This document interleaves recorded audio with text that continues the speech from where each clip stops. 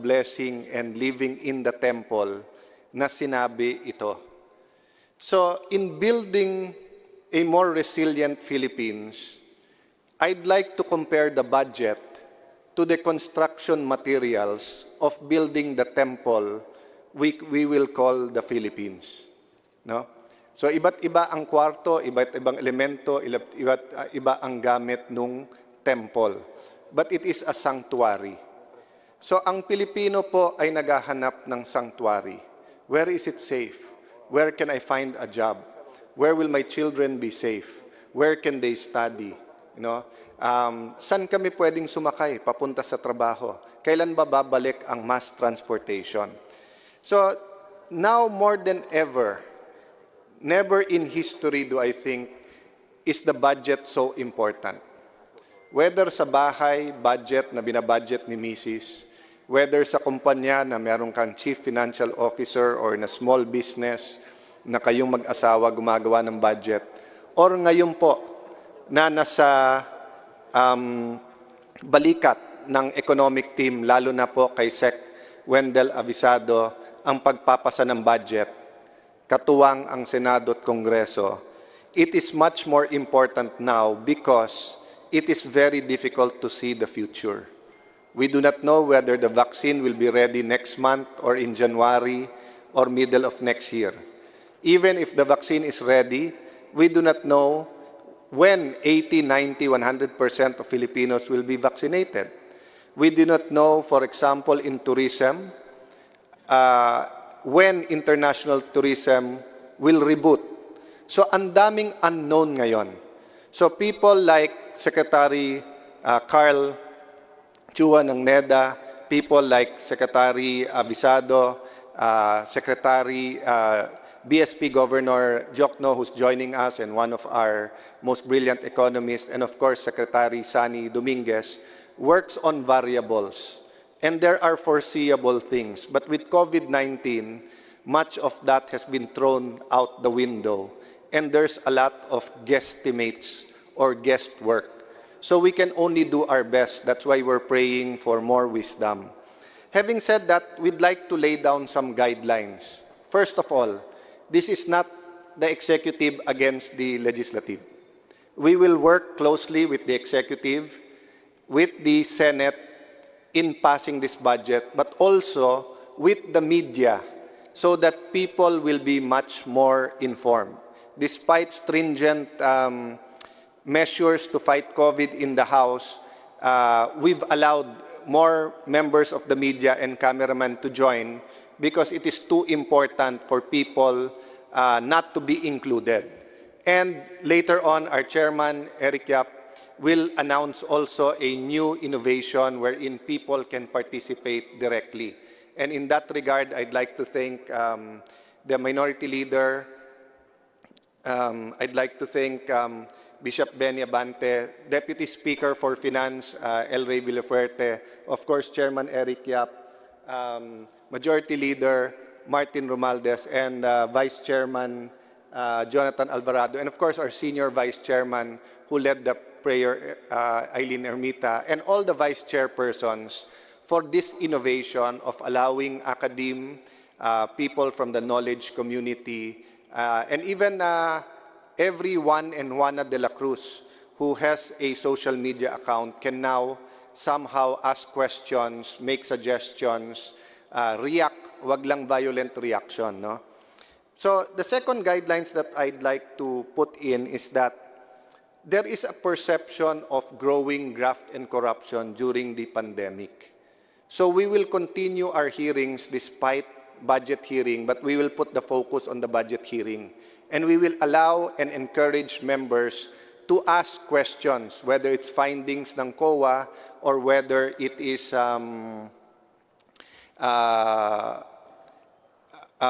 new findings of graft and corruption. No?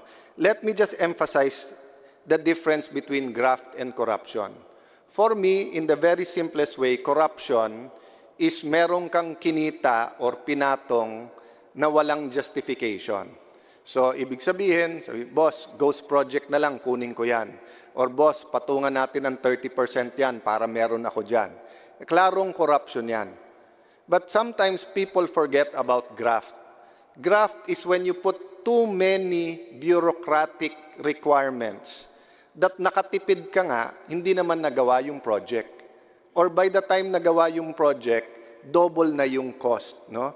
So let me now warn each and every agency of government. We're going to look at how you've been dealing with people during the pandemic. So kung nag-move nga kayo online, tapos ang nangyari naman sa online, offline naman kayo, or puno, wala rin nagawa. And let me give you two simple examples that I hope can be resolved. You know, Taguig received a donation of motorcycles from a foreign embassy. And last budget hearing, mismong yung commissioner dito nagsabi, "Sir, wala nang problema. May isa lang kakausapin, we will release that."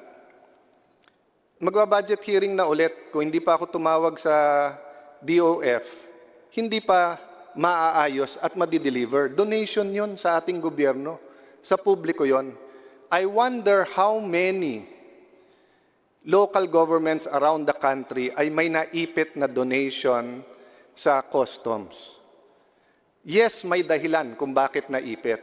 But can't the Customs Commissioner appoint a liaison with total government to government and help them find solutions? So kung hindi pa namin pipigain dito, hindi pa magkakaroon ng solution. Another example I'd like to give you is this foolishness that we've been reading sa internet yesterday, that MTRCB wants to regulate Netflix. Kung i-regulate nyo na rin ang Netflix, isama nyo na yung HBO, isama nyo na yung Amazon Prime, isama nyo na yung iFlix, kayo na maging censors ng buong mundo. Pero saan kayo kukuha ng budget at sinong susunod sa inyo? Diba? So, you know, if you want to help and go beyond your mandate, help the industry compete, for example, with K-drama and K-wave. Pero yung dadagdagan nyo lang yung power nyo to regulate na wala naman kayong dahilan na mabigat, you know, it causes commotion that's unnecessary. Just speaking about it here kahit na 2 minutes, and I guarantee you, sa budget nyo, maraming magtatanong because of precisely that statement. You know, government should focus on asking people what they need and providing them what they need. The third principle that I'd like to mention is the stimulus package. On this, I'd like to thank very much the economic team of the House, Joey Salceda, our chairman of the Ways and Means, Stella Kimbo is over there, Sharon Garin, is she also here? In the Zoom, no? Thank you very much for working. We know that pending pa rin yung iba nyong bills, but together with El Rey, Eric Yap, and Madjo, we split yung Bayanihan 2 na sa kanila, yung 2-3 pang bills na sa inyo, and of course, Juni Kuwa. So we expect the economic team to continue to work with you to find the money, and I guess may brilliant move lang kayo na instead of Joey asking you the questions kung saan manggagaling ng pera, he will be defending you. But I think hindi man in public ang inyong argument, Chairman Joey, please help us find the money for the stimulus that we need. No? So let me end by saying we elected President Rodrigo Roa Duterte because we were tired of having old solutions to new problems. That's why if you remember, ang ginamit namin slogan noong 2016, mabilis na aksyon, matapang na solusyon. Sumunod na lang doon yung tapang at malasakit to show the characteristics of our President and the Presidency. So I'm hoping that during these budget hearings, we will not be hearing old solutions that do not work to new problems. Okay? So distribution ng SAP, we want to hear whether this year mailalagay na natin yung national ID, whether or not may naka-attach na electronic way of transferring money to 80 to 100% of our people.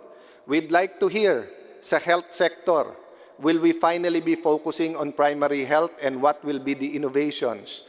Sa education, since students in areas like Metro Manila cannot go to school, we'd like to hear of new solutions, whether the problems are old or new. We'd also like to hear, the people would like to hear the immediate benefits that will be found in the 2021 budget.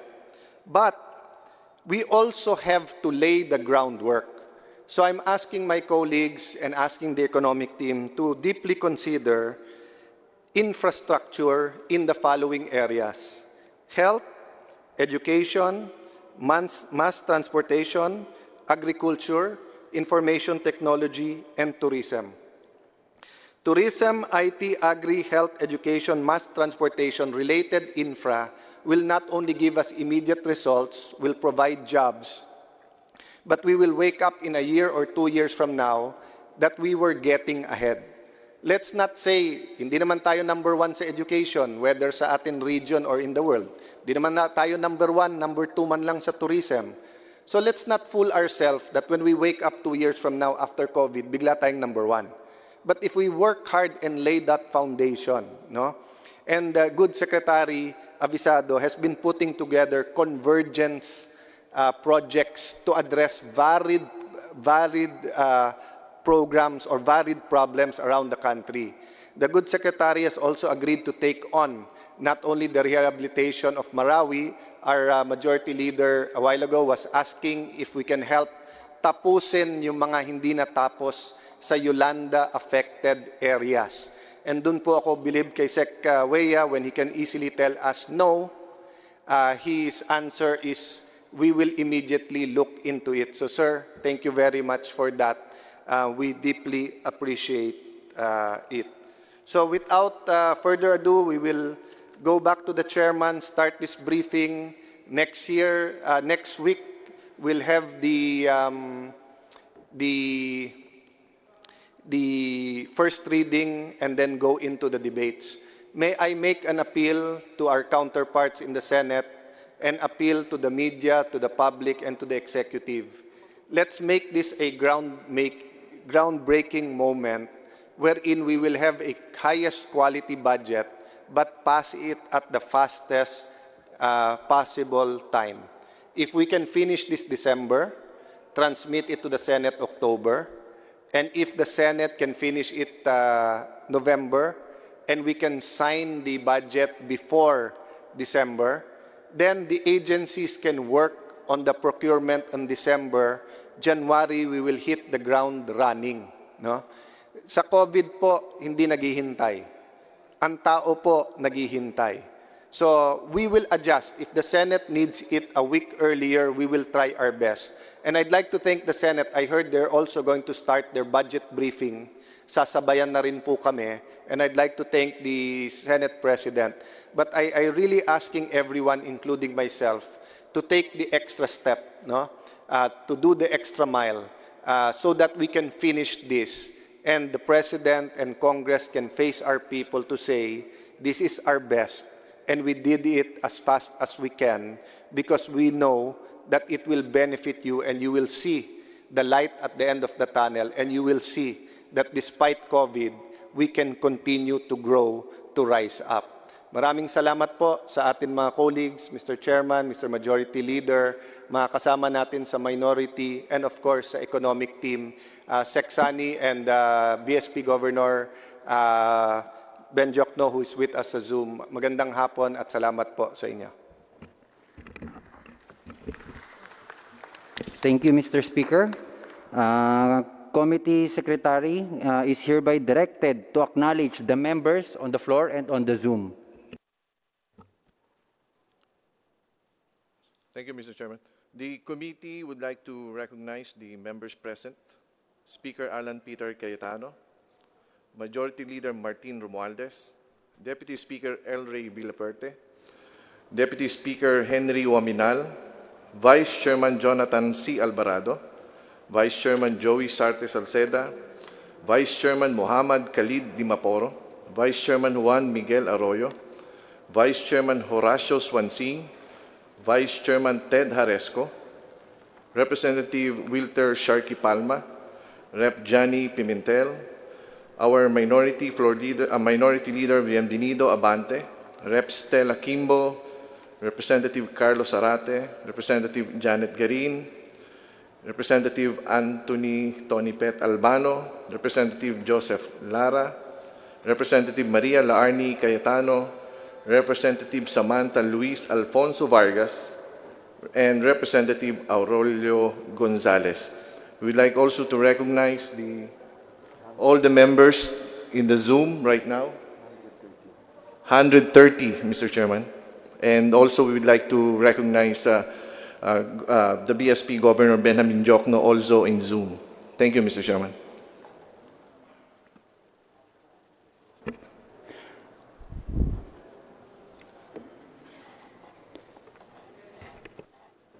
Gusto ko lang pong i-acknowledge yung ating Deputy Speaker Paulo Duterte na ngayon ay nasa Zoom kasama natin at nakikinig sa atin.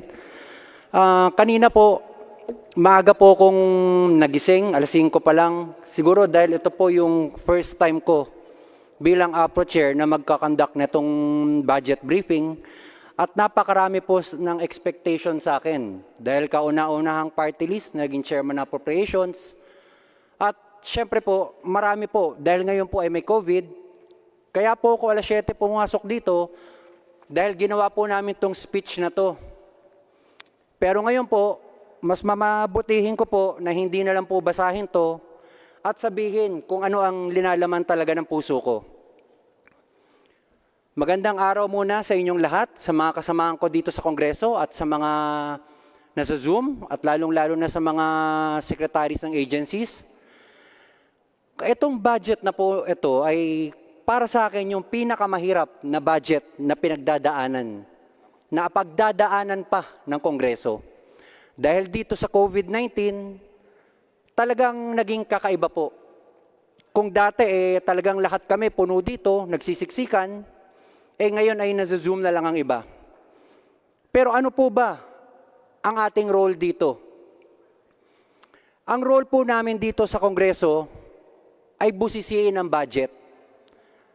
Hindi lang po para ipasa ang budget, dahil hindi po natatapos doon yun eh. Ano po ba ang kailangan ng mga Pilipino?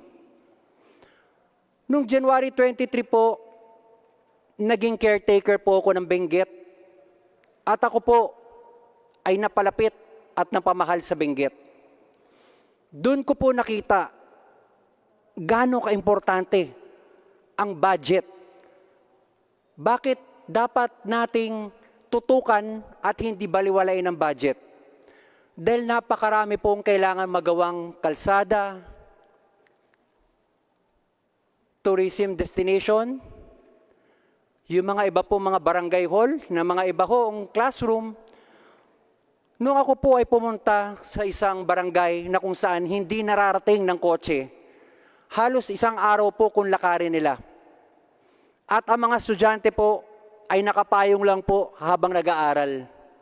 Ibig sabihin po nun, walang classroom sa lugar na yun. So kami po ngayon ay umaasa sa executive at syempre ang mga senador na makipagtulungan po na maibigay sa mga kababayan natin ang nararapat sa kanila, ang dapat serbisyong para sa kanila. At masigurado po namin bawat sentimo na binabayad nilang buwis ay mapupunta po sa tama at hindi po mauuwi sa korupsyon. Tama po si Mr. Speaker. Marami pong korupsyon. Marami pong red tape. Kuminsan lang po, bago magawa ang isang eskwelahan, 3 agency pa ang kailangan pumirma. Paano naman po yung mga kababayan kong walang eskwelahan? Kailangan ba nilang antayin pa yon? Ano po ba ang i-expect ng mga kababayan ko sa budget na to? Ang ma-expect nyo po ay i-open namin sa public itong budget hearing na to at i-involve po namin lahat po ng Pilipino. Hindi lang po ang mga kasamahan ko mambabatas, kung hindi lahat po ng Pilipino.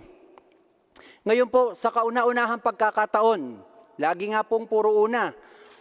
Unang party list na naging chairman ng APRO at kauna-unahang budget na may COVID-19 at kauna-unahan budget din po na magkakaroon po tayo ng usapang kongreso program. Ito po yun, i-involve na po natin yung mga iba pa po natin mga kasamahan na dapat rin po, kahit papano, may boses din po sila. Yung mga akadim po, yung mga ibang analyst po, sila po ay isasama natin ngayon para magtanong. Ito po ang magiging kauna-unang virtual conference na kung saan magpa-participate ang member ng academe including Philippine Institute for Development Studies. Nandiyan po si President Celia Reyes, ang PIDS Director for Research, Dr.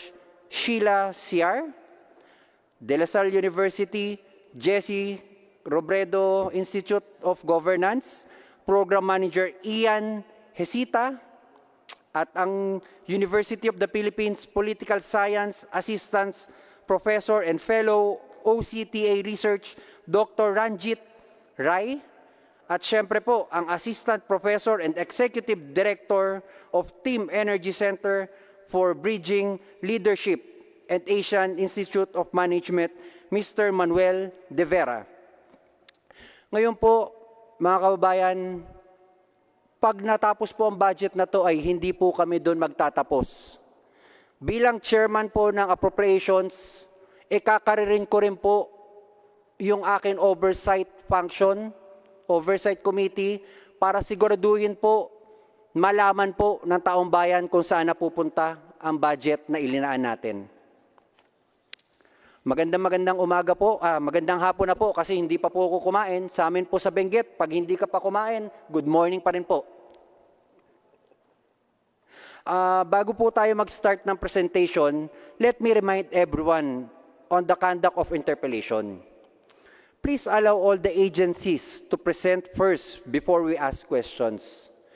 Each member is given 3 minutes to ask questions. Tama po, 3 minuto lang po. Kasi po sa sobrang dami natin, baka po hindi na tayo umuwi. If you wish to ask questions, kindly have your name listed with the committee secretary. At ngayon po, may I recognize Mr. Chair. Yes, Congressman Zarate. Mr. Chair, before we proceed with the presentation or briefing, may I just raise additional administrative matters for the consideration of the committee? What's your point of order, Mr. Zarate, Congressman Zarate? I will just clarify some administrative matters, Mr. Chair, before we... Mas maganda siguro kung ipag-present na muna natin sila, then pagkatapos po, marami po ang mabibigyan ng pagkakataon. Hindi lang po tayo, marami po na para magtanong. So, I would like to recognize Mr. Secretary Wendell Abisado to brief us sa budget ng DBM. Mr. Chairman. Yes, Mr. Speaker. May I suggest, any member of Congress na may kailangan na data, ibigay nyo na sa chairman para ipauuna na sa agency so that hindi na magbalik-balik din yung agency. So if you need the number of students, classrooms, di ba, pwedeng ibigay. Then secondly, just to preempt ng konti yung kay Congressman Zarate, our good friend, the chairman asked us kung pwede siya bigyan ng leeway hanggang Tuesday kasi first time tayo mag-hearing na naka-Zoom to see whether workable yung sistema. And then mag-all-member caucus tayo sa Zoom kung may mga changes na kailangan, no? If I'm not mistaken, Chairman, yun ang balak. Yes, Chairperson. Mr. Speaker. Thank you. Mr. Chair, that's precisely, Mr. Chair, if I may. I will just point out some matters for the consideration of the Chair para doon sa adjustments, no? How to conduct our hearings, if I may be allowed. Yes, Congressman, mamaya po pag-uusapan natin. Pag-presentin lang po natin muna si Secretary Abisado po. Mr. Secretary, you're now recognized. Thank you very much, Mr. Chair.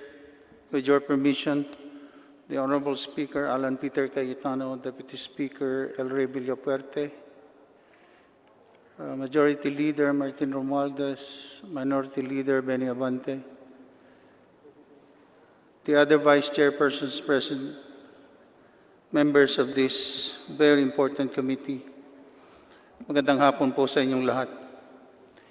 The Development Budget Coordinating or Coordination Committee, or the DBCC, once again would like to thank you for giving us the opportunity to present the proposed national budget for 2021.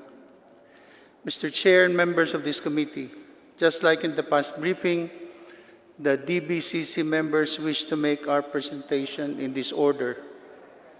Bangko Sentral Governor Ben Jokno will present the developments in the monetary, financial, and external sectors and the outlook for the rest of the year and 2021. NEDA Acting Secretary Carl Kendrick Chua will provide an overview of the Philippines' economic performance so far and prospects for further growth and development for 2020 and the medium term. Finance Secretary Carlos Sane Dominguez will present our fiscal and revenue collection performance so far, as well as how the budget will be financed in 2021 and over the medium term. And finally, as DBM Secretary, I will present the proposed National Expenditure Program or Plan for 2021 and our priority expenditures for next year.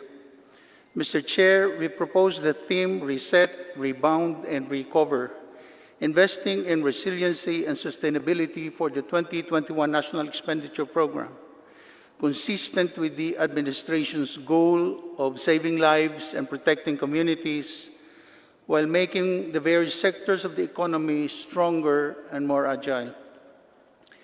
Thank you, Mr. Chair and members of this committee. Now, I request the Honorable Chair to recognize Bangko Sentral ng Pilipinas Governor Benjamin Ben Jokno for his presentation. Bangko Sentral, you are now recognized.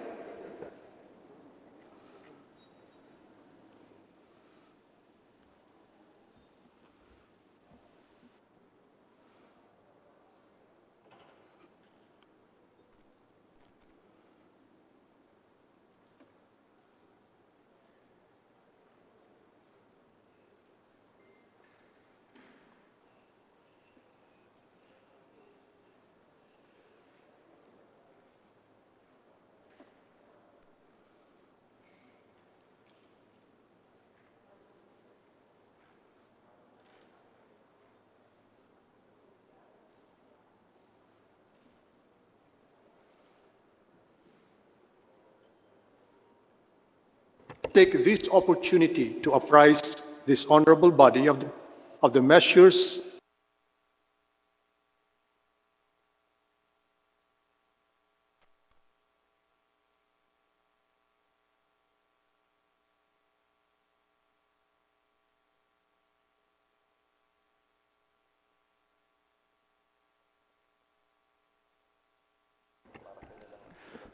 Meron pa po bang taga-BSP dito sa plenary ngayon para just in case hindi gumana po ang internet ni Secretary Jokno ay sila po yung mag-present? Mr. Chair, Deputy Governor Francis Daquila is here with us. Yes, Deputy Governor, you are now recognized. Ikaw na lang muna mag-present.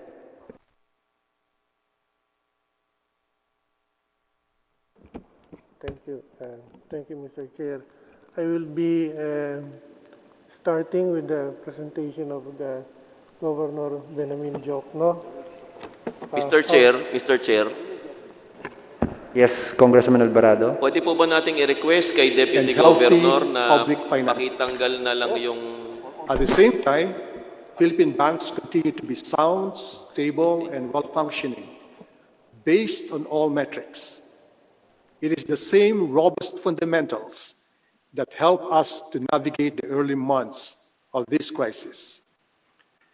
The country's external strong macroeconomic fundamentals have been recognized by external parties. On 16 July 2020, Moody's affirmed our sovereign credit rating at Baa2 and maintained our stable outlook.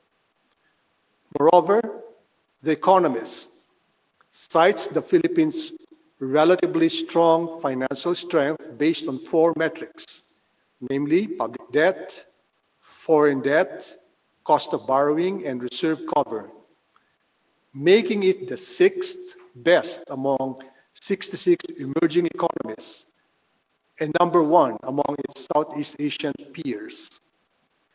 Continued investor confidence in our financial strength, especially at a time when there is differentiation among emerging markets, puts us in a favorable position to finance whatever it takes to win the war against the disease. However, the Philippine economy, like many other countries, has been seriously hit by the COVID-19 pandemic. Our economy suffered from the stringent lockdown measures imposed to slow down the spread of the virus and help prepare our public health sector and LGUs to respond to the health crisis. After exhibiting 84 consecutive quarters of growth, the country recorded its 2nd consecutive quarters of decline last quarter, with a GDP contracting by 16.5%. Historically, the 2nd quarter GDP is the lowest recorded quarterly growth since 1981 series.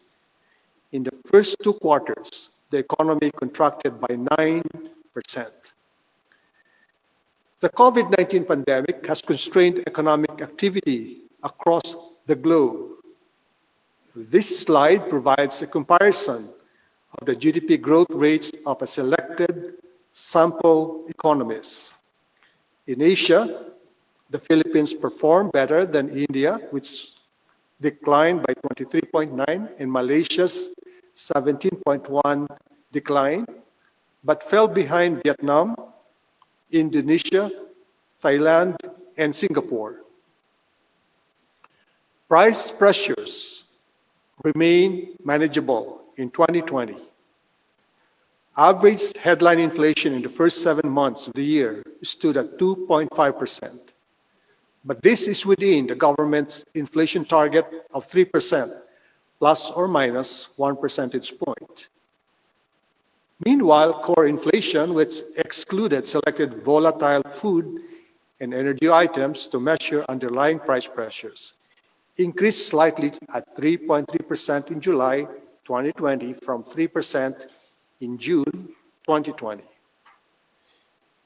If we also compare domestic inflation with other countries, the prices of consumer goods and services in a typical Filipino basket are rising at a healthy pace. High inflation is bad for the economy as it erodes the purchasing power of households and discourages investments. On the other hand, falling prices or deflation is also bad, as consumers and investors will lose the incentive to spend or invest.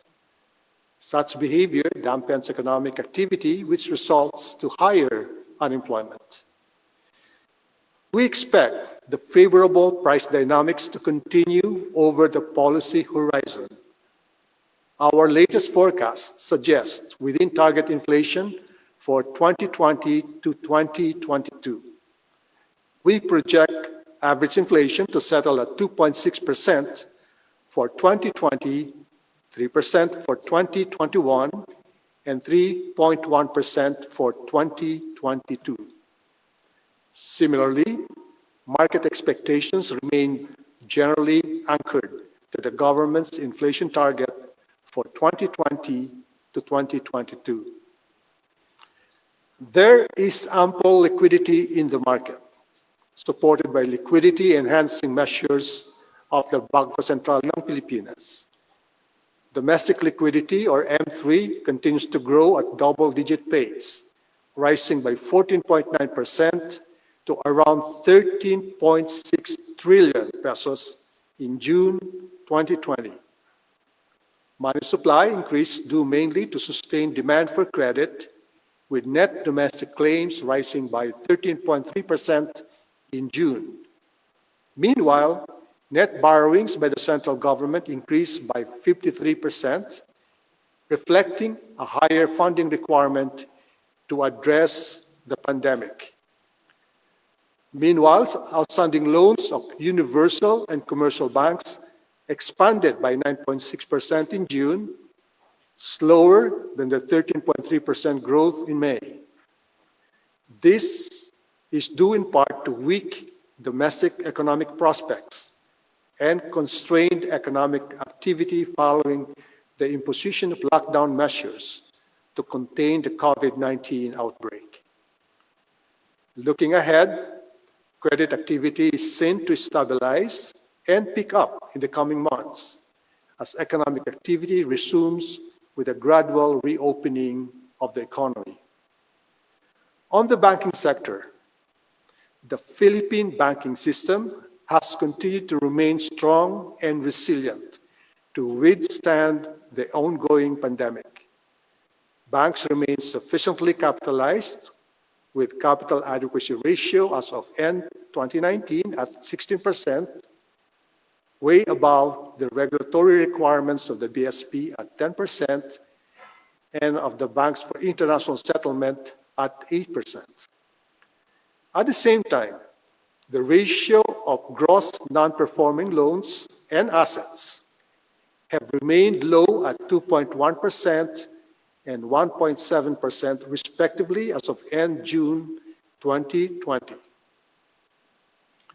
Meanwhile, the country's manageable inflation environment, a high level of international reserve buffer, and favorable market sentiment given the passage of Bayanihan II continued to provide support to the peso. Year to date, the peso appreciated against the US dollar by 4.43% to close at 48.49 pesos per 1 US dollar on 28 August 2020 from the end December 2019 closing rate of 50.64 per US dollar.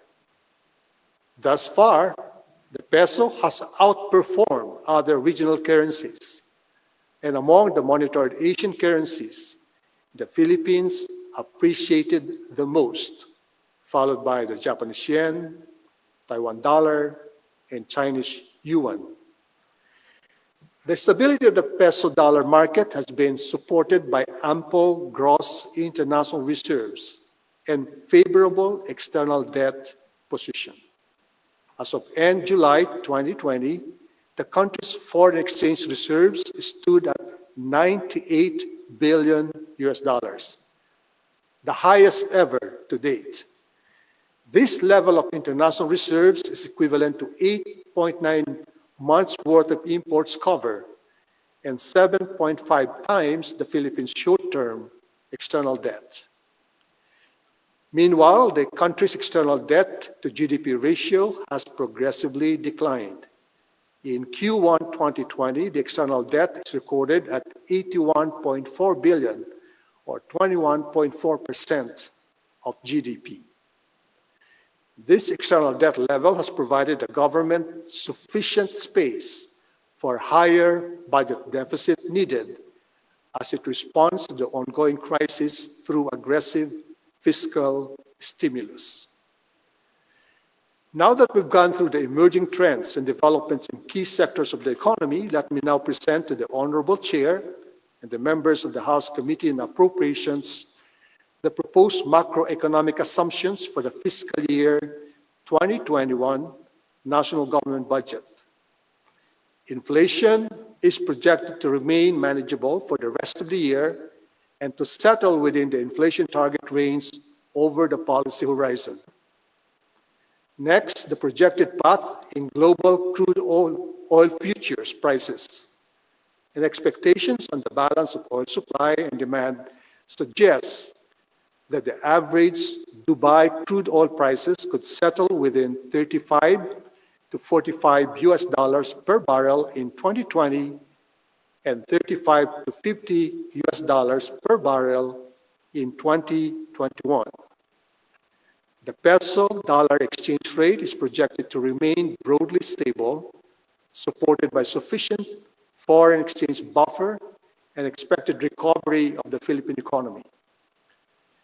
In the primary market, the 364-day T-bill rate is projected to settle within 2.5 to 3.5% in 2020 and 3 to 4.5% in 2021, given the emerging fiscal program and the accommodative monetary policy by the BSP.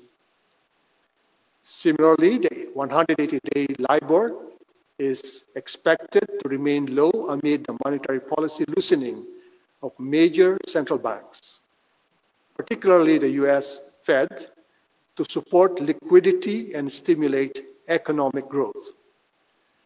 Following a contraction this year, merchandise trade is expected to bounce back beginning next year as the global and domestic economies slowly reopen.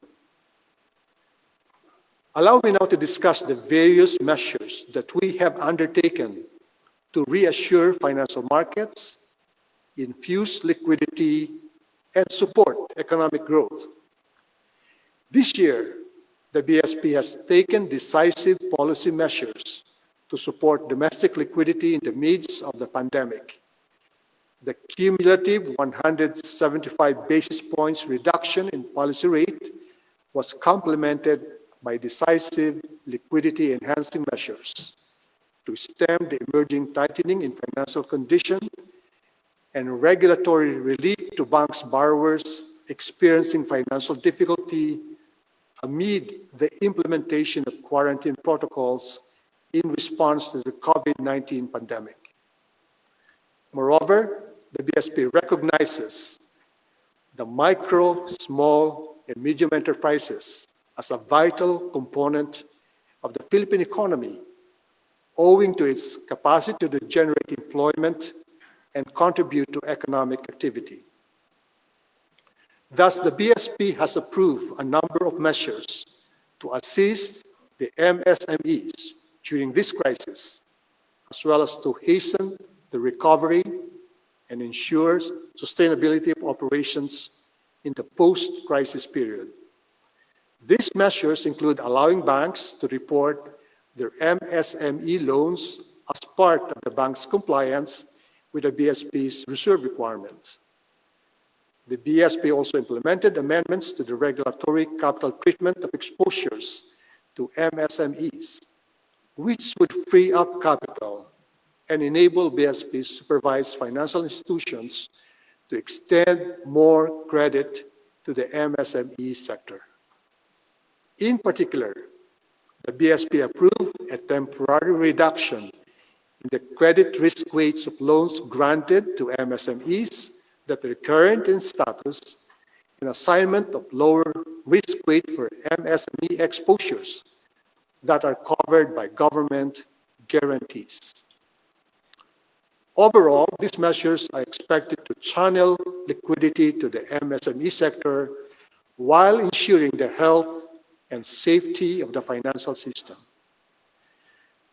As overseer of the payment system, the BSP endeavors to provide an enabling environment for a safe, reliable, affordable, interoperable, and efficient retail payment system in the country. Under the National Retail Payment System Framework, or NRPS, we have advocated for the shift to a more cash-light economy through increased usage of digital payment platforms. With physical distancing a norm during this pandemic, economic agents have been increasingly reliant on electronic payment instruments and channels. This is evident in the substantial increase in transactions in PesoNet and InstaPay, the two automated clearinghouses formed under the NRPS. In a span of just 4 months, the value of transactions in InstaPay and PesoNet has dramatically increased 147 times and at 89 times respectively.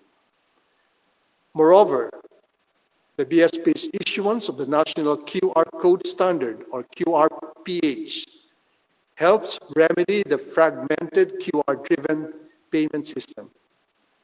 It can help the economy to further leverage on the efficiency, safety, and affordability of the QR technology for payments.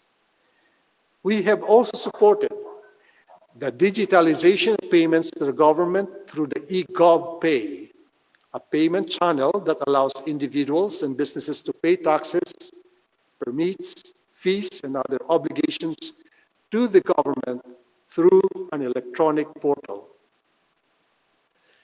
While the economy hit rock bottom in the second quarter, we are now on the road to a gradual recovery. However, there are risks along the way. Hence, we have to remain proactive and prudent in our decisions and tasks. First, the possibility of a prolonged pandemic.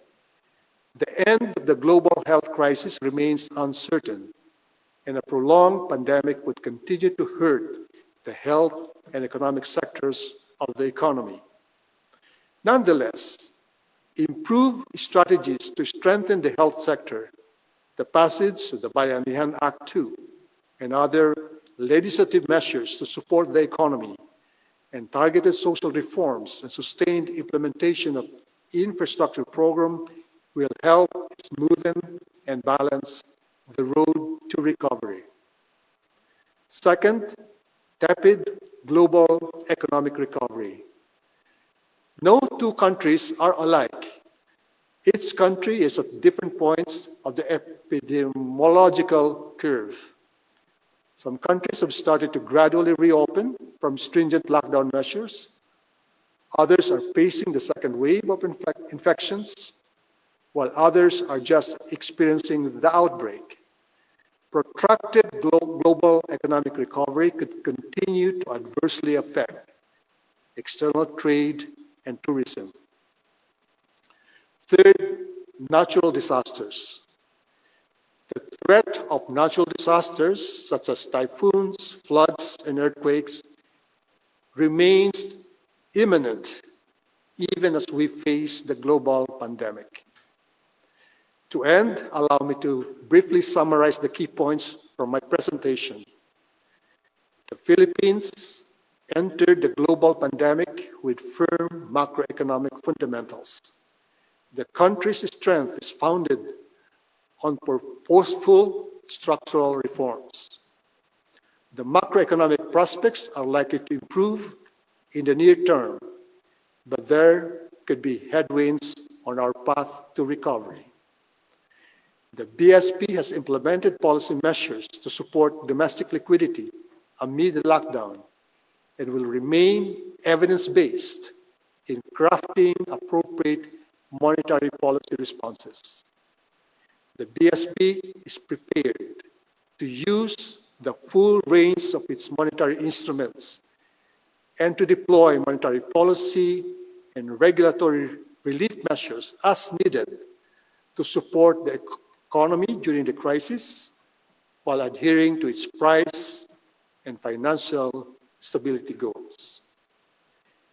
Ladies and gentlemen, we assure you that your Bangko Sentral stands with the whole of the government and the Filipino people as we try to recover from this pandemic. That ends my presentation. Thank you for your attention. Neda, you are now recognized.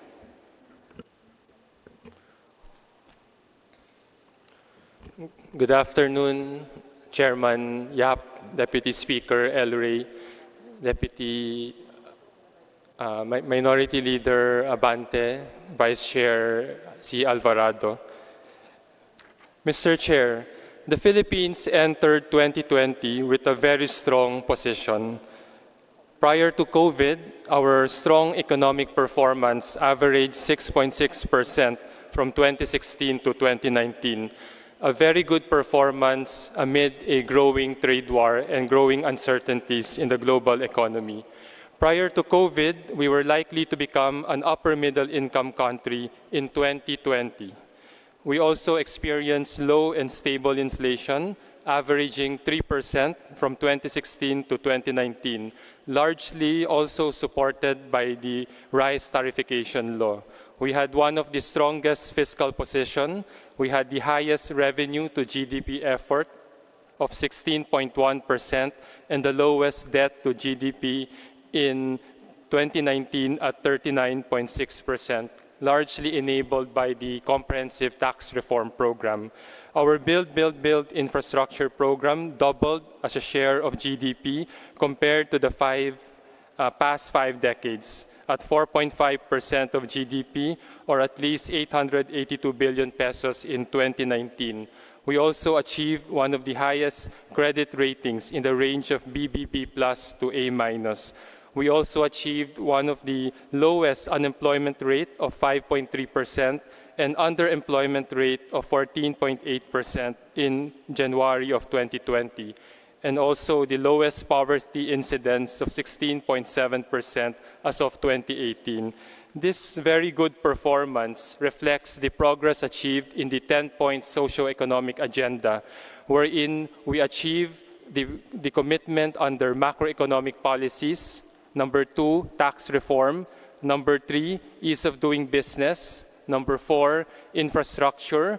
We are progressing in number 5, rural development, with the passage of the rice tariffication law. Number 7, human capital development, with the passage of the Universal Healthcare Act. Number 8, science and the arts, in particular with the passage of the Innovations Act. And number 9, social protection, with the passage of the National ID program. And we are working hard to advance the remaining items in the 10-point socio-economic agenda. All of these have led to significant results. The 2022 promise of lifting 6 million Filipinos out of poverty was achieved in 2018, or 4 years ahead of the 2022 target, where the poverty rate as a share of the population fell from 23.5% to 16.7% between 2015 and 2018, and we are on track to achieving 14% by 2022 or lower. Unfortunately, no one anticipated that the COVID pandemic will struck the global economy. In the first 3 months of the quarantine, we prioritized saving of lives against COVID. We used this time to improve our health system capacity. Our daily testing peaked at 41,030 on August 27. Our testing capacity was achieved at 84,595 as of August 25, meaning we can test more than 2 million per month. By the models of UP and Ateneo, we averted some 59,000 to 171,000 deaths. Our death rates reduced from a high of 17% to just 1.6%, or around 4,000 deaths. We averted some 1.3 to 3.5 million cases, of which 68,000 would be severe and critical cases on the peak day, which would overwhelm our healthcare sector. The consequence of shutting down 75% of the economy is that in the first quarter, the economy contracted by 0.7% and by 16.5% contraction in 2020. Unemployment reached a high of 17.7% in May, where 7 million people were unemployed. This table shows you that the COVID pandemic and the quarantines have led to a significant contraction of the Philippine economy in the first semester by 9%. Household final consumption in the first semester fell by 7.8%. However, government final consumption expenditure grew by 15.6%, with the Bayanihan 1 and the budget of 2020 supporting the people and the economy. Investments as measured by capital formation declined by 36.6%. Exports also declined by 21.4%, while imports also declined by 24.7%. On the other side, in the industrial or production side, only agriculture recorded a positive growth of 0.6%, while industry and services both declined. With 75% of the economy forced to shut down because we prioritize the saving of lives, unemployment and underemployment increased sharply in the April labor force survey, which was conducted in May. The unemployment in millions increased from 2.3 million in April of last year to 7.3 million in April of 2020, bringing the unemployment rate to a high of 17.7%. On the other hand, the underemployment rate, which measures those with jobs but lacks income, increased marginally from 5.6 to 6.4 million. The underemployment rate of 18.9% is moderate, considering that the government and the private sector contributed donations and subsidies to help the poorest and low-income families. As the quarantine restrictions were eased starting June, we saw a gradual recovery. In terms of the growth of the NGCP energy delivery, you can see a U-turn going towards just a contraction of 5%. The volume of manufacturing production has been improving, and in July we saw minus 12%. The total merchandise exports have also taken a U-turn, and we actually are seeing positive exports to China in the latest month. Imports have also taken a U-turn. Our inflation remains low and stable due to recent reforms, including the rice tariffication law and adequate supply of basic commodities. In the July inflation, or rather in the August inflation reported today, the overall inflation was 2.4%, or at the lower end of the BSP's target range, and food inflation was actually lower at around 1.8% together with beverages, or 1.7% if without the beverages. What we find in the last 6 months is that the lower quarantine restriction has actually opened more sectors of the economy and helped bring back jobs. In May 1 to May 15, 78.7% of the economy was put under ECQ, and only 21.2% was placed under GCQ. The result is a 16.5% decline of our GDP, a higher unemployment rate of 17.7%, and a higher underemployment rate of 18.9%. However, between July 1 to July 15, 2020, only 2.1% of the economy of the Philippines was placed under ECQ, 48.4% in GCQ, and 49.5% in MGCQ, or a lower restriction of quarantine. The result is we are seeing a significant decline in the underemployment rate to 10% from 17.7%, and also a decline in the underemployment rate to 17.3%. All in all, between April and July 2020, 7.5 million jobs were restored to the economy. This map gives you an idea of the quarantine status in May, where we saw the worst economic performance, where there are many reds and yellow for ECQ and GCQ. However, in July, we see many greens, the areas under MGCQ and some in GCQ. All these suggest that the quarantine restrictions will have a significant impact on the rest of the year. GDP growth is projected to be around negative 5.5% in 2020, with a band of minus 4.5 to minus 6.6%, before recovering to around 6.5 to 7.5% in 2021 and 2022.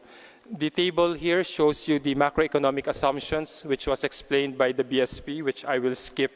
We will remain vigilant against the risks to the growth outlook. From the domestic side, the key risks are the uncertainties brought about by the COVID-19 pandemic, subdued consumer and business confidence, the weather disturbance, possibly because of La Nina starting September and October, animal-borne diseases like the African swine fever, disruption in transport, value chain, and logistics, limited absorptive capacity of implementing agencies to implement, for instance, Bayanihan 2, and possibly labor market disruptions. From the external side, we also expect the weaker global economy, the geopolitical tensions, particularly around US and China, and the lower remittance to affect our GDP and macroeconomic performance. We are responding in the government with a phased and adaptive recovery approach that prioritizes health, because this is primarily a health issue, and the recovery of consumer confidence. Between March to May, Congress passed Bayanihan 1, and this is what we have been using to address the emergency stage. From June to December 2020, we are in the recovery stage, and we will be using a combination of Bayanihan 2, the Guide, the FIS, and the CREATE bills to help in the recovery of the country. Starting next year, we will be focusing on the resiliency of the economy towards a healthy and more resilient Philippines, where the 2021 to 2022 GAA will play a significant role. We are leading in NEDA together with the other agencies under the IATF, the Recharge Philippines, towards a healthy and more resilient Philippines. Among the key short-term responses are, number one, to intensify the implementation of the prevent, detect, isolate, treat, and reintegration strategies. Number two, intensify information, education, and communication campaign for the PDITR strategy and how individuals and communities can contribute to the effort. Number three, to develop the PPE ecosystem. Number four, implement a strategic stockpiling system of PPE and other essential goods with strong linkages to domestic manufacturers. Number five is to support the agriculture sector, including urban agriculture. Number six, minimize disruptions in value chain and the logistics sector. Number seven, extend financial assistance, retooling, upskilling programs, alternative livelihood programs, and job matching services. Number eight is to provide support for flexible learning opportunities. Number nine is financial and technical support to MSME, especially for digital transformation. Number 10 is the improvement in the digital infrastructure. Number 11, to continue implementation of projects and ecological integrity, in particular, solid waste management, hazardous waste, among others. Number 12, to reopen safely and sufficiently the public transport system. And number 13, the resumption of the Build, Build, Build program. These are all captured in the Bayanihan 2 and the upcoming 2021 budget. Just to make the case, while we are seeing improvements in economic performance, there is still a case for reopening public transport. In August, the visits to public transport station dipped again to minus 60%, but this is improving. So it is not enough just to open the economy and to bring people back to work. It is also important to revive the public transportation sufficiently and safely as possible. There is also a case for helping people go back to work. The percent of people actually going to work has dropped by 40%. Many of them are walking or working from home, but we can still do more. One of our key recommendations to pursue more job creation is higher infrastructure spending. We will increase that from an estimated 4.2% in 2020 to a higher 5.4% in 2021. And that would entail increasing the budget from 785 billion to 1.121 trillion in 2021. Mr. Chair, these are the strategies on how we will aim to revive the economy. Our key legislations to support the recovery include, number one, the passage of the FIST, or the Financial Institutions Strategic Transfer Bill. Number two, the passage of the GFI Unified Initiative to Distress Enterprises for Economic Recovery, or the GUIDE Bill. Number three is the Corporate Recovery and Tax Incentives for Enterprise, or CREATE Bill, which I understand the DOF will expound. The passage of the 2021 GAA, and NEDA continues to pursue the liberalization of the economy to bring in more investment and jobs through the amendments to the Public Service Act, Foreign Investment Act, and the Retail Trade Liberalization Act. In the coming few weeks, we will be presenting the updated Philippine Development 2017 to 2022, where the theme will be a healthy and resilient Philippines, and this will capture our plan process in the next 2 years. With that, I end my presentation. Thank you very much, Mr. Chair. Thank you, Secretary Carl Chua. Now, may I recognize our DOF Secretary, Secretary Carlos Dominguez. You may now present.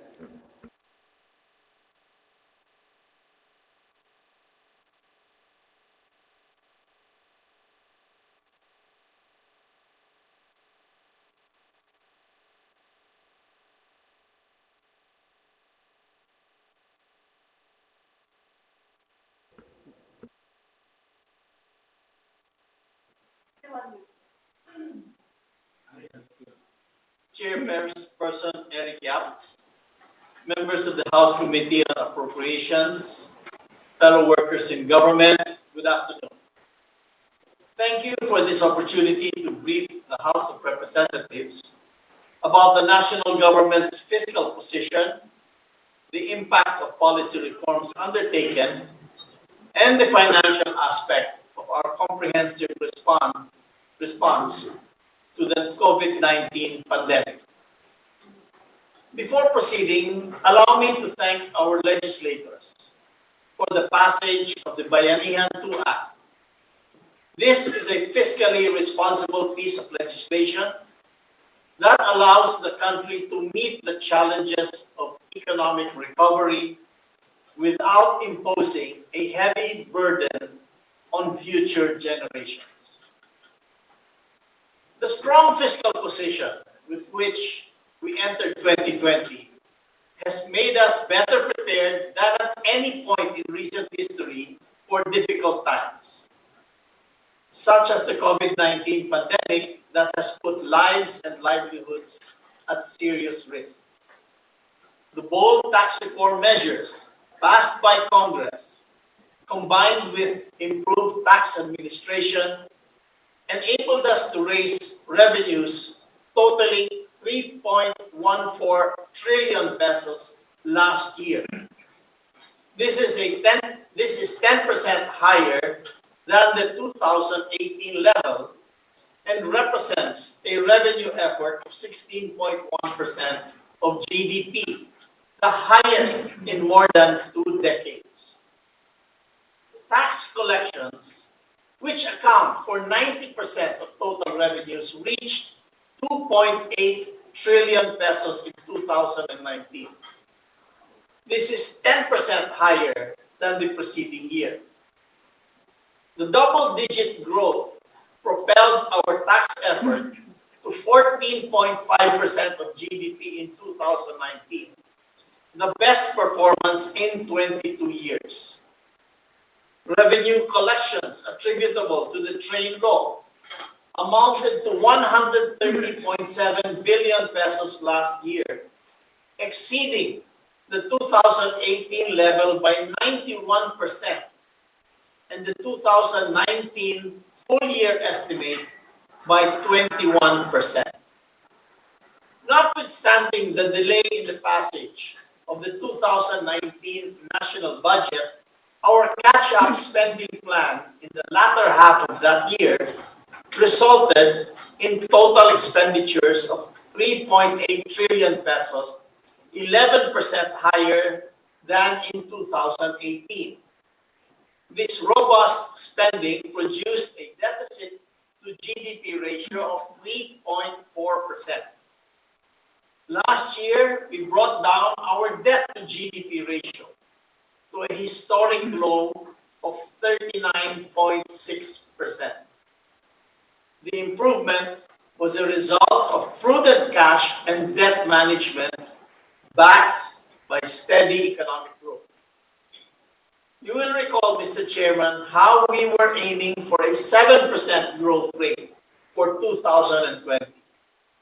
Unfortunately, the pandemic struck and it has thrown the entire global economy off balance.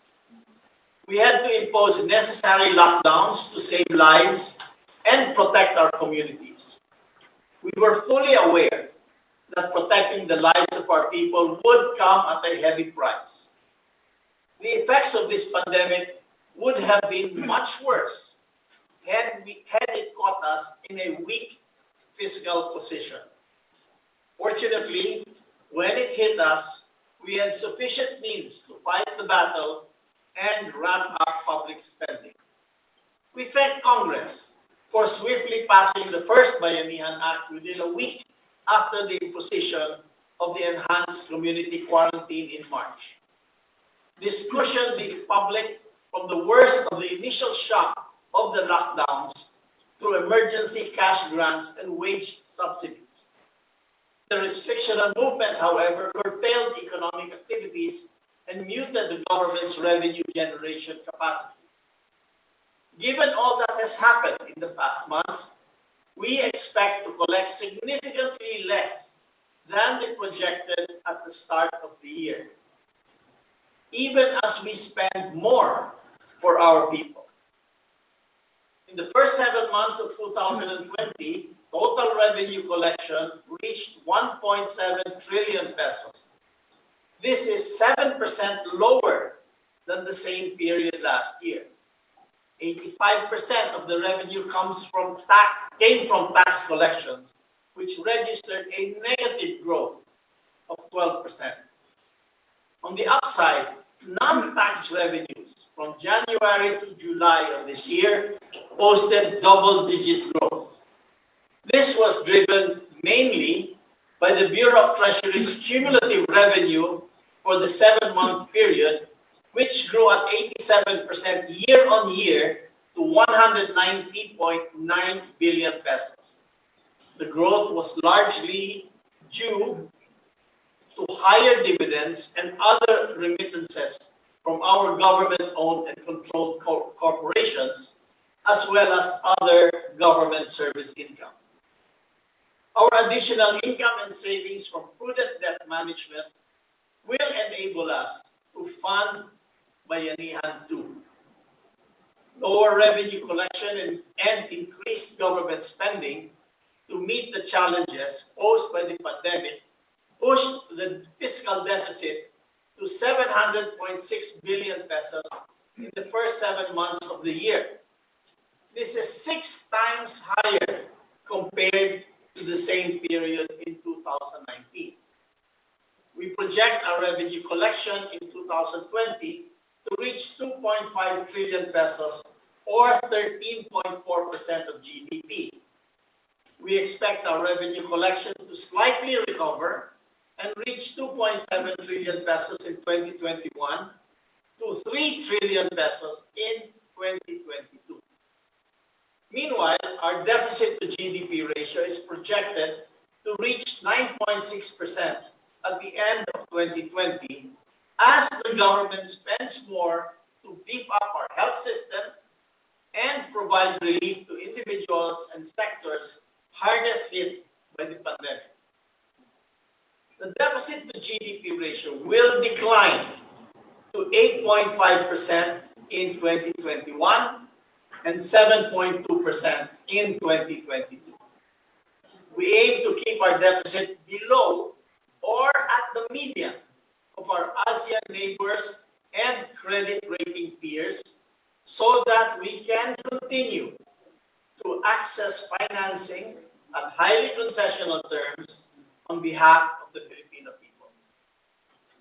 We are bridging the budget gap with additional borrowings. In the past, emergency spending and urgent borrowing would have been tough to carry out at the concessional levels that creditors have been providing now. The Duterte administration's prudent approach to fiscal and economic management, an approach that you have bolstered with tax policy reforms, has made us one of the most robust, resilient, and credit-worthy economies in the region. Our high investment grade ratings have been affirmed by Fitch, Moody's, and S&P's despite the present economic challenges. These credit ratings have allowed us to access financing from our development partners and commercial markets at lower interest rates and longer repayment periods. As of the end of August, the Department of Finance has secured a total of $8.83 billion in financing for our COVID-19 response efforts from our development partners and commercial markets. Of the total amount, $5.98 billion is budget support financing from the Asian Development Bank, the World Bank, and the Asian Infrastructure Investment Bank, a development agency of France, and the Japan International Cooperation Agency. Meanwhile, we raised $2.3 billion from our latest global bond offering that fetched our lowest ever coupon in the US dollar market.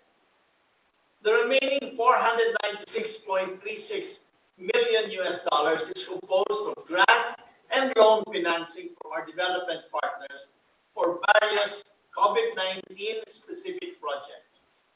Total borrowings for 2020 and 2021 are projected to reach 3 trillion pesos to support priority expenditure necessary for the country's swift recovery from the COVID-19 crisis and public investments in infrastructure and social services.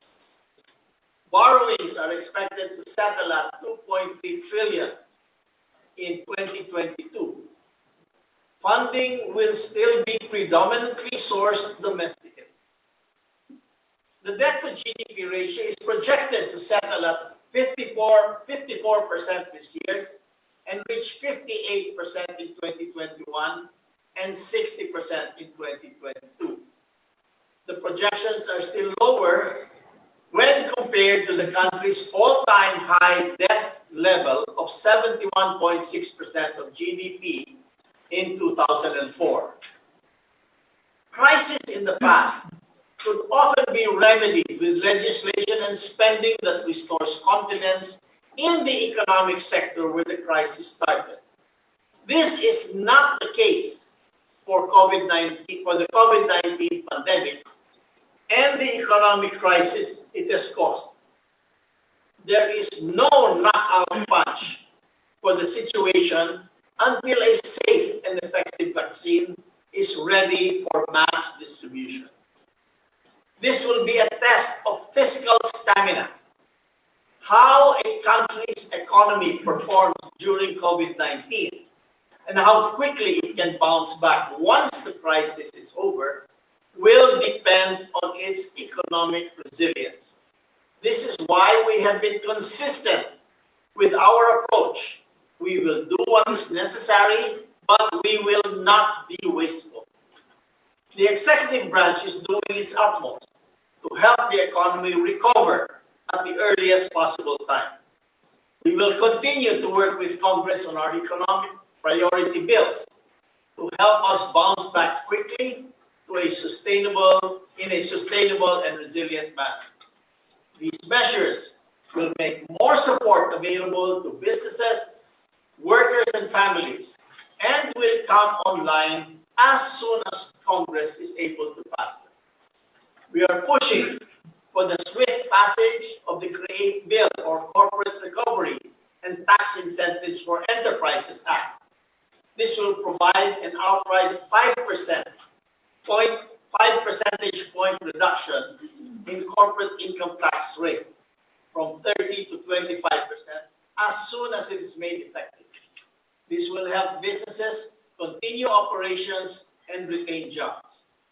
CREATE will also enhance the flexibility of our incentive system so that we can aggressively go after investments that will greatly benefit the Filipino people.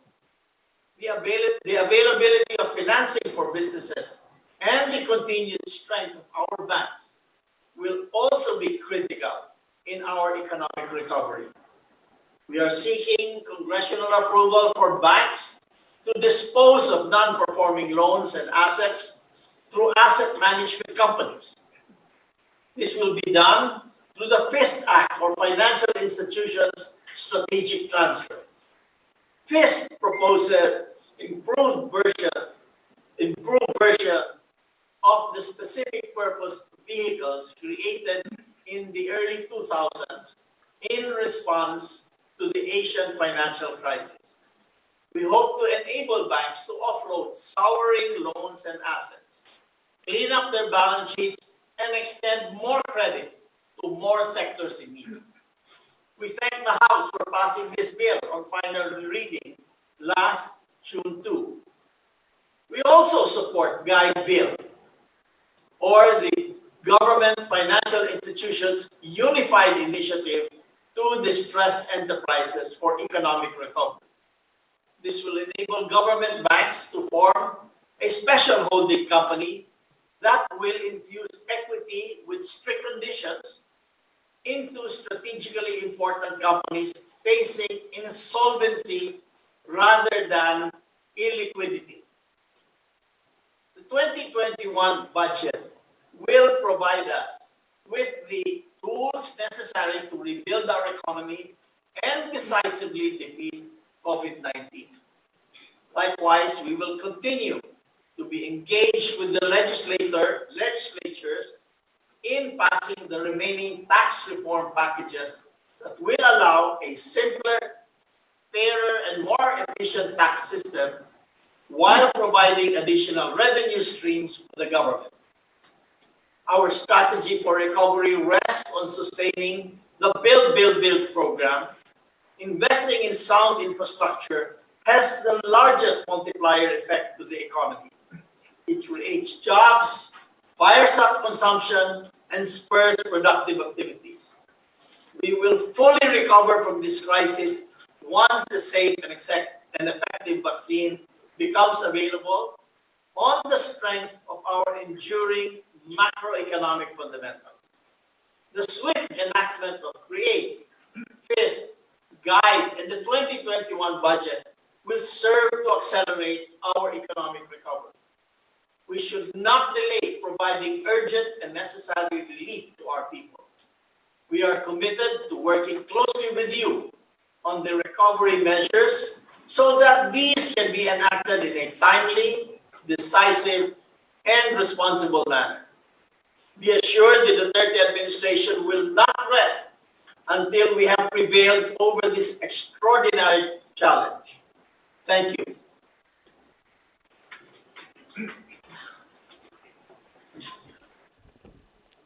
Maraming salamat, Secretary Abisado. At ngayon naman po, kinikilala ng komiting ito.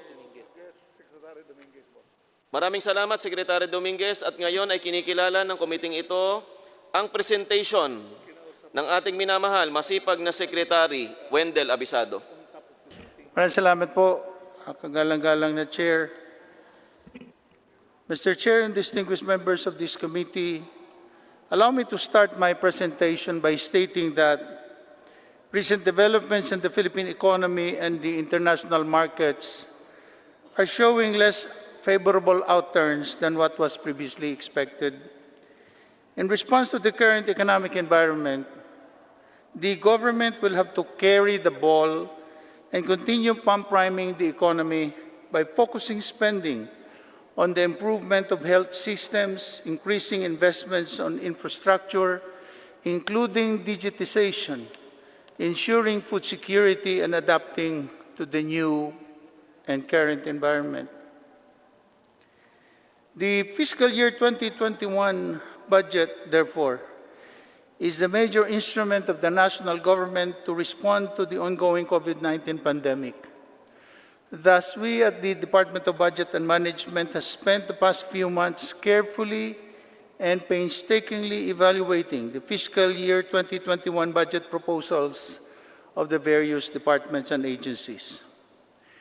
Our recommended fiscal year 2021 budget levels are based on the sound fiscal policy of spending within means, on the right priorities, and with measurable results under a regime of transparent, accountable, and participatory governance. We applied performance budgeting in measuring the capacity of the departments and agencies to implement their priority programs and projects. We also considered programs and projects that are shovel-ready or implementation-ready, so as to ensure that the budget will be translated into outputs by the end of the fiscal year. The outline of my presentation is as follows. First, we will discuss the key budget dimensions, followed by the measures to address the COVID-19 pandemic, then the country's continuing efforts in infrastructure development, and finally, the expenditure highlights of the post-pandemic environment as presented in the We Recover as One report of the IATF TWG for anticipatory and forward planning. The proposed fiscal year 2021 national budget, as approved and deliberated by the DBCC, totals to 4.506 trillion pesos. This is higher by nearly 10% when compared to this year's 4.1 trillion GEA and is equivalent to 21.8% of our GDP.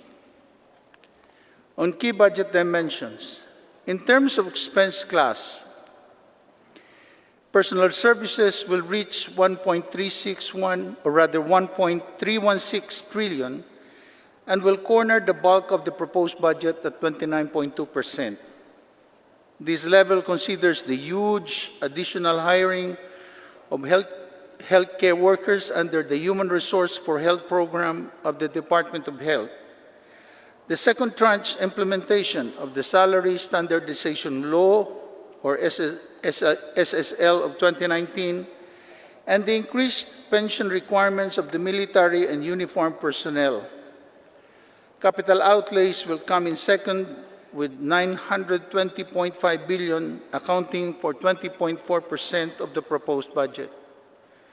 Maintenance and other operating expenses will amount to 699.4 billion to back up the requirements of the RISE programs of the Department of Agriculture, DOH's health banner programs, social protection programs, and the Department of Social Welfare and Development, and the Department of Labor and Employment's Adjustment Measures Program, among others.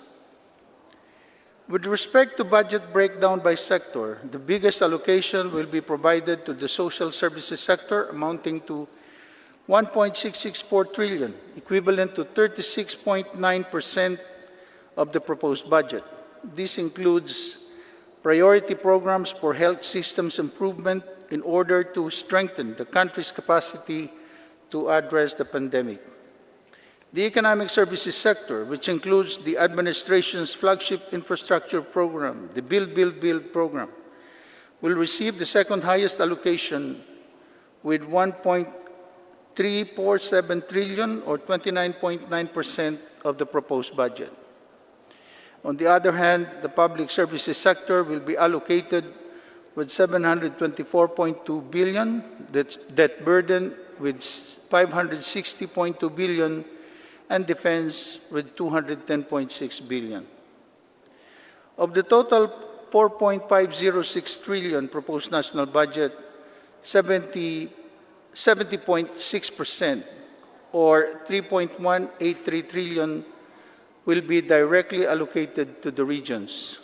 In terms of the regional budget, the NCR will be given the highest allocation at 33% or 1.488 trillion. On the other hand, Luzon will come in second with 17.5% share or 790.2 billion. Mindanao with 11.8% or 530.6 billion.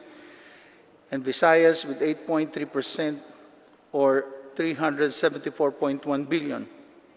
The remaining 29.4% or 1.323 trillion will go to the non-regionalized budget. In terms of per capita allocation, the three main groups, Mindanao will have the highest allocation at 20,180 per person, followed by Visayas at 17,959 and Luzon at 16,091. Overall, the per capita allocation of the total regionalized budget, including NCR, will amount to 28,883 pesos. The education sector, Mr. Chair, honored members of this committee, still remains the top priority with a total proposed budget of 754.4 billion. This is followed by DPWH with 667.3 billion and by the DILG with 246.1 billion. It may be worthy to emphasize that the health, public works, and transport infrastructure sectors will receive the largest increases in funding support for fiscal year 2021 to reset and rebound the Philippine economy. The budget of these 10 departments, which sums up to 2.564 trillion, already accounts for 56.9% of the total proposed budget and 86.9% of the total proposed funding for national government agencies. To address the effects of COVID-19, the national government is proposing a health budget of 212.39 billion for next year to fund COVID-19 response strategies and programs that are consistent with the implementation of the Universal Health Care Act. These succeeding slides will show the major health programs in combating the threats of COVID-19. It will also show that to achieve our mission in providing healthcare for all, budgetary support will be provided for the National Health Insurance Program at 71.4 billion to subsidize the health insurance premium of 13 million indigent families and 7 million senior citizens. Meanwhile, 17.35 billion will be allotted for the medical assistance to indigent patients program. The Human Resources for Health program will also be allotted 16.6 billion for the deployment of about 26,035 doctors, nurses, and other health workers to disadvantaged communities and national hospitals. Meanwhile, 51.56 million will be provided for disease surveillance and monitoring of COVID-19 and other respiratory infections. To ensure proper nutrition during emergencies, we will support the early childhood care and development in the first 1,000 days program at 159.34 million. To ensure the safety of our health workers, we will allocate 2.7 billion for the procurement of more than 2 million sets of PPEs for hospitals, laboratories, and regional swab centers. An additional 1 billion will be appropriated for the procurement of GenExpert RT-PCR machines and cartridges for the fast and accurate testing of COVID-19 cases. A 2.5 billion fund is set aside for the purchase of the COVID-19 vaccine, which will initially immunize some 3.9 million individuals. Support research and development, and to address the threat of COVID-19, we shall allocate 283 million for the establishment of the Virology Science and Technology Institute of the Philippines. 66 million will also be provided for the country's participation in the International Solidarity Clinical Trial of the COVID-19 vaccine that will be launched by the World Health Organization. The national government will stimulate economic rebound through the revival of infrastructure, development, and creation of employment opportunities.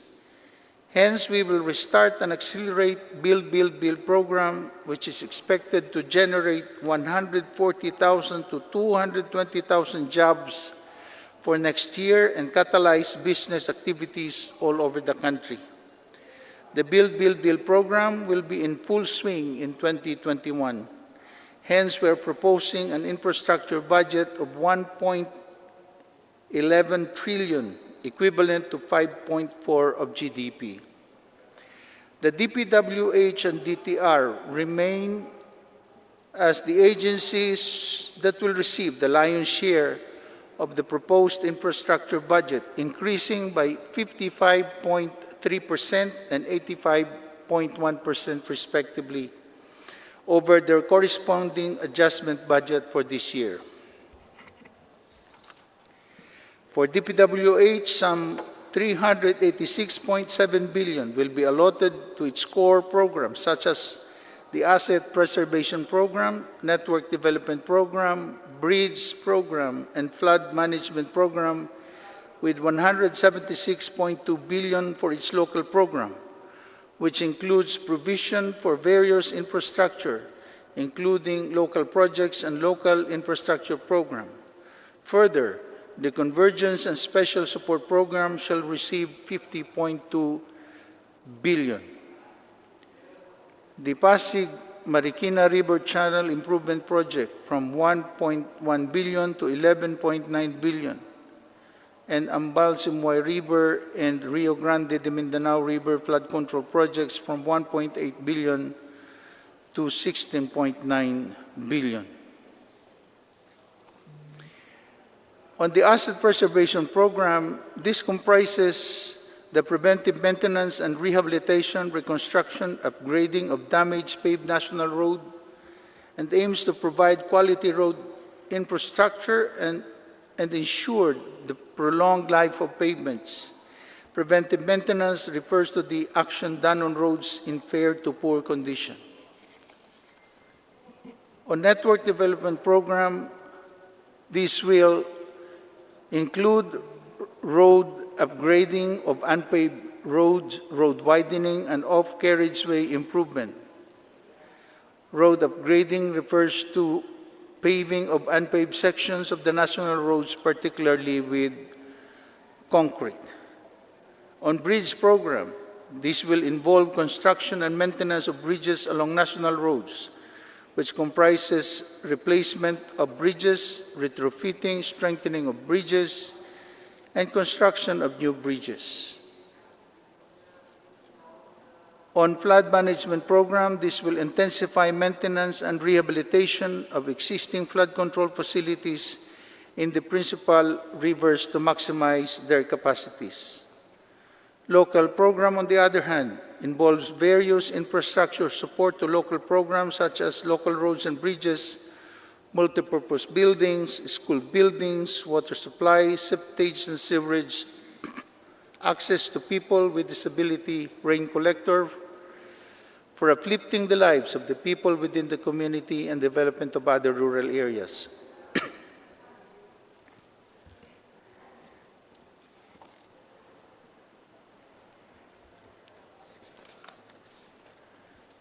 Let me proceed to the ICT expenditures, Mr. Chair, honorable members. Leveraging information and communications technology will enable sound and database policy decisions in responding to the threats of COVID-19. Hence, some 24.1 billion or 4 billion will likewise be allocated for ICT expenditures to improve the country's Wi-Fi and broadband infrastructures and develop e-platform and online systems to support the e-governance initiatives of different departments. Specifically, the 9.4 billion will be provided for ICT sustainability expense, 1.9 billion for ICT support to financial inclusion, 2.5 billion for other ICT expenses under governance, and 7.6 billion for ICT expenditures to adapt to the new normal.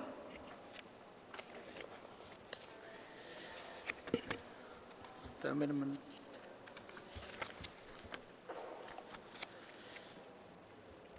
On micro, small, and medium enterprises, the MSMEs will comprise over 90% of the businesses operating in the country and are also among the most affected by the COVID-19 crisis.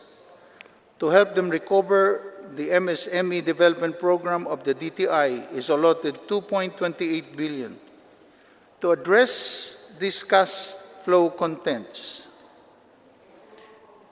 we will provide 1.50 billion to the Pondo sa Pagbabago at Pag-asenso P3 program to cover about 60,000 MSME borrowers.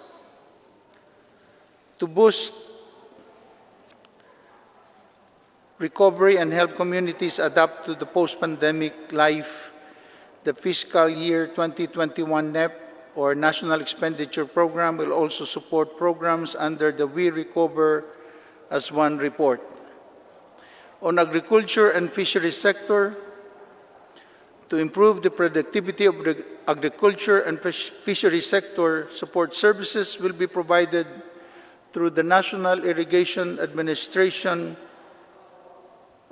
irrigation services at 31.5 billion and the Department of Agriculture's banner commodity programs. In addition, 2.5 billion worth of credit support for small farmers and fisher folks and micro and small enterprises will also be made available.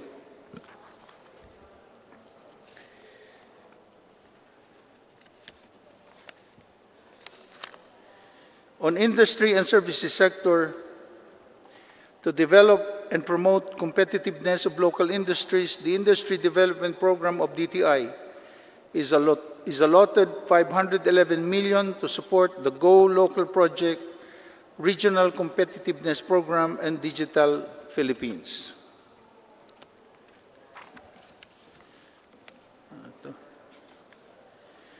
On services sector, the Training for Work Scholarship Program is provided 3.6 billion and Special Training for Employment Program of 1.49 billion as well as Tulong Trabaho Scholarship Program of 1 billion and which will be prioritized to promote digital upskilling and retaining of workers. This will be supported with the construction of innovation centers funded with 200 million pesos.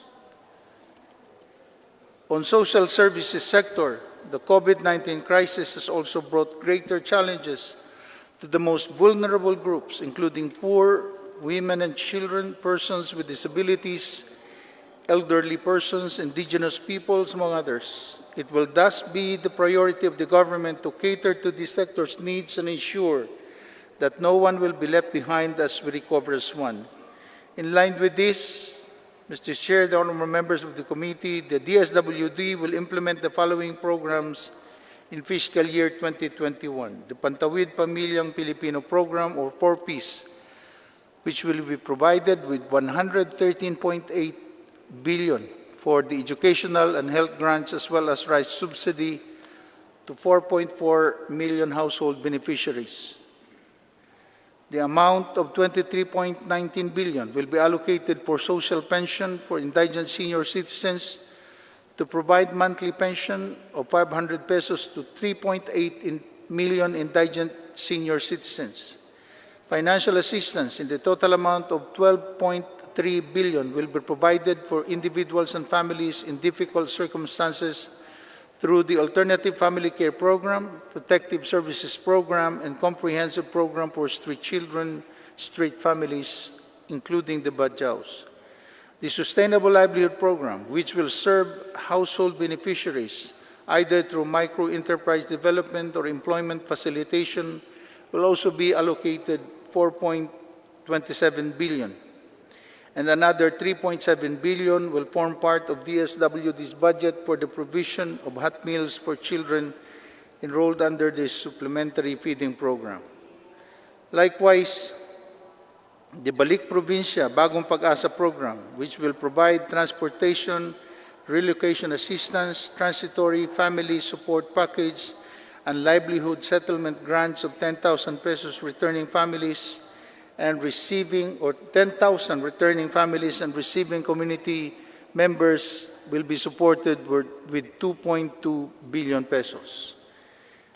On the education sector, Mr. Chair and the members of this committee, the changing learning employment landscape will not only necessitate the adoption of new technology-based learning for current cohorts of students, but also for workers who will require retooling and upskilling. Blended learning will be the new normal in the education sector. To support this, the following priority programs and projects in the education sector will be implemented in fiscal year 2021. The universal access to quality tertiary education will receive 47.12 billion to support students covered by the free higher education, free technical vocational education and training, tertiary education subsidy, and Student Loan Program of CHED and TESDA. The DepEd will grant vouchers and education subsidies to 2.7 million junior and senior high school students, equivalent to 26.27 billion under the Education Service Contracting for Junior and Senior High School Vouchers Program. Meanwhile, the Commission on Higher Education will be provided with 1.52 billion for the Students' Financial Assistance Programs, which gives financial assistance to qualified students who are enrolled in public and private higher education institutions. Likewise, the TESDA will have a budget of 200 million for the training fees and allowances of vocational and technical students covered by the private education student financial assistance. In addition, DepEd will allot 24.1 billion to construct 5,774 or 174 classrooms and textbook laboratories and procure 38,917 school seats and tables, among others, under the Basic Education Facilities Program. The development, reproduction, and delivery of 948.8 million learning modules for the implementation of Basic Education Learning Continuity Plan will also be funded under the DepEd's budget with 16.7 billion in fiscal year 2021. The DepEd's computerization program will be supported with 9 billion pesos. A total of 1.81 million severely wasted and wasted learners will also be served with nutritious meals through the school-based feeding program with a budget of 5.97 billion. Lastly, the DepEd will also reach out to out-of-school youth above 15 years old through the alternative learning system, and which will be allocated with 105 million. On labor and employment sector, to ensure appropriate assistance and support, we will be providing displaced workers who were affected by the COVID-19 pandemic with a total of 11.14 billion for its livelihood and emergency employment program. In addition, an amount of 2.5 billion is provided for the implementation of the COVID-19 Adjustment Measure Program under the Overseas Workers Welfare Administration, and which will provide financial assistance to 150,000 on-site OFWs and 100,000 repatriated OFWs. 50 million will be appropriated for the provision of mobile training laboratory trucks, which will bring free quality skills education and training to remote areas.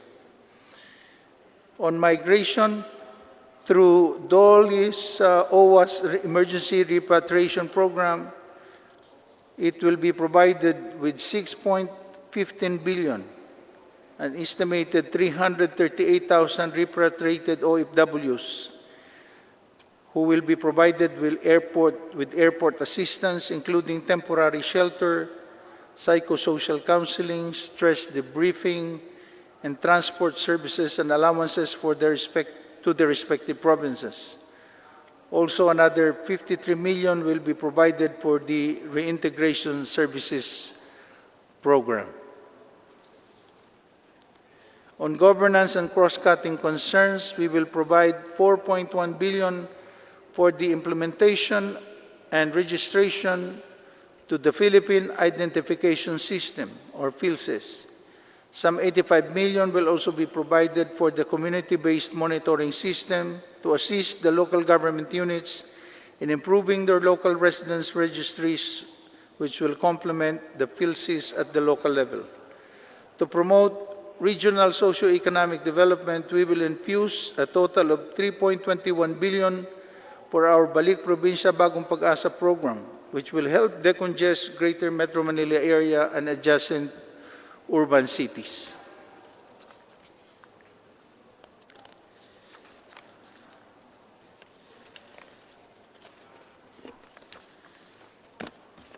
On the National Task Force to End Local Communist Atrocities, or Armed Conflict rather, It will be supported with 19.13 billion pesos for fiscal year 2021. Of the said amount, 16.44 billion will cover the implementation of the Barangay Development Program, which includes the provision of various infrastructure projects and assistance to indigent individuals or families in the cleared barangays as certified by the National Task Force on LCAP. On the other hand, 1.08 billion will be set aside for the Philippine National Police for its activities that address the root causes of insurgency, as well as other armed conflicts and threats in cooperation with the Armed Forces of the Philippines. The amount of 484.74 million under the Department of Agriculture cover the implementation of programs for small farmers and fisherfolks, for land distribution, capacity enhancement, and credit and microfinance services to the agrarian reform beneficiaries. Some 397.82 million will be provided to the Department of Agrarian Reform.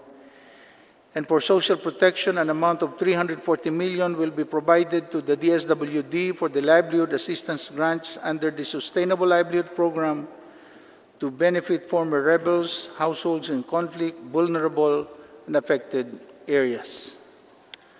To be the lead agency responsible for crafting what is considered to be the lifeblood of government is always a huge and daunting task because we know how crucial the budget is in nation building.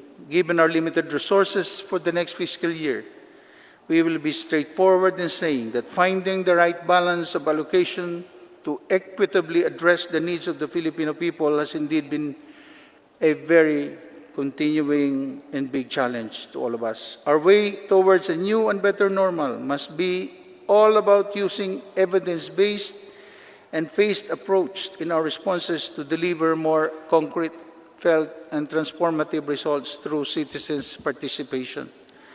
We hope to get this Chamber's cooperation and support in crafting a budget that will respond to the unprecedented needs of the times. At the end of the day, what matters most is for our citizens to know and truly feel that the government is there for them, to listen and respond, to serve, protect, and give the most that it can, and to deliver efficient and effective public service. Maraming salamat po, Mr. Chair, honorable members of this committee. Congressman Alvarado, can you please lay the ground rules? You are now recognized. Thank you, Mr. Chair. Inuulit po sa ating mga kasama na sa mga pagdinig po natin sa mga briefing na ito, ang bawat isa po ay magkakaroon ng tiga-tigatlong minuto na pagkakataon na magtanong.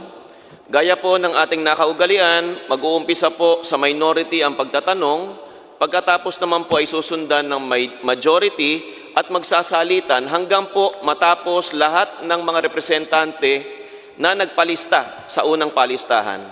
Maaari po tayong magkaroon ng second round o ikalawang ikot ng pagtatanong sakali po na hindi pa po tayo lalagpas sa ipinakiusap po sa atin na oras ng pagtatapos ng ating hearing.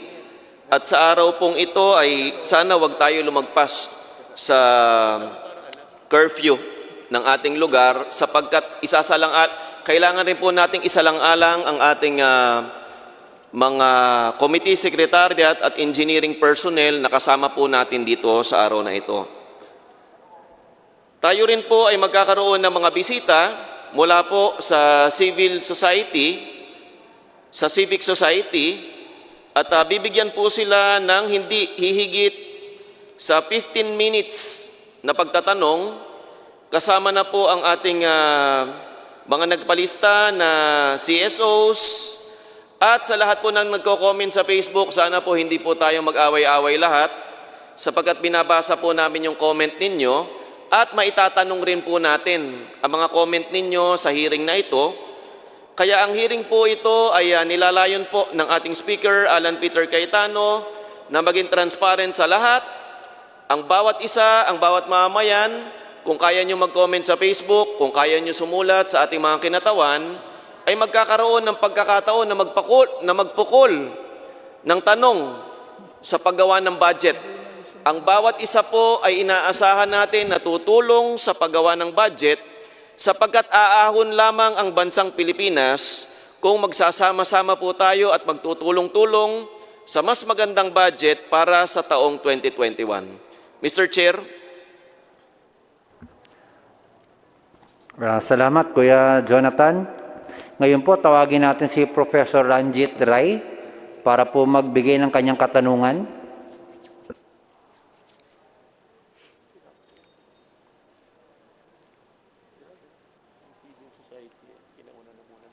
pare, may ano yata sa Sarate, tanongin mo muna kung meron siyang ano. Oh. Iba na ngayon, partner, pahuli na. Oo, meron yata siya kanina. Sabihin mo. Babalikan ko lang muna, Congressman Sarate, meron po ba kayong mga katanungan pa? I will defer to the minority leader to ask the first, the interpellation. If the interpellation is now open, then I will defer to the majority leader Thank you. to ask the first question, Mr. Chair. Thank you, Congressman Sarate.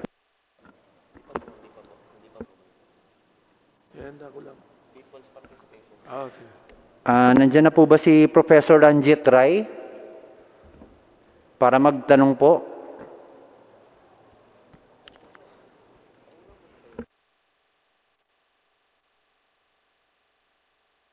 Naputol po ang kanyang internet. Mr. Chairman, Opo.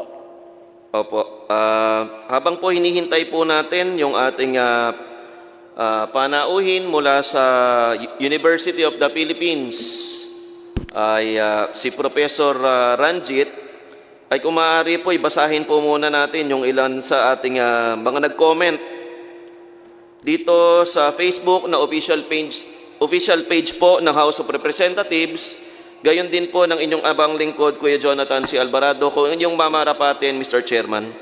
Go ahead, Congressman Alvarado. Ang una po nating nabasang tanong, Mr. Chair, ay galing kay Helena Roxanne Achivida. At sana po ay tulungan niyo po ako dito kasi hindi ko po alam kung Bisaya po yata itong language na ito. Sana po sa mga kasama natin na nakakaintindi ng Bisaya. Ang sabi po niya, daghang salamat Speaker Alan at Chairman, kay gipail nimo ang mga tawo sa hearing para sa budget, hinaot nga daghan yung projects para sa mga nawalan ug trabaho. Suportado ka na mo. Ang sinasabi lang po niya ay nagpapasalamat siya kay Speaker at sa Chairman po dahil sa mga nawalan ng trabaho na itong ginagawa nating budget. At sa ngayon, Kuya Jonathan, nandiyan na po si Dr. Ranjit Rai. Dr. Ranjit Rai, you're now acknowledged. You're now recognized. Good afternoon, Chair, and members of the House of Representatives. First of all, I'd like to thank the secretaries for their excellent presentation and for the plans for the people. No, I am very confident that with this budget, we will overcome. My only commentary and question maybe, Chair, for maybe the consideration of the House of Representatives is that maybe we should increase the budget allocated for funds to be allocated for loans for our SMEs. And maybe at 2 billion, it is too small and will have a minimal effect on our SMEs. And maybe we can reconsider increasing that budget for the consideration of the House and our Congress, and of course, also for our DBM, no, and DTI. That being said, I'm confident that with this budget, we will recover and we will overcome. We want to thank Speaker Cayetano for providing us the channel, no, to participate in this budget process, and we thank the House for the opportunity to speak in today's meeting. Thank you. Sir Secretary Carl Chua, you're now recognized. Pakisagot na lang po yung katanungan ni Sir Rai. Is it possible to clarify your question, Professor? Yeah. Which part? Secretary Chua, this is just my opinion, and of course, all of you have the studies and you have all the experience also. My sense is having a family of business people and all of them affected by this pandemic, that access to funds, not just from private banks, but also from government will be helpful. And given that the SMEs are the lifeblood of our economy, maybe a bigger allocation for DTI, for loans, accessible resources, financial resources can be considered.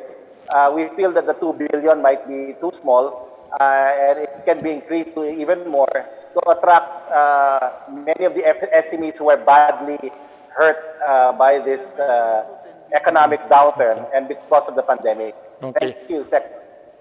Thank you very much. Mr. Chair, may I respond? Yes, you're In Bayanihan 2, there is an allocation for subsidies, also wage subsidies, emergency subsidies. But there is also a feature that allots 20-something billion for the GFIs so that they can use that, multiply that 10 times so that they can reach out to more enterprises. If we just use the Bayanihan to money, then there is no multiplier effect. But if we use that as a capital infusion for the government financial institutions such as DBP and Land Bank, they can use that to lend more to SMEs or use it as a way to do wholesale banking to buy the loans of the smaller banks, including the co-op banks, so that they can reach out to more micro, small, and medium enterprises. So I think one might see the Bayanihan 2 amount as small, but if one looks at the capital infusion of the Bayanihan 2 to the GFIs, that is multiplying the money 10 times. And if the BSP will be giving regulatory relief, then that amount will actually be much bigger. So we think a two-track approach of using the fiscal and the financial side will give us the best return to helping more Filipinos. Thank you. Dr. Ranjit, meron pa po ba kayong katanungan?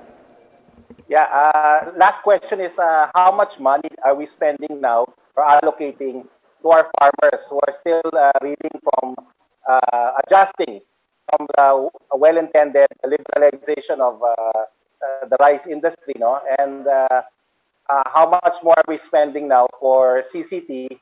And I just want to know if these expansions are in place. Thank you. Secretary Dominguez, you are now recognized. Now, Professor Ranjit, may I answer that question? Yes, sir. Yes, sir. Actually, as part of the rice clarification law,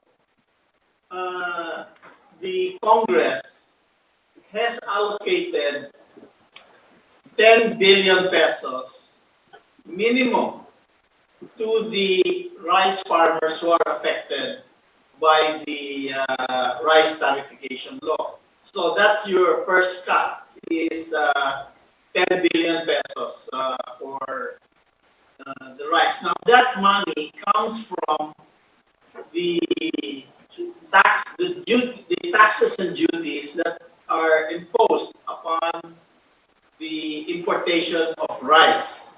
So the government has, the Congress has very wisely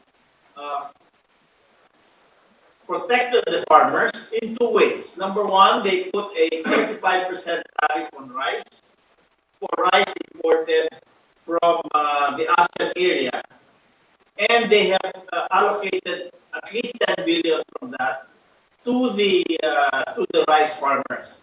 Now, our experience is, I think last year we collected about 12 billion, and we allocated not only 10 but 12 billion to assistance to rice farmers. Does that answer your question, sir? Thank you very much, Secretary. Thank you. Okay, thank you. Congressman Jonathan Alvarado. Mr. Chair. Opo. Mr. Chair, ito po ay isang comment mula sa Facebook page ng House of Representatives. Ang sabi po ng nagtatanong po, Mr. Chairman, ay ang Social Watch Philippines.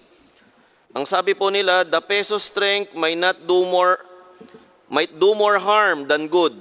We wish to support local producers, especially during this pandemic, but its strength will encourage imports. How can we create and restart domestic employment? Una niyang tanong.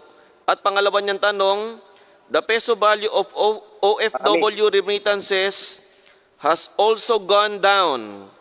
What will our economic managers do to address these issues, Mr. Chairman?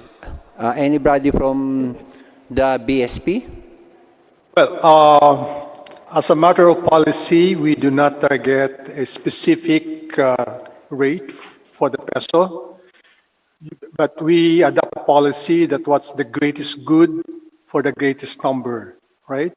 A strong peso means that we are able to control inflation. And as you know, low inflation favors all, exporters, importers, young and old, rich and poor. It favors all. And so at this time, we are experiencing a slight strengthening of the peso. In fact, I forecast that before the end of the year, we'll hit maybe the gross international reserves will reach as high as $100 billion US dollars. This is the highest ever. So what's good for the greatest number? I think at this time, especially because of the uncertainty, a strong peso, a high gross international reserves is more advantageous for all Filipinos. Thank you, Governor Jokno. Mr. Chair, Yes, Congressman Alvarado. isang tanong na lang po galing kay Marcelo Fernando. Isa rin sa mga nag-comment sa ating Facebook. Huli na po ito. Nababasahin natin sa mga nag-comment sa Facebook. Ang tanong po niya, Mr. Chair, kailan po mabibigay ang national ID po? Mr. Chair. Secretary Carl Chua, can you please, you're now recognized. Yeah. Mr. Chair, we are in the final stages of the procurement process for the national ID. The national ID is a multi-billion peso project. Hindi po tong simpleng proyekto. And it is about securing the identity, the privacy. So dapat maayos yung pag-prepare natin ng national ID. But I'm happy to report that after we award next week, we will proceed with the development. We will begin po the registration towards the end of the year.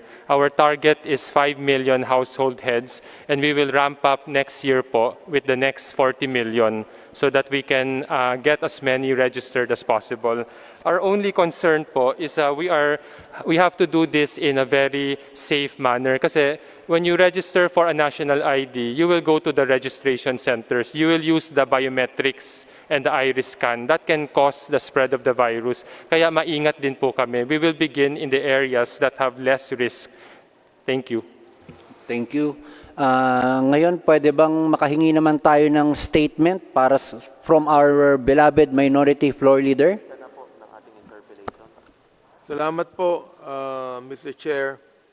Gusto ko lang pong ibigay itong statement para po sa minority block. Sa akin po mga kasama sa minorya, sa atin pong mga kasama rito sa plenary na pinag-uusapan po ang ating budget. Sa atin po mga galang-galang ng mga sekretary, ay magandang hapon po sa inyo lahat. Now at this time each year, those of us in Congress go through this rigorous, exhaustive exercise, the deliberations and passage of the national budget. Marahil marami sa atin ay sanay na sa trabahong ito. Even our colleagues that are serving their first terms in Congress have gone through this before and are no doubt familiar with the basics of this process. Yung iba naman, sa atin ng mga veterano dito, ay sanay na sa tinatawag na budget season dito po sa Batasan. However, the world we live in today is very different from the one we were living in 1 year ago. Last year, we could see each other's faces in their entirety. We could shake each other's hands, and we could give each other a pat on the back. This year, we can no longer do so, as the COVID-19 pandemic has altered the way we live and work. Papasalamat naman tayo dahil lang po rito sa Zoom meeting natin ay nakapagtatanong po ang ating mga kababayan. But though the manner in which we now do our work has changed, our purpose remains the same, to pass laws that will benefit our countrymen, including the General Appropriations Act.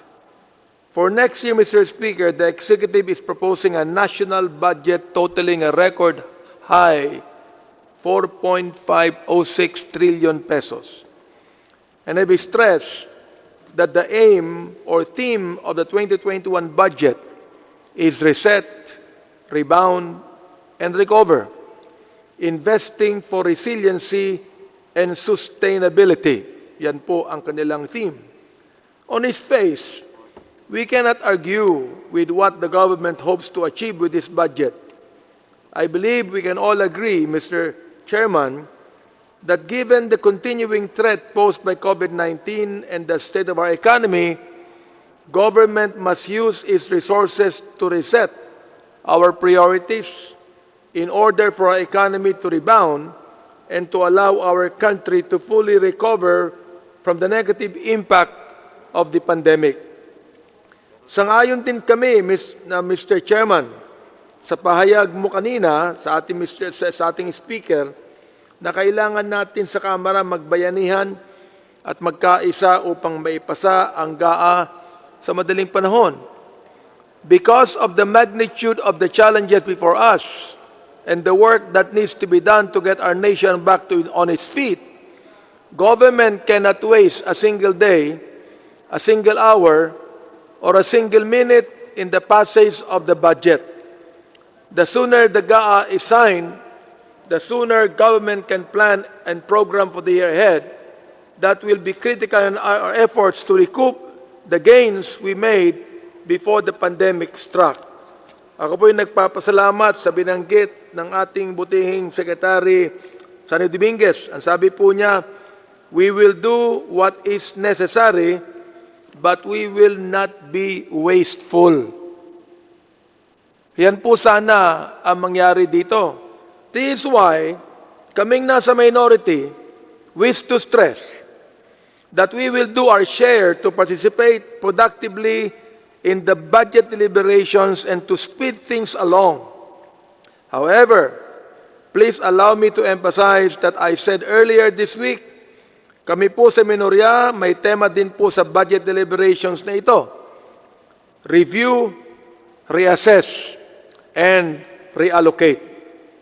This is our theme because we as legislators are mandated by the Constitution to review the budget, reassess the priorities and line items, if necessary, and reallocate funds to other programs and projects that we believe require additional financial resources. In short, we will be thorough, we will be critical when the circumstances demand it. And we will not hesitate to recommend changes with the end in view of improving the 2021 budget. Kaya sa mga kasamahan po namin dito sa Kongreso, sana po ay huwag niyo pong mamasamain kung meron kami mga katanungan at mga issue kami sa mga items sa budget. There is no such thing as a perfect budget, Mr. Chairman. And I believe it is incumbent upon all of us to do what we can to improve upon the original product and come up with the best possible budget we can. Paniniwala ko po that we need to be discerning. We need to allow for debate and discussion. And we need to be deliberate, Mr. Chairman. We need to do this because the stakes are higher than ever. Many sectors need assistance. Our people need jobs. Our health system needs to be strengthened. Businesses need to be propped up. Our needs are many. And to be completely candid, these needs far outpace the resources we have on hand to address them. We have to make the most out of the funds we have and make sure that every peso counts and make certain that our citizens benefit from every peso spent. The appropriate government programs, if properly funded, can help us bounce back better. Proper investments in the right sectors can have a multiplier effect that could benefit thousands or even millions. Yun po ay kanina binanggit ng ating NEDA Director General. We need a pro-people, pro-development, pro-health budget that will get us completely back on our feet so that we can take care of our citizens and so our economy can pick up where it left off. Makakaasa po kayo na tututok ang minorya sa budget, i-review po namin ang masinsinan, at re-reassess po namin ang mga programa nitong kinakailangan at i-allocate ang pondo para sa gububuti po ng ating mga kababayan. Ang ating Pangulo ay nagsalita. Ang sabi niya, he calls for total transparency. So, Mr. Chair, gusto ko lang pong sabihin, bago ako magbakas, can we ask the good secretary to submit to us how the budget of Bayanihan 1 was spent and where it came from? Secretary Abisado. Umpisa na po ito ng oras nyo sa interpolation. Yeah, Yes. pwede na po. Pwede na Okay. po. So, unang-una, yung unang kasagutan ko, ano po? Yung tanong. oho. Nais ko po bang hilingin sa ating mga sekretary dito na i-submit po sa atin ang budget na nagasta sa Bayanihan 1 at kung saan po galing itong mga nagastang ito. Mr. Secretary Abisado, you are now recognized. Yes, Mr. Chair, thank you. Salamat po sa katanungan ng ating minority leader. Ang totoo po niyan, nag-report po kami sa House of Representatives at sa Senado weekly po doon sa paggamit ng perang nagugol para sa COVID-19. But for purposes of record, let me assure the good minority leader na Sabado na bukas, sa Lunes po, makakarating sa inyo ang kabuuan ng accounting doon sa lahat ng mga perang nagasta natin o nagasto natin patungkol sa COVID-19. Salamat Your po. Honor. Nabanggit po kanina ni Secretary Cachua ito sa kanyang presentation. Nakalagay po, higher infrastructure spending is crucial to the recovery. At binanggit nyo rin po kanina yung prioritizing the build programs. Ano po? Alam natin kung dahilan kung bakit tayo ay GCQ sa Metro Manila, Bulacan, Cavite at Rizal upang magbalikan na sa trabaho ang ating mga kababayan. Pero marami pa po ang walang trabaho. Napakarami. Particularly sa atin pong mga karpentero, sa atin po mga mason, sa atin po mga engineer. Ang sabi po nyo rito, our strategy for recovery rests on sustaining the build program. Investing in sound infrastructure has the largest multiplier effect in an economy. Naniniwala po ako doon. Pwede po bang inyo pang ipaliwanag itong inyo nabanggit? At kung nais ko rin sabihin, kung ating Secretary Abisado ay talagang paniwala din po rito sa inyong sinabi. Secretary Carl Chua muna, you're now recognized to answer the question of our minority floor leader. Thank you very much, Mr. Chair and Mr. Minority Leader. Balikan ko muna po yung datos. In July 2019, the unemployment rate was 5.4%. So yan po yung baseline natin. In April 2020, yung nag-impose pa tayo ng ECQ in the majority of the economically active regions, umakyat po yung ating unemployment rate to 17.7%. Napakataas ito. Ito yung one of the highest in our history. Pero yung July 2020, yung binalik po natin sa more moderate restriction, which is GCQ for half of the country and MGCQ for the other half. Tapos, I think Cebu City lang yun nasa ECQ in July. Bumaba po yung ating unemployment rate from the peak of 17.7% to 10%. That is just double our normal unemployment of 5%. So ang ibig sabihin po nito, ang unang strategy talaga natin to bring back jobs is to do a rebalancing of the health priorities as well as the other priorities to mitigate hunger, to provide income, and for the people to protect themselves from other diseases. So, nakita po natin na matatag yung ekonomiya natin. This is not an economic problem. This is a health problem, and we responded with a quarantine. That is why na-shut down ang ekonomiya natin. Pero yung binalik naman natin or ni-restrict or binaba natin yung restriction, bumalik ang 7.5 million jobs between April and July. So ibig sabihin nito, so long as we continue this rebalancing, we can actually see a significant improvement. Ngayon, ang bonus po dito, Mr. Chair, is our Build, Build, Build program. Between 2016 to 2019, we slowly increased our infrastructure program from wala pang 400 billion to almost 900 billion na actually na-spent. At ang nangyari po dito, bumaba yung unemployment rate natin to the lowest ever at mga 4 to 5%. So what we propose, Mr. Chair, as part of this recovery program is to ramp up our infrastructure spending. By next year po, we will be increasing that to more than 1.1 trillion, and our estimate po is that will create at least 1 million jobs. So yan po yung dagdag na gagawin po natin. Maraming salamat po.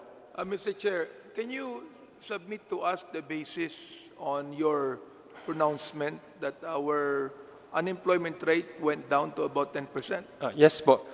Yesterday, the Philippine Statistics Authority released the third quarter labor force survey. So I will submit po the details.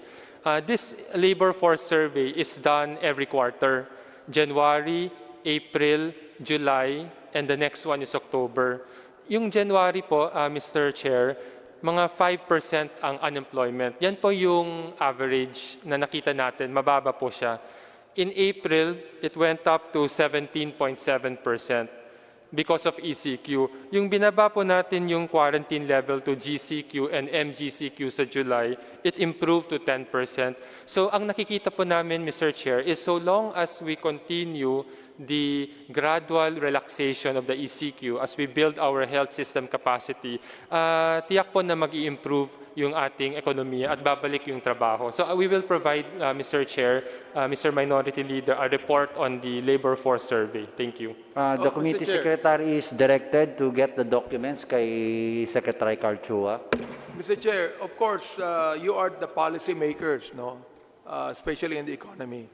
So I would like to ask Secretary Bisado on how you could be able to implement the policy that NEDA has made as far as the higher infrastructure spending is crucial to the recovery of the economy, and including the prioritizing the Build, Build, Build program. Secretary Abisado, you're now recognized. Mr. Chair, thank you very much for that question, Honorable Minority Leader. Kaya nga po dito sa proposed budget, nakikita natin ang pagtaas ng share ng both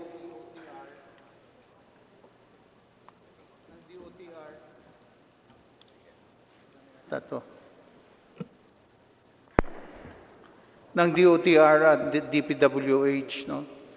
Halimbawa nyo po dito sa asset privatization program on the infrastructure budget ng DPWH. Kung ngayong taon na ito, nasa 43.18 billion lamang, umabot na ng 58.97 billion yan for next year. Sa Network Development Program, from 93.68 billion this year, umangat yan hanggang 157.46 billion next year. Sa Bridge Program, from 27.91 billion this year, nasa 44.43 billion next year. Sa flood management from 82.19 billion to 125.87 billion at sa local program from 105.72 billion to 176.16 billion. So total po niyan for DPWH ngayon pong taon na ito nasa 410.78 billion lamang ang kanilang budget para sa build. Next year, nasa 637.9 billion po yan, or a growth of 55.3%. Sa DOTR naman, from 66.23% lamang this year, or rather billion this year, to 123.7 billion next year, or an increase of 85.1%. Kaya nga po, maasa tayo na mas marami makakapaghanap buhay, makakapagtrabaho next year. Gawa ng ito po lahat ay mga labor-intensive projects and activities, Mr. Minority Leader. At ito nga din po ang kautusan ng ating Pangulo na siguruhin na magkaroon ng pagkakataon ng mas nakakaraming Pilipino na makapagtrabaho at makapaghanap buhay sa pamamagitan ng lahat ng mga programa at proyekto ng ating pamahalaan, Mr. Minority Leader po. Mr. Chair, magkano po ang nakuha ng Bayanihan 1 at Bayanihan 2? Kukunin po ng Bayanihan 2 sa DPWH. Nasa 135 billion po. Sa Bayanihan 1 po. So therefore, ito pong 667.3 billion na nasa public works po ngayon, mababawasan pa po ito sa pakilalalagay po ito sa Bayanihan 2. Hindi po, unta pa po yung 135. Kasi yung kakulangan this year, idinagdag po natin para next year, para po may pagpatuloy lahat ng proyekto na naantala this year. Mr. Chair, can I have about three questions ka lang? Okay. Okay. Go ahead. Mr. Chair, ito pong budget, no? Itong budget priorities framework natin. And the 2021 proposed national budget, is it betting on improved health conditions by next year? Will this proposed budget stand if no vaccine is created by this year? Mr. Secretary, when Chair. you're now recognized. Salamat po. As it is po, ayan po ang sa pangunawa at paniniwala ng Executive Department ay makakasagot sa mga problema na nakaatang sa Department of Health, Yeah. na kung saan kailangan nga na mag-implement ng mga projects. At sa punto po ng mayroong po kasi nagtanong patungkol sa paano na lang kung may vaccine. Para sa susunod na taon, nasa 2.5 billion lang po ang na-allocate natin dyan. At ito'y makakasapat sa pagbibigay vaccine sa about 3.9 million Filipinos. Subalit, ang kautusan ng Pangulo ay kailangan dagdagan yan kung kailangan umabot tayo hanggang 20 million. Kaya nga po, merong ideya naman na pinarating at pinaabot sa Secretary Sane Dominguez ng Department of Finance kung paano gagawin yon. Subalit para nga po sa kaalaman natin lahat, ang ating budget po ng DOH this year ay nasa 101.21 billion lamang. Subalit ang ating budget for next year ay umangat po yan ng 127.774 billion or an increase of 26% from the current budget next year. Kaya nga po, mahalaga sa atin na paigtingin pa natin ang ating kakayahan at kahandaan para sa patuloy na pananalasa ng pandemya. At nakahanda po ang ating pamahalaan na tumugon sa mga pangangailangan ng ating taong bayan po. Okay, Mr. Chair, alam po natin na wala na po tayong pork barrel dito. Ano po? So therefore, ang mga distrito po ay dependent po sa DBM at DPWH as far as the projects are concerned. At alam po naman natin sa lahat ng mga congressman dito at pati yung mga senador, no, na maraming mga proyekto hindi nagawa. Maraming proyekto hindi nagawa. Around 135 billion. Ito po bang 135 billion na ito ay kasama na sa 667.3 billion? Mr. Chair, you're now recognized, Secretary Wendell Opo, Avisado. kagalang-galang ng Minority Leader. Kasama po yan doon sa Kasama po. kabuuan. Opo, kasama po. At kung kasama po yan, at kung talagang darating po lahat ng mga pondo, lahat po yan ay magagawa. Ano po, Mr. Chair? Ay, yan nga po ang talagang dapat na gawin ng pamahalaan na ma-implement lahat ng mga projects na ito. Opo. Meron pa po akong isang tatanungan sa iba namang sektor. There's only an increase of 9.9% from the previous 4.1 trillion for 2020, no?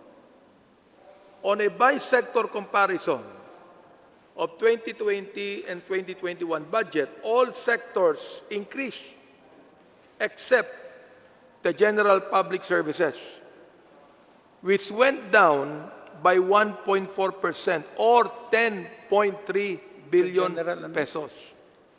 Now, why is there a decrease in the general public services? Iyo bang sabihin niyan, marami tayong mga tatanggalin ng mga empleyado, whatever it might be? Was there a layoff in Secretary, any part of government services, or did we discontinue some services, Mr. Chair? Secretary Avisado, Opo. you're now recognized. Thank you, Mr. Chair. Sa kabila po ng pandemya, ang kautusan po ng Pangulo, walang layoff. Lahat patuloy na magtatrabaho. Ang nasa kasalukuyan nating budget ngayon, under the general services, ay maliwanag po ang kautusan ng Pangulo na we are in fact exploring and we will work this out with the Civil Service Commission na patuloy pa po ang hiring ng job order at saka contract of services dahil meron nga po silang inilabas na circular na ang hiring ng mga job orders saka COS ay hanggang ngayong katapusan ng Desyembre na lamang. Subalit sa sitwasyon natin ngayon, ay dahil nga din sa kautusan ng Pangulo na wala dapat ma-layoff. Bagkus patuloy na bigyan ng hanapbuhay at trabaho ang taong bayan sa abot na makakaya ng pamahalaan. Kaya po makakaasa po kayo, Ginoong Minority Leader, na kahit po bumagsak yan, hindi naman bumagsak na-decrease.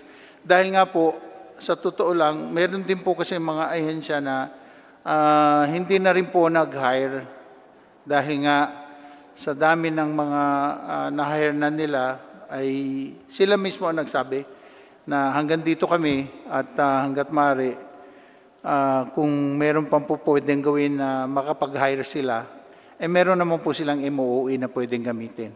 Pero Mr. On the needs basis po. Mr. On Chair, the needs Please basis. wait to be recognized muna, Kong.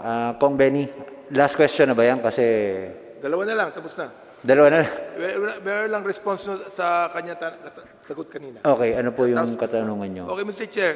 Pero alam nyo, Mr. Chair, napakalaki po ng 10.3 billion na ibinawas po sa general public services. Paano po tayo makakapag-increase pa ng mga empleyo at paano tayo walang magiging layoff po sa ating pamahalaan? Sec Wendell, you're now recognized. Ang nag-drop nga po yan from 2020 of 746.7 billion to 724.2 billion or a difference of 22.5 billion or roughly 3%. No? Ang nangyari po kasi dyan ay natapos na po kasi yung unconditional cash transfer sa taon na ito. Kaya po, bumaba na rin yung budget for public services at ang karamihan po ng mga pera ay nagginugugol na natin sa 4Ps at saka sa pensyon ng mga senior citizens. Kaya nga po, makakaasa po kayo na wala pong epekto yan sa kabuuan dahil nga natapos lang yung programa natin for the unconditional cash transfer na wala na po rin next year. Opo. Last na lang Thank po. you, Secretary. Mr. Chair, Yes, last na lang. Congressman Last na lang. Benny. Ito pong budget spending priorities listed sa universal healthcare, ano po, as one of the main priorities ng gobyerno natin with a 203.1 billion allocation. Ito po ba will be spread over department or all of this will go to the PhilHealth Corporation and DOH? May spread po ba ito? Given the alleged malfeasance, mismanagement, corruption, delayed reactions, these entities, ito pong DOH, ito pong PhilHealth, are embroiled in corruption na ano ngayon, no? So is it safe for the government to put its eggs in a basket that are maybe full of holes and mice? I am not disputing the need to prioritize these expenses, given that this is one of the answer to the current pandemic. But is it wise for us to do this? Are there alternatives, Mr. Chair, that will really focus our funds to taking care of this pandemic other than these two agencies? Mr. Chair, Secretary Abisado, Sige po. you're now recommended. Salamat po. Ang kabuuan po ng budget ng DOH ay nasa 131.72 billion. Hiwalay po ang budget ng PhilHealth na nasa 71.3 billion. Ibig sabihin po niyan, lahat po ng pangangailangan ng DOH patungkol sa pandemya ay nasa kanilang pundo po yan. Yung pong sa PhilHealth naman ay that is a yearly subsidy of the national government to answer for the universal healthcare program of the government pursuant to also an existing law. Kaya nga po, hinimay naman po yan at nakapaloob po dyan, andyan po sa proposed or rather sa National Expenditure Program, kung ano po yung mga expenditure items. Kaya nga po, in the course of the deliberation of Congress, as you've said, you will look into reviewing it, reassessing, and reallocating. So if Congress feels that there's a need to support further any of the items, we will defer to Congress po. But as I've said, ito po yung ginawa ng Executive Department for Congress to know how the money was allocated for all the departments for next year, Mr. Chair, Honorable Minority Leader. Thank you very much, Mr. Chair. Thank you very much po, Secretary. Thank you po. Ngayon, may I recognize our Deputy Speaker for Finance, Congressman L. Ray Villaferte, at yung time po ni Majority Floor Leader Martin Romualdez ay binibigay din po sa kanya. Thank you, Mr. Chair. Thank you.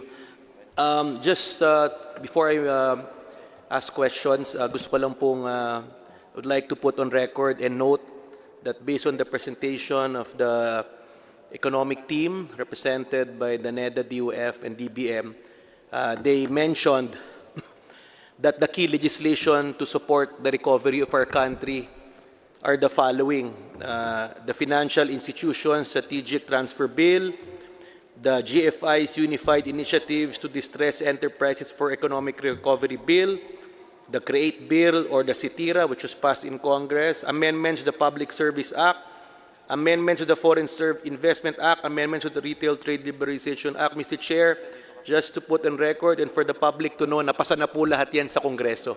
So we are here to support the early recovery and bouncing back of the country through the legislation as requested by the administration. So gusto ko lang pong i-reiterate. My question now is, we passed the Bayanihan 1, we passed Bayanihan 2. However, this body really feels that we need a much bigger stimulus package. In fact, this body has passed the Arise Bill in the amount of 1.3 trillion. This body has also passed the 1.5 billion Cures Act. Ang gusto ko lang pong itanong sa ating maybe Department of Finance and NEDA, is there a possibility na magkaroon pa po tayo ng Bayanihan 3 or a bigger and better, more comprehensive stimulus package? Because you know what we really need now is to bounce back the economy, is to stimulate increased demand and consumption, and that can be achieved through increased government spending.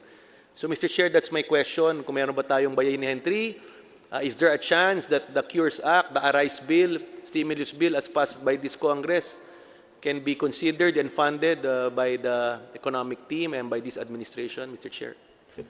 Bago ko po kilalanin ang ating mga panauhin na sasagot, lalong-lalo na ang NEDA at ang DBM, ay papalahalan lang po ng chairman ng committee ito na para sa lahat ng miyembro at mga imbitadong guest ngayong araw na ito, na lahat po ay always address your questions and answers, lahat po ng katanungan at kasagutan sa inyong tanong ay paki-address po sa chairman po ng committee ito.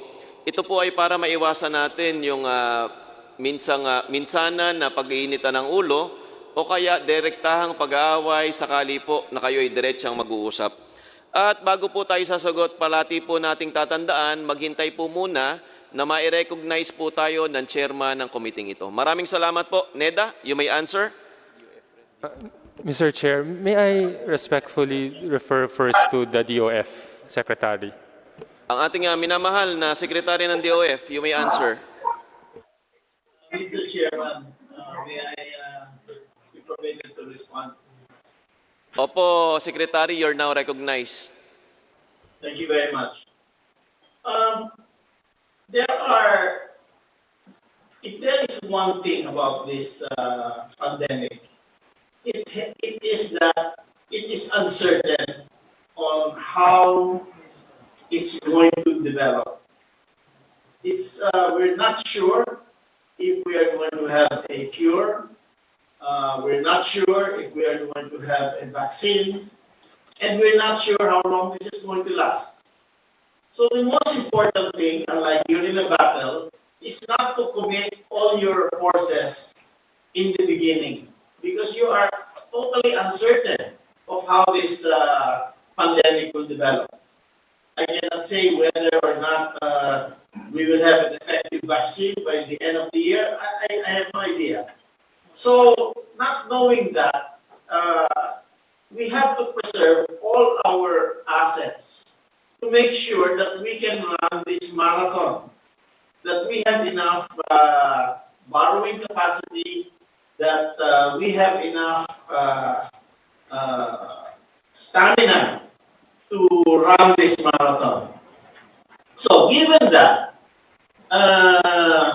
we are taking a very cautious approach.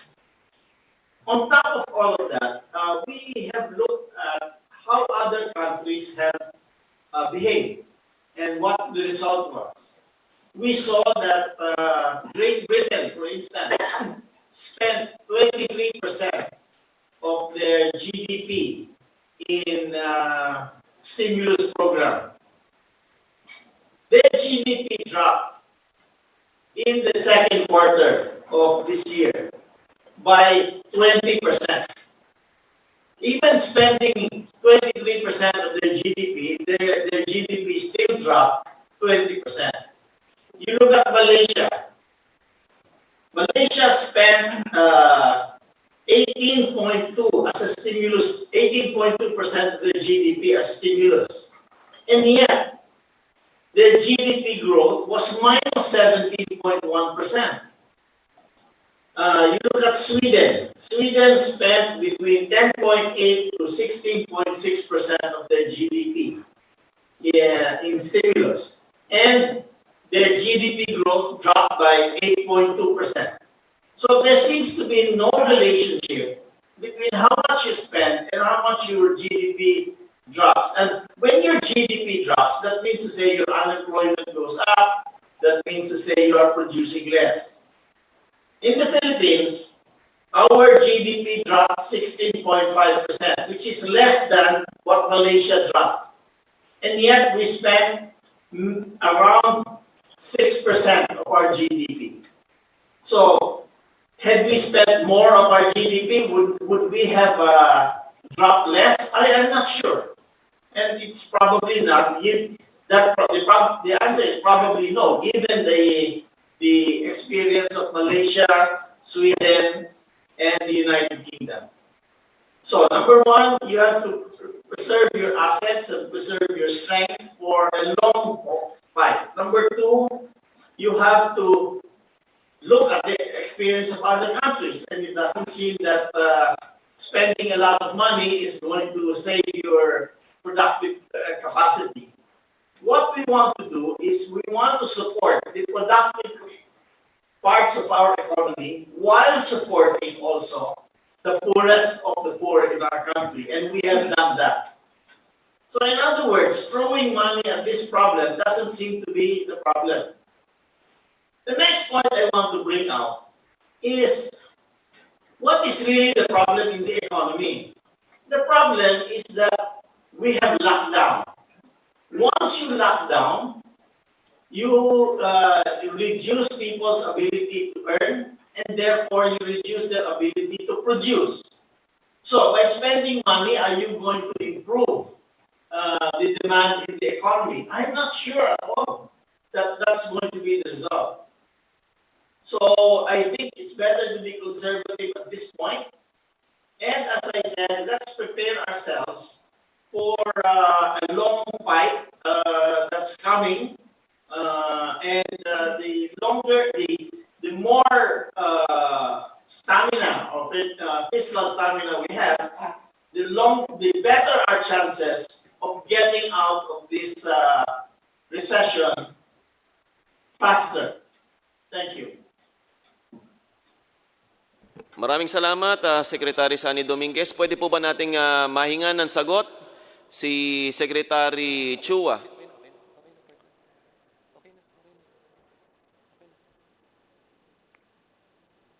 Sige po, pagtatanungin ko na po ulit si Congressman El Rey Villapuerte, ang tagapagtanggol ng Kamsur. Congressman Villapuerte. Thank you, Mr. Chair. Thank you, Secretary Sani Dominguez, for enlightening us about these issues. And we're happy to hear about the 2 points you mentioned, that what's important is to support the productive sectors of the economy, and most especially support for poorest of the poor. At least narinig po ng taong bayan yan coming from the Department of Finance that those two are really important in times of COVID. May I direct my question now, Mr. Chair, to the Central Bank, BSP Governor Ben Jokno. Central banks across the world have been trying to diversify their reserves or assets away from the US dollar. Gold is considered a haven asset and a store of value in times of uncertainty. China, Russia have been aggressively buying gold reserves. In fact, there are indications that after the presidential elections, if ever President Trump wins, I think one of his ideas is to put back gold as the measure of the currency. Ang tanong ko lang po kay BSP Governor Ben, is the BSP prepared to print and issue Philippine currency to buy more gold as part of its international reserves, Mr. Chair? BSP?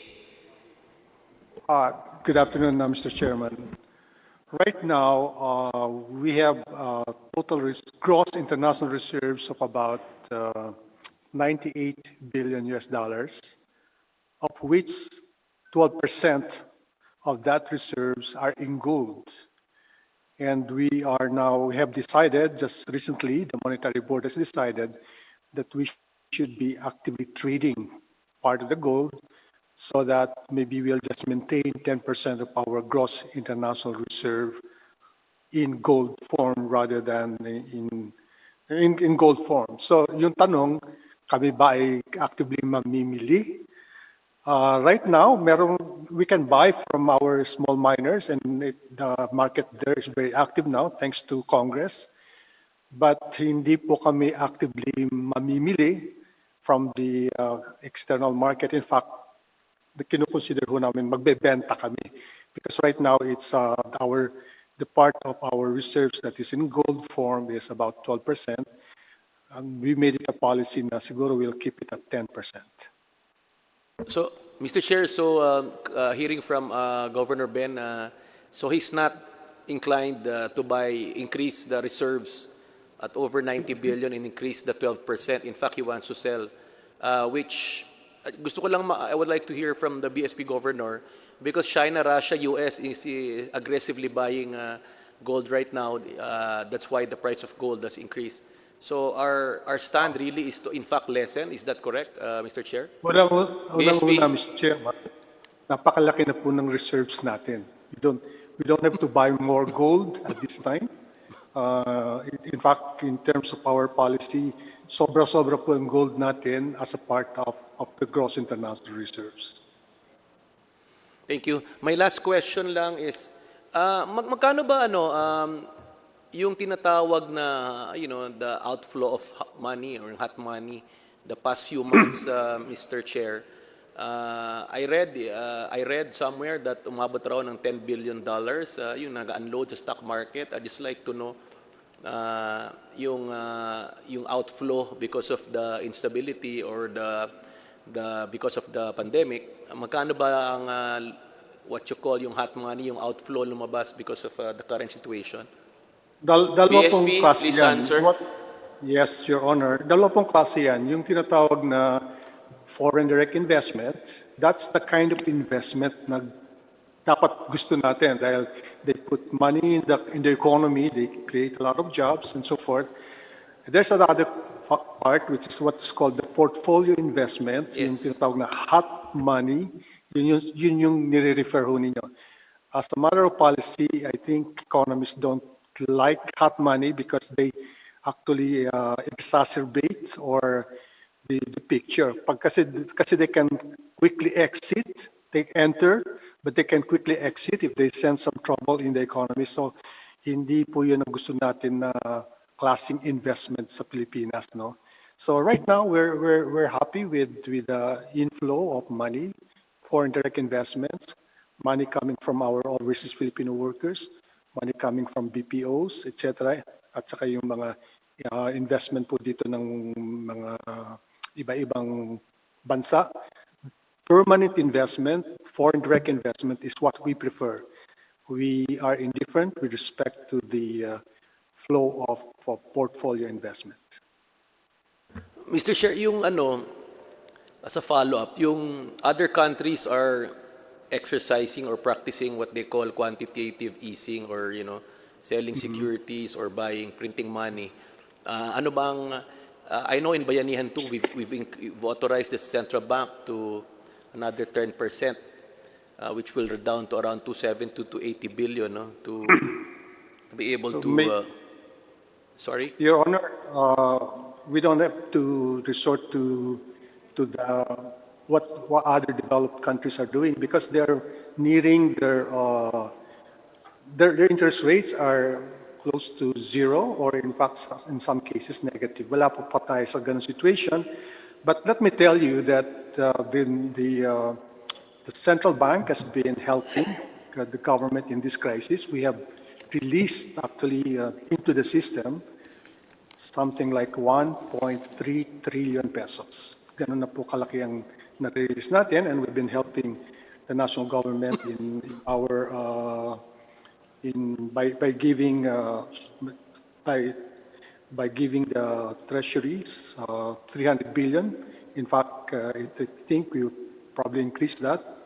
So wala po tayong, there's no pressure for us to do what other developed countries are doing because we are in a very good situation. Mr. Chair, we laud the efforts of the BSP and the Secretary of Finance. No, based on their presentation, inflation remains manageable.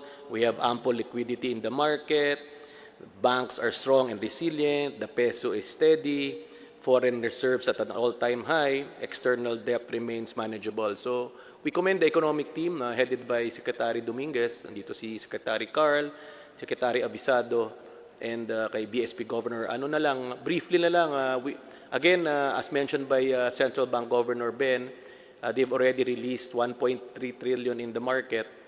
Are there plans to add to that, sir?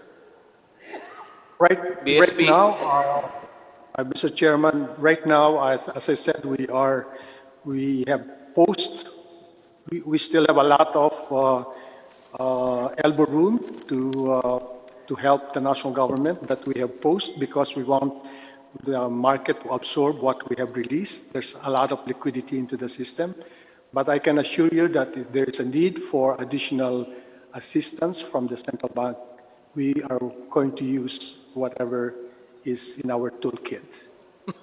Thank you, Mr. Chair. As mentioned earlier, all the required legislation to enable the country to bounce back, this body has already passed. Siguro, ano na lang, my last question na lang. So I would like to ask Secretary Dominguez, Secretary Carl, and BSP Governor Ben, are there any other new legislations that you think are necessary for this country to be able to have a faster response and recovery, especially at this time? Para malaman na po namin dito sa Kongreso, or Mr. Chair. Secretary Dominguez. Thank you very much. So first of all, I would like to thank the House of Representatives for passing all our proposed legislation. And all of them are already actually in place. So you have acted very quickly, and definitely your actions will help this recovery program of our country. So thank you all, especially the Speaker, Congressman Elway, and the Deputy Speaker, and Romualdez, and the entire Congress for acting, for being very proactive in support of ourselves, of our program. Right now, we are working on passing the measures that we have passed. We're working with the Senate to get their approval of these measures. And soon, this will come to the BICAM, and we hope again for your support in those areas. So, as of now, I don't have any particular measure to propose. Let's just pass what we already have, which you have already done. Please support us in the BICAM, even when that occurs. Thank you. But sorry, but maybe Acting Secretary Chua may have some other comments. Thank you. Secretary Chua. Thank you very much, Mr. Chair. Maybe just to add, I understand we are also working as a next priority amendments to the Agri-Agra law, which will actually help improve financing for our agriculture. I understand this is also a priority of the BSP, so I think this would be a natural next step. Thank you. In addition, Mr. Chairman, Yes, of course, Governor we are Jokno. we are supporting the Agri-Agra law, but you have already passed that, so it's now with the Senate. There's another measure that we would like to push, and that is the amendment to the bank secrecy law. I think that is really very important to enhance the credibility of the Philippines, because there are only 2 countries in the world which still have that bank secrecy law, that is Lebanon and the Philippines. I think if we can have that passed too, that will also help us gain more credibility right now. Thank you, Mr. Chair. Secretary Abisado, gusto niyo po bang magbigay ng pahayag? Okay na. Okay na po. Deputy Speaker Villapuerte. Thank you, Mr. Chair.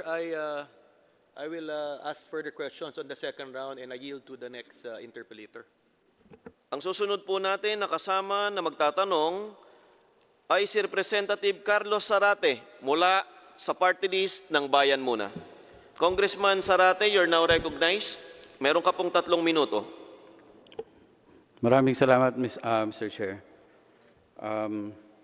Mula po sa minority na ilatag na ni Minority Leader Abante kung ano ang magiging papel ng minority sa pagbalangkas natin ng budget ngayon.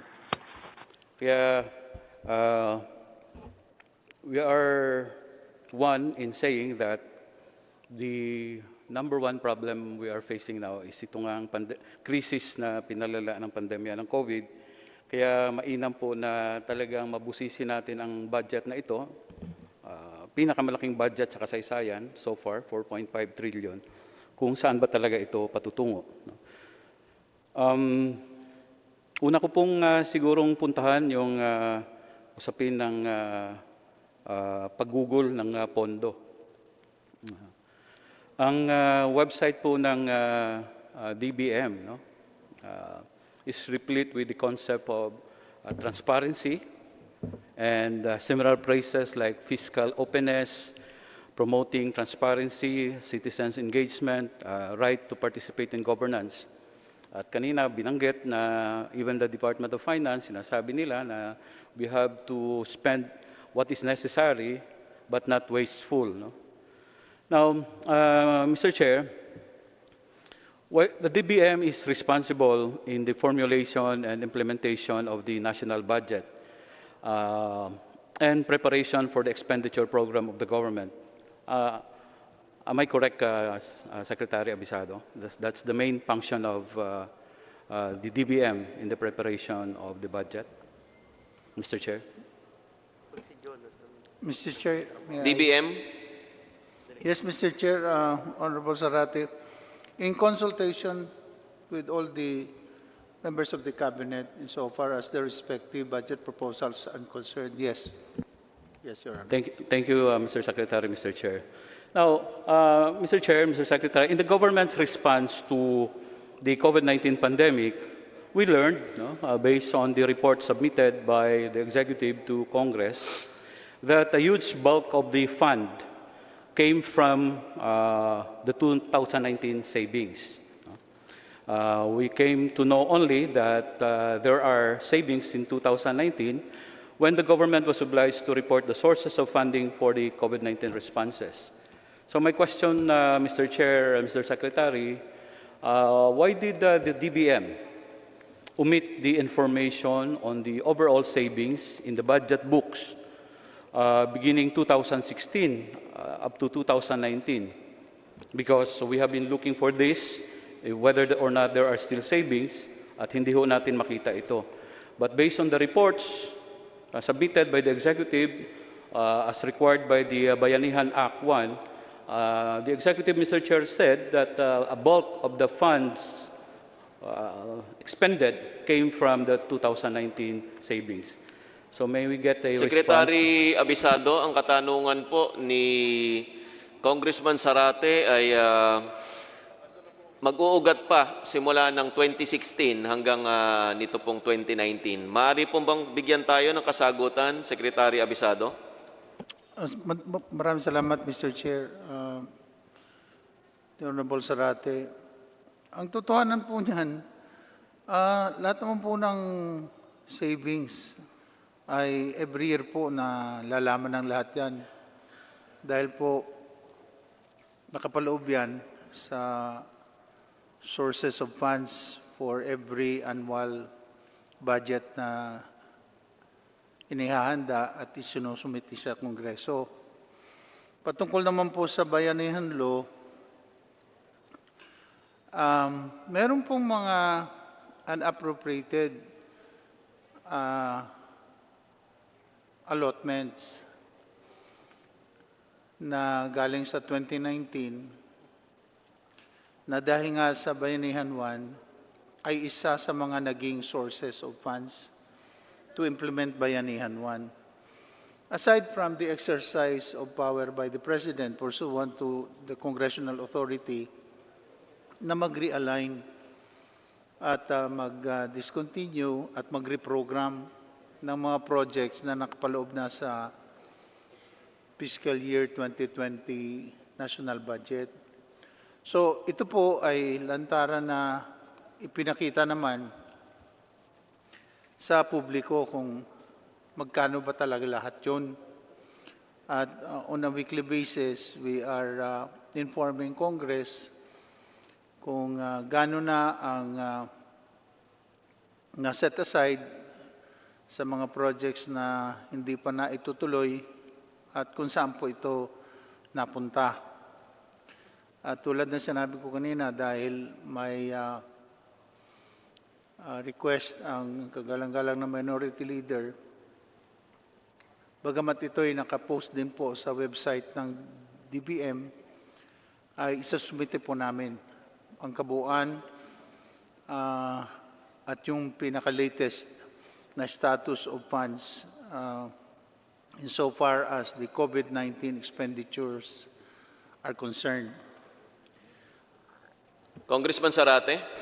Thank you, Mr. Secretary, Mr. Chair. With due respect to the Secretary, totoo po, nare-report yung overall savings, no? Pero kung babalikan po natin yung mga national expenditure programs, yung mga budget books, hanggang ang report po ng overall savings ay hanggang 2016 na lang. After 2016, kung pupuntahan po ninyo ang NEP ng 2017, NEP ng 2018 or National Expenditure Program ng 2018, wala na ho yung item on overall savings. Kaya hindi na ho natin makita kung magkano ba talaga yung savings na nakuha ng gobyerno sa kanyang operations. No? Dahil every year, meron naman talagang savings ang gobyerno. Kaya yun po ang tinatanong natin, no? Kung bakit nawala na sa pagre-report ng DBM ang ganong item, no, doon sa ating budget, no? Is it not contrary to our the government's fiscal policy of transparency na yung overall savings, malaki ho kasi ang usapin ng savings, Mr. Chair, no? Kung maalala po ninyo sa nakaraang administrasyon, yung savings ang pinagmulan ng Disbursement Acceleration Program na dineklarang unconstitutional ng Korte Suprema. Kaya mahalaga na tingnan saan ang savings, magkano ito at saan ito ginugol. At yun po ang ating tanong dahil kung basahin, tingnan natin yung mga national expenditure programs nga noong nakaraang 3 taon or 4 na taon from 2016 to 2019 na hindi na natin makita. So, if there was savings in 2019 at nagamit ito partially doon sa COVID-19 intervention via the Bayanihan Act 1, ang gusto ko pong idugdag na tanong ngayon sa DBM, Mr. Secretary, pwede bang iulat ng DBM dito sa kapulungang ito ang overall savings in 2016, 2017, 2018, and 2019 para po sa kaalaman ng kapulungang ito, Mr. Chair. Bago po sumagot ang DBM, Congressman Carlos Zarate, papaalala lang po sa Deputy Minority Leader na naubos na po o nakonsumo na po ninyo ang inyong 3 minuto at maaari na po kayo magpalista sa second round, Congressman Carlos Zarate. Mr. Chair, I think Mr. Chair, bigyan naman ng konsiderasyon, no, ang minority in asking our... Definitely, sigurado pong bibigyan natin ng konsiderasyon ng ating Deputy Minority Leader at bibigyan pa natin ng chance ang magkaroon pa ng isang katanungan na lagpas sa kanyang 3 minuto. Yes, Secretary Abisado. maraming salamat, Mr. Chair. Alam niyo po, wala po tayong savings from operations. Yung mga unutilized appropriations po or unobligated allotments automatically expire once the GAA lapses. Kaya po wala pong savings. Yung ginamit po natin are unappropriated appropriations or unobligated allotments. Hindi po savings yun. Kaya nga po gusto lang natin iklaro yan. Kaya nga po wala kang makikitang magkanong savings dahil nasa batas po yan eh. Nagre-revert po yan eh pagka hindi na gasto. Yan po ang aking kasagutan. Congressman Zarate. I'll go back to that item on second round, but my next question, Mr. Chair, still related to savings. No? In the 2021 National Expenditure Program, may napansin ho akong dagdag na provision dito na bago, na wala naman sa previous meaning of savings, Mr. Chair. No? And I'll go directly to that provision na bago, Section 67, meaning of savings. No? The usual definition of savings was there. Ito po ang nadagdag, Mr. Chair. No? Notwithstanding the foregoing, final discontinuance or abandonment of a program, activity, or project, whether released or unreleased, allotment for which remain unobligated may be declared by the President as savings in case of a declaration of a state of national calamity, as may be necessary to augment deficient programs, activities, or projects in the Executive Department or special purpose funds that are necessary to immediately address the existing calamity. Is this correct, Mr. Chair, Mr. Secretary, that this is a new proviso or provision inserted in the meaning of savings under Section 67? Mr. Mr. Chair, Secretary, if I may pakisagot po answer. ang huling katanungan ni Congressman Zarate sa unang round na ito para po ang susunod naman na makapagtanong ay mula-muli sa minority na si Congresswoman Stella Quimbo, pero sa usapan na magkasunod naman na membro ng majority ang magtatanong pagkatapos po ni Congresswoman Stella Quimbo. Yes, Secretary Abisado. Thank you, Mr. Chair. To answer the question, ito pong provision na ito ay similar lang po ito sa Bayanihan Law as requested by the Executive Department in the event na magkaroon ng national emergency. No? Para ba madaling makapag-responde ang gobyerno at hindi na kailangan ng panibagong batas upang mag-allocate na naman ng pundo at kung saan mangangalap. Ito lang po ay anticipatory provision just in case magkaroon po tayo ng pandemya uli or national emergency na kailangan rumisponde kaagad ang gobyerno. Yun lang po ang ibig sabihin po niyan, Your Honor. Thank you, Mr. Secretary, Mr. Chair. Just one quick follow-up, Mr. Chair. Huling follow-up na lang, Congressman Yes. Zarate. I understand, Mr. Chair, na nanggaling nga ito sa Bayanihan Act, no?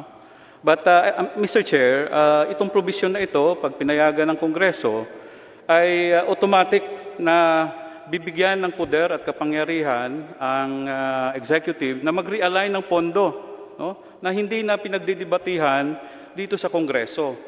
Nung ibinigay ang poder na ito sa executive under the Bayanihan 1, nagdebate ang Kongreso, no? Ang dalawang kapulungan. At in-specify ng Kongreso kung magkano ang pondo na pwedeng i-realign, saan ito kukunin. No? Pero pag itong provision na ito, automatic, andyan na sa special provision, no? Or sa meaning ng savings, without going to Congress, the executive can just realign and say, we have a national emergency and we have to realign these projects. We have to stop these projects. Hindi na i-implementa itong project na ito. So lumalabas, Mr. Chair, this is parang a blank check that we are awarding, giving to Congress, to the executive, without the purpose, without the benefit of debate. No? I understand the purpose of this, no? Dahil para magkaroon ng room ang executive to respond to the pandemic, just like what happened in the past months. Pero dumaan sa debate yon, Mr. Chair, no? Pinagdebatihan. And here, if this will be included sa meaning ng savings, wala nang debate ito, no? Hindi nadadaan ito sa Kongreso. Congress can no longer exercise its power of the purse, no, to determine how much will be expended and how these savings or where the savings will be taken, Mr. Chair. No, so yun ho ang gusto kong ipunto rito na at the proper time, I think the committee should seriously consider including this provision in Maraming the meaning salamat of savings. sa punto ni Congressman Zarate at papayagan po muli natin na ilathala ni Congressman Zarate sa kanyang susunod na round ng pagtatanong. Nais po bang magbigay ng pahayag ni Secretary Abisado? Kung hindi na po, ay tutungo na po tayo sa pagtatanong ni Congresswoman Stella Quimbo. Maraming salamat po. Secretary Carl, since nabanggit niyo po kanina ang unemployment figures nakaka-release lamang, can you please confirm that employment is defined as having worked for at least 1 hour in the previous week? I understand that is the definition in the LFS, Madam. So ang ibig sabihin po niyan, Secretary, kung ako po ay nawalan ng trabaho noong Abril at nag-decide na lang po akong magtinda, at nakapagtinda po ako ng 1 oras last week, ako po ay hindi na considered unemployed. Mr. Chair, Madam. Yes, Secretary Chua. That is correct. That is why we do not rely only on one indicator. We look at several indicators. And another indicator na tinitingnan natin is the underemployment rate. Those with job but lack income. And that is one thing that we have to look together. And despite the pandemic and yung lockdowns, we have managed to actually minimize the increase sa underemployment to around 17 to 18%. Ibig sabihin, the far majority, 82%, report that they have sufficient income for their particular work.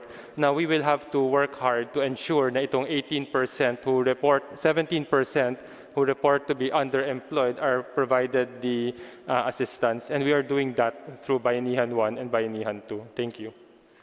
Tama po yun, pero I'd like to point out that in addition to the underemployed, dapat tignan din natin ang self-employed without any workers. Pati na rin po ang unpaid family workers. Dahil ito na po ang nagiging coping mechanisms ng ating mga kababayan na nawalan ng trabaho. And even if the unemployment rate dropped from 17.7% to 10%, ito po ang numbers. There are 4.57 million unemployed. There are 7.93 million underemployed. There are 12.1 million self-employed without workers and 3.18 unpaid family worker.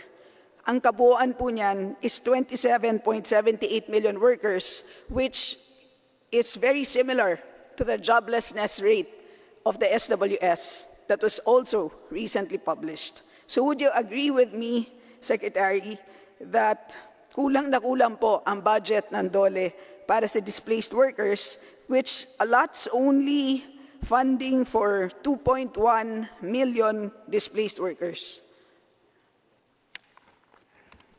Mr. Chair, Ma'am, I'm not sure about paano mag-compute kung kulang or sapat. What we are advocating for is to rebalance the economy because we have seen po between April and July as we lift the restriction, marami pong bumabalik na trabaho at yung quality hindi naman po sumasama. In other words, from April to July, we were able to return 7.5 million jobs from those who previously were unemployed to being employed and those who previously left the labor force and coming back. Our proposal po, ma'am, to be sustainable is really to rebalance our priorities so that we can open the, more of the economy and provide jobs and income. It will be very costly, I think, and unsustainable to continue a stringent lockdown and deprive people of opportunities. And we have seen in just 3 months between the second and third quarter survey na the economy can naturally create the jobs so long as we let it function. So we have to balance that po. For the time being, ma'am, we have Bayanihan 1, which is wrapping up the SAP, as I understand. And we have Bayanihan 2, which provides additional support to the ECQ areas as the parang bridge while we cannot open fully the economy. Thank you. I'd like to ask DOF at this point, can the DOF please confirm that the projected deficit for 2021 is 1.75 trillion and net financing is 2.26 trillion, so that the budgetary change in cash is 513 billion? Okay, DOF? Yes, thank you very much. Is the treasurer online? If not, we will get back to you, ma'am, when we look at the figures. Thank you. Mr. Mr. Chair, the point of my questioning is that We I have would... it. Yeah. Mayor. Sorry, we have it. Okay, Secretary Dominguez.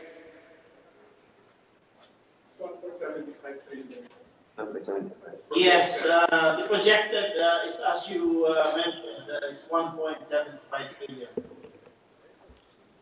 Yes. Did he say yes? All right. Mr. Chair, what I would like to know would be the projected cash position by the end of 2021. So in other words, what I would like to know, so I can add that to the budgetary change in cash, is the non-budgetary adjustments to the cash position. Secretary Dominguez. Disclose our cash position. I'm sorry that we do not publicly disclose our cash position.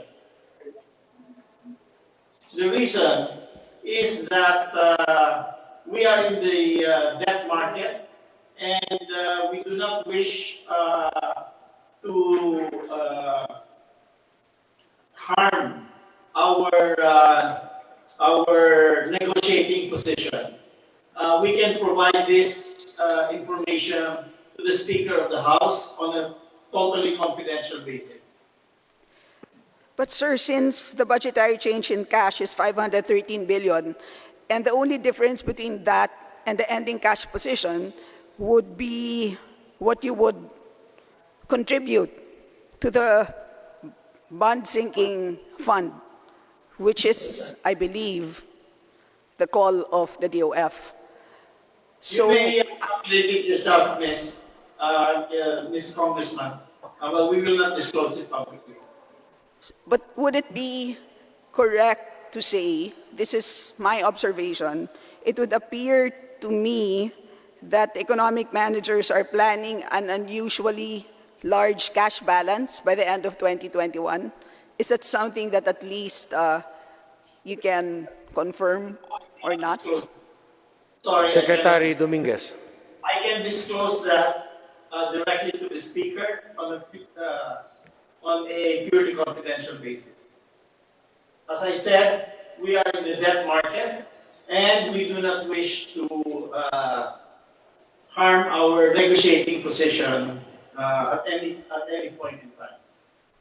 So can you at least... But before that, I'd like to remind Representative Kimbo, you have your one last minute. Please proceed. I am timing myself, sir. I've only used up 2 minutes. Sorry, one last minute. 3 minutes in total. Secretary, can you please confirm that the total planned disbursements in 2021 represents only a 3% increase over 2020 levels, and that this is the smallest annual increase since 2011? In other words, from 2011 to 2019, the average annual increase was 12%. So why is it that it would seem that for 2021, the planned disbursement represents a very small increase of only 3%? Because the plan, the estimated tax revenues are also down for those for next year. One last question from Yes. Representative Kimbo. And I'd like to ask that question, Mr. Chair, Okay. to Please the DBM. proceed. Secretary, you've mentioned many new programs as well as increases in existing programs for purposes of a COVID response. Can you let us know the total amount of that? So ano po ang kabuoang nakalaan para po sa COVID response para sa taong 2021?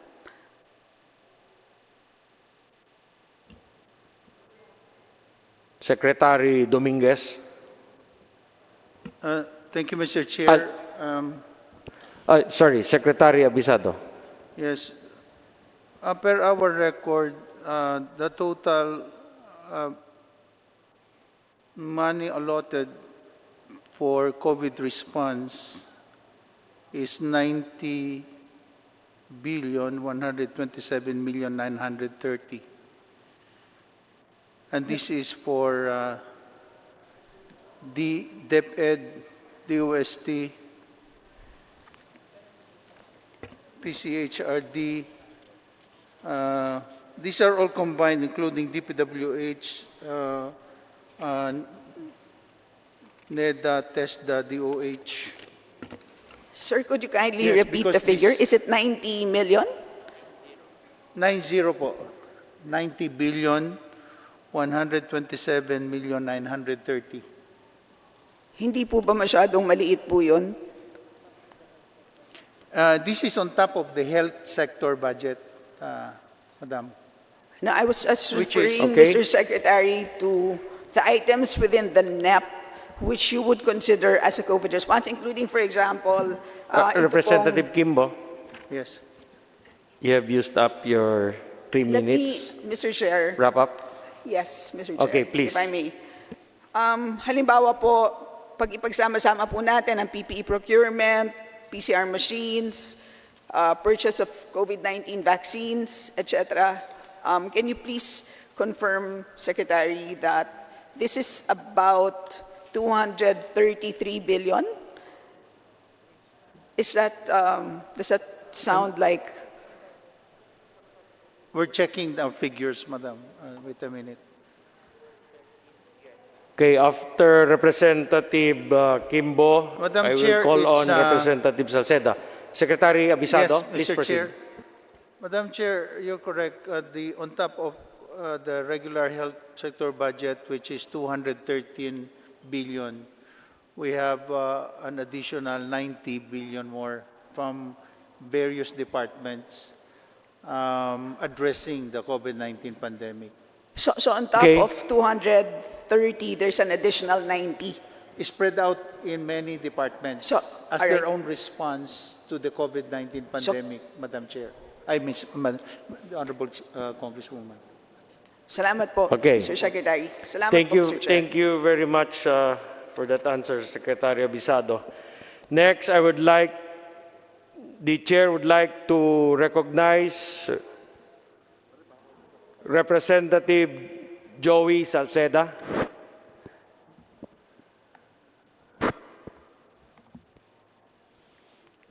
Congressman Joey Salceda, are you still here? Next in line is Congressman Juni Kua.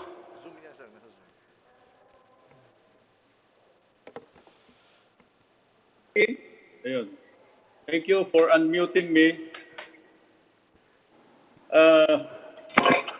Good evening, Mr. Chairman. I'd like to make a short manifestation with respect to the statement made earlier by our economic managers. I would like to join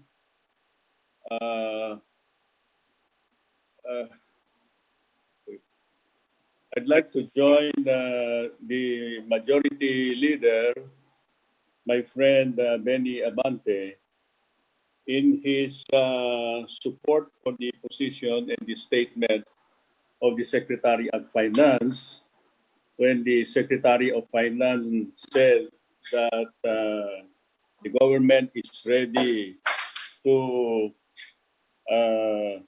do all the things that are necessary, but will not engage in wasteful spending. I would like to express a strong support for that. Well, mainly because we have very limited resources, and prudent use is of utmost importance. I would like to support that position, that firm position of calculated effective but quality spending. And I think under these difficult times, that will be the most pragmatic way of spending our money. So having said that, Mr. Chairman, let me proceed by by uh, by addressing my first set of questions to the Secretary of DINEDA. I am very pleased to note that that the legislative agenda that they have adopted to address the pandemic by way of a stimulus package, namely the Create, the Bayanihan, the Feast, and the Guide. These are all passed by the House of Representatives, except Guide, which is already scheduled for second reading soon, and even the Agri-Agra law had already been forwarded to the Senate. May I ask the Secretary of the NEDA whether he would consider the General Appropriations Act as a legislation that should really form part of this stimulus legislation? Because the GAA 2021 is a huge expenditure program. And compared to the magnitude of the legislations that are supposed to stimulate our economy, the General Appropriations Act is far, far bigger than what we had already legislated. And so, therefore, this should really be considered, especially that Congress now, or the House of Representatives, is taking a very, very aggressive approach to the passage of the bill, to the passage of this Appropriations Act, hopefully putting that budget in place even before the year ends and have it implemented to stimulate the economy by the first week or by the first month of 2021. May we get a reaction from the Secretary of the NEDA? Mr. Okay. Chair, Kong Juni, Secretary. I agree with your position. In fact, in my presentation on the recovery program, it is of three phases. The first phase is Bayanihan 1, our emergency support. The second phase is Bayanihan 2, plus the complementary measures, which are the Feast, Guide, and Create. And the third, which is our resiliency program, is actually the 2021 GAA. And it is an increase compared to the 2020. And what is more important is the composition of that 2021 GAA, where infrastructure spending will increase from 785 billion to 1.12 trillion next year. So it is really part of the stimulus program.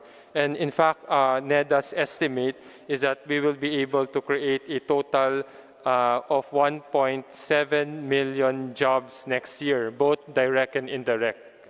So I confirm and agree po. Thank you. Okay, Mr. Chairman, in other words, we should not lose sight of the fact that this GAA really is a much-needed stimulus package. And the earlier we pass it would be better for our economy. Now, the second questions that I'd like to ask is addressed to the Governor of the Bangko Sentral ng Pilipinas. I would like to take this opportunity to express my appreciation for the support of the BSP in the crafting of the legislations that we have put in place to address this the needs of the banking industry with respect to managing the concerns of COVID pandemic.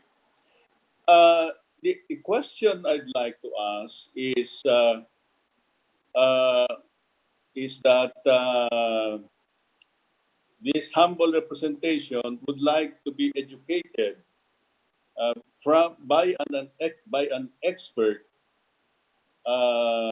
in banking and in managing the monetary policies of the nation, and get his assessment of how different is this COVID-19 crisis in terms of its effect in the banking industry compared to the Asian crisis.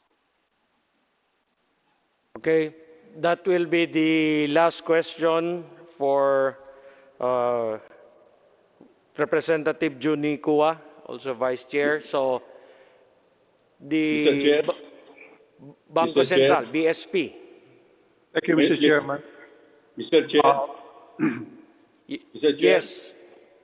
I just want to remind the chair, if I may request, from my watch, I think I still have about 10 or 15 seconds. Anyway. Yes, the thank you, BSP Governor, please answer the question now. Well, let me answer this. Let me put it this way. We were, as I mentioned earlier, we were in a very good financial position when we were hit by the pandemic compared to where we were during the Asian financial crisis. For one, the banking community is much more stable, better capitalized, and they have a very low NPLs compared to where we were before. At that time, we were also running out of dollars, and our peso was depreciating. Interest rates were also increasing, so we are in a better position now than where we were during the Asian financial crisis, Your Honor. Mr. Chair, can I Okay. still use my few seconds? Next, we will still have a second round. Anyway, the chair would now recognize the next in line. Thank you very much, Representative Juni Kua. Next Thank you. is Representative Helen Tan. Thank you, Mr. Chair. Good evening, everyone. First of all, I would like to thank our economic managers for all the effort that they've been doing since the occurrence of the pandemic. No? So, dahil maiksi lang po ang oras, I'll go straight to the point. Just want to ask anyone can answer this. Is the government still committed in the achievement or realization of Universal Healthcare Act? May I attempt an answer, Mr. Chairman? Secretary Dominguez. Thank you. Yes, we are fully committed to implement the Universal Healthcare Act. And in fact, this morning, I had a discussion with the incoming chair, incoming president, or the president-designate of PhilHealth, the chairman of PhilHealth,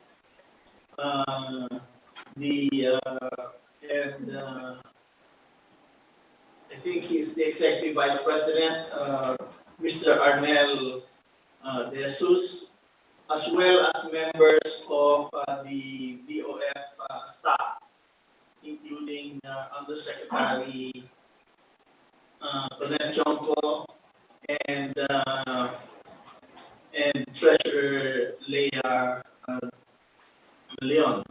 So this is a meeting to look at the financial problems of PhilHealth. We briefed incoming president-designate. We will meet again on Tuesday afternoon. And next Thursday, we will again meet as a board. So we are taking these issues of the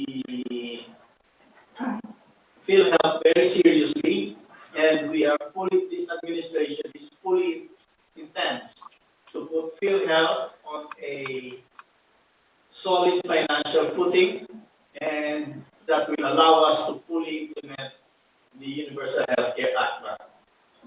Maraming salamat po kay Secretary Dominguez at narinig po kayo ng ating mga kababayan at nabuhayan po sila nabigyan po sila ng pag-asa doon po sa inyong mga sinabi, ano.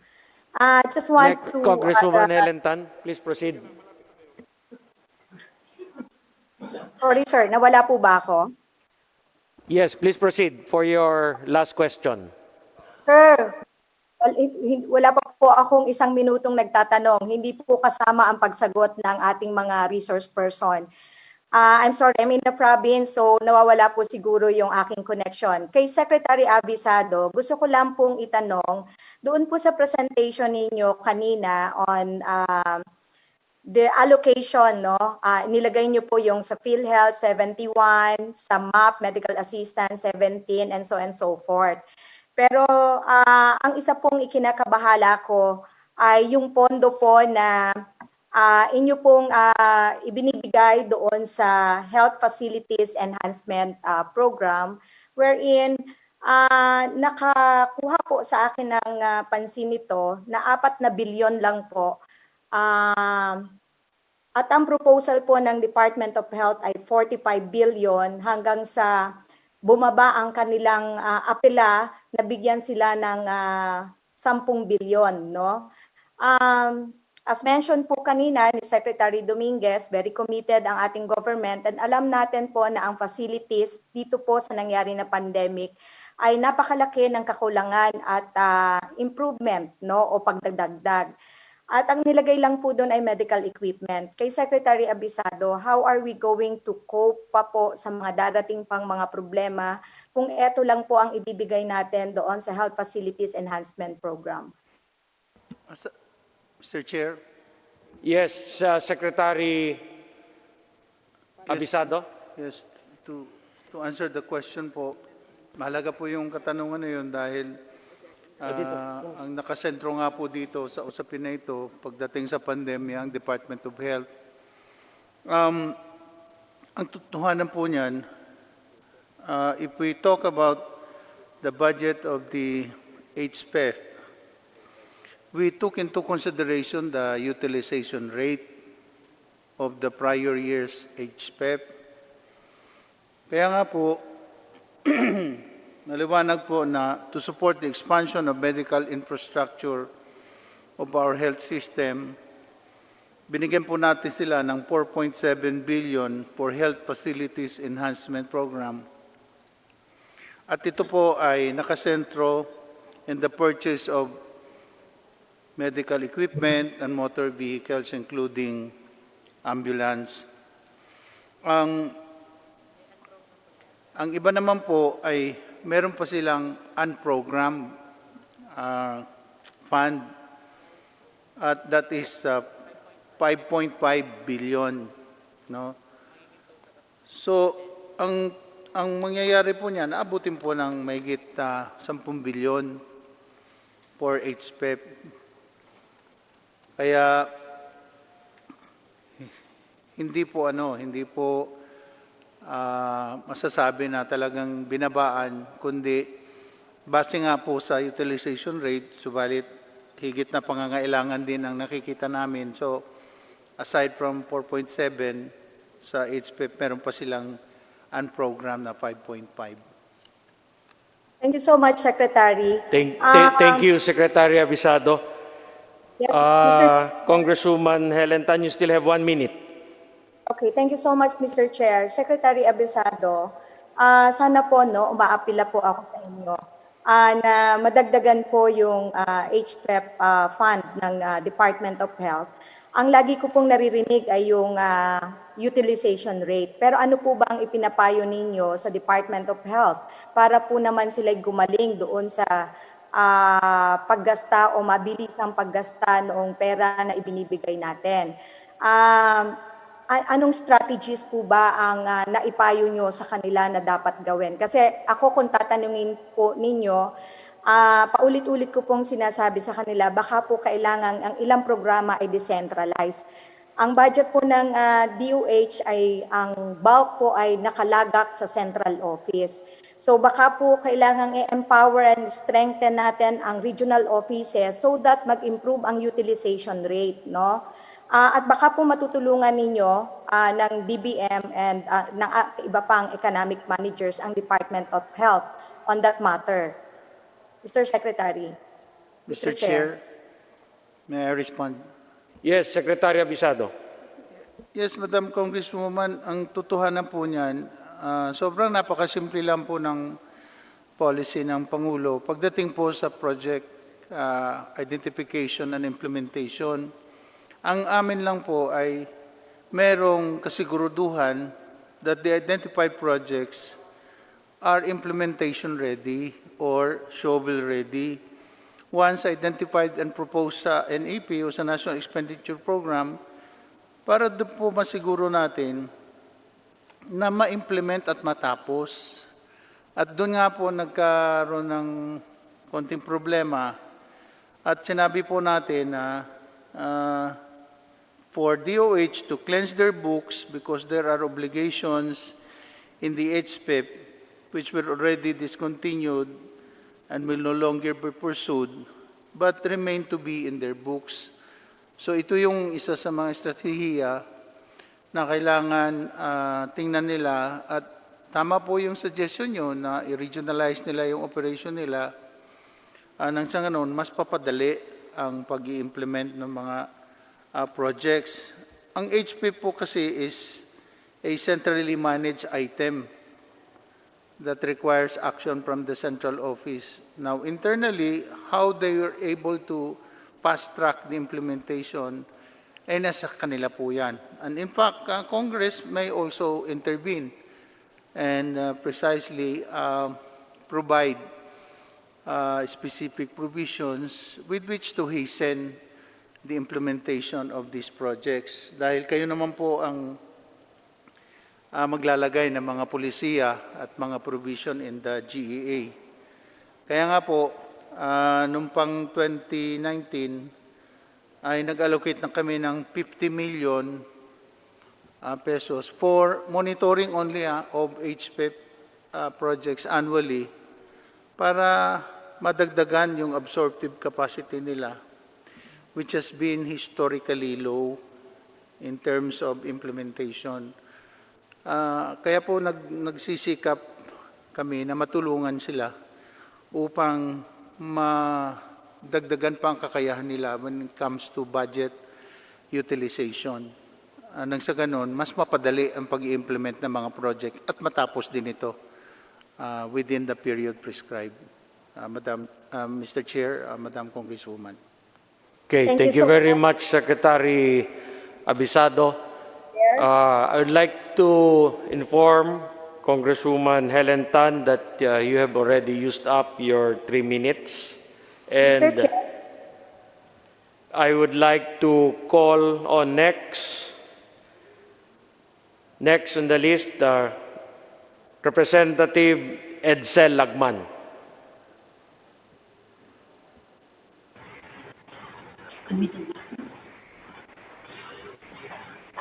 Thank you, Mr. Chairman.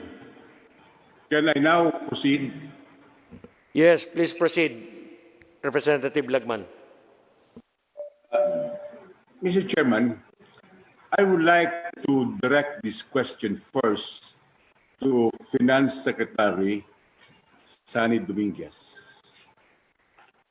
You will recall that all of the presentations mentioned Bayanihan 1. May we know, Secretary Dominguez, why or what is the reason why the President until now has not signed the enrolled bill on Bayanihan 1, Bayanihan 2? I'm referring to Bayanihan 2. Because the enrolled bill was received by the PLLO on August 27, 2020, or 8 days ago. The President announced that it is of critical immediacy that Bayanihan 2 must be enacted. And no less than Secretary Dominguez said that this is a very important legislation. May we know the reason, Mr. Secretary, if you know? Mr. Chairman, Thank you very much, Congressman Lagman. Secretary Dominguez, you may respond now. thank you. Thank you very much for the question, Congressman Lerman. Actually, I do not know the reason. However, we had a meeting with the Economic Development Council cluster late last week, and we were advised that the staff in the Office of the President has requested for comments on the bill. And as chairman of the cluster, I asked the cluster members to please submit their whatever comments they have by today, so that the Office of the President will review them and see if there are any comments that would be relevant to the decision whether to sign it or not. So I suppose the process is ongoing, and I guess the process is that when the bill is submitted, the Office of the President goes over it and asks all the relevant agencies to comment on it. And so far, I have asked the members of the EBC to please submit their comments to Malacanang directly as of today. I will check on Monday whether in fact Malacanang has received those comments. Thank you, sir. Mr. Chairman. Yes. Congressman Lagman. Mr. Secretary, this Bayanihan 2 is relatively small in appropriation, and it is already late as a response to the pandemic. Is there a reason why there would be the need for inputs from concerned agencies when no less than the President said that its enactment is of critical immediacy, and the people as well as the businesses which are affected by the pandemic are waiting for the release. And no less than DBM Secretary Abisado said that as soon as the President signs Bayanihan 2 is ready to release the amounts appropriated therein. Could we again get your comment on this? Thank you very Yes. much. Thank you very much, Congressman Lagman. Secretary Dominguez. Congressman Lagman, Your Honor, let me quote myself.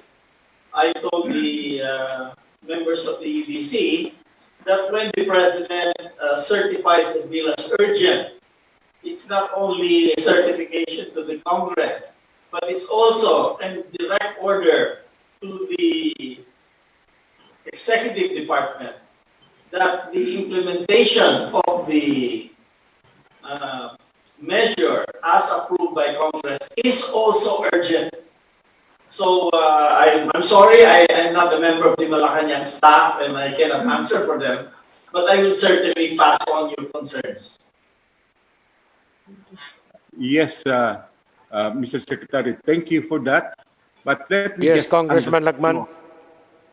Let me just underscore, Mr. Chairman, that Bayanihan 2 is even only 60% of Bayanihan 1 in terms of allotment or appropriations. And in the case of Bayanihan 1, it was immediately signed by the President into law upon the receipt of the enrolled bill. I will not belabor that point anymore, but there is a delay, and that delay would prejudice people and businesses in distress. Let me go to another point, Mr. Chairman. Mr. Chairman, I recall that Secretary Dominguez mentioned that 8.83 billion US dollars, or between 423 to 432 billion pesos, as of August 27, has been secured by the Philippines in forms of foreign grants and loans. Can we confirm that, Mr. Secretary? Before Secretary Dominguez will answer that, I would like to remind Congressman Lagman that you have already used up your 3 minutes. So, Secretary Dominguez, please proceed to respond. Yes, Your Honor, Your Honors, I confirm that amount that the financing we have secured from development partners such as ADB, AIIB, and the World Bank, as well as the commercial markets to support COVID, is a total of US dollars 8.83 billion. Mr. Chairman, may I just request for some liberality, because I will have to finish this particular issue, and I would like to ask Secretary Dominguez whether this 8.83 billion US dollars Congressman Lagman, you have used up your 3 minutes, but the chair will give you one last question. Whether it has been received by the Philippines. And if amounts have been received, then when were these amounts received? Okay, thank you very much, Congressman Lagman. That will be your last question. Secretary Dominguez. Yes, the DOF, the Treasury has received this budget support and has been disbursed already. Of the 8.83 billion, 6.86 has been disbursed by the government. Well, if the amount has been received, Congressman Lagman, we will now, thank you very much, Congressman Lagman. We will now proceed to the next interpellator. May I remind the interpellators that the total time allotted to you is 3 minutes. Now we go to the next interpellator from the majority, Representative Mikey Arroyo.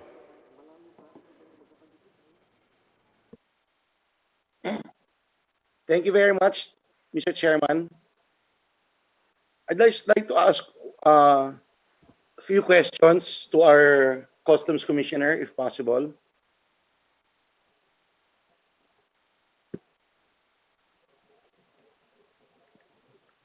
Yes, please proceed, Congressman Arroyo.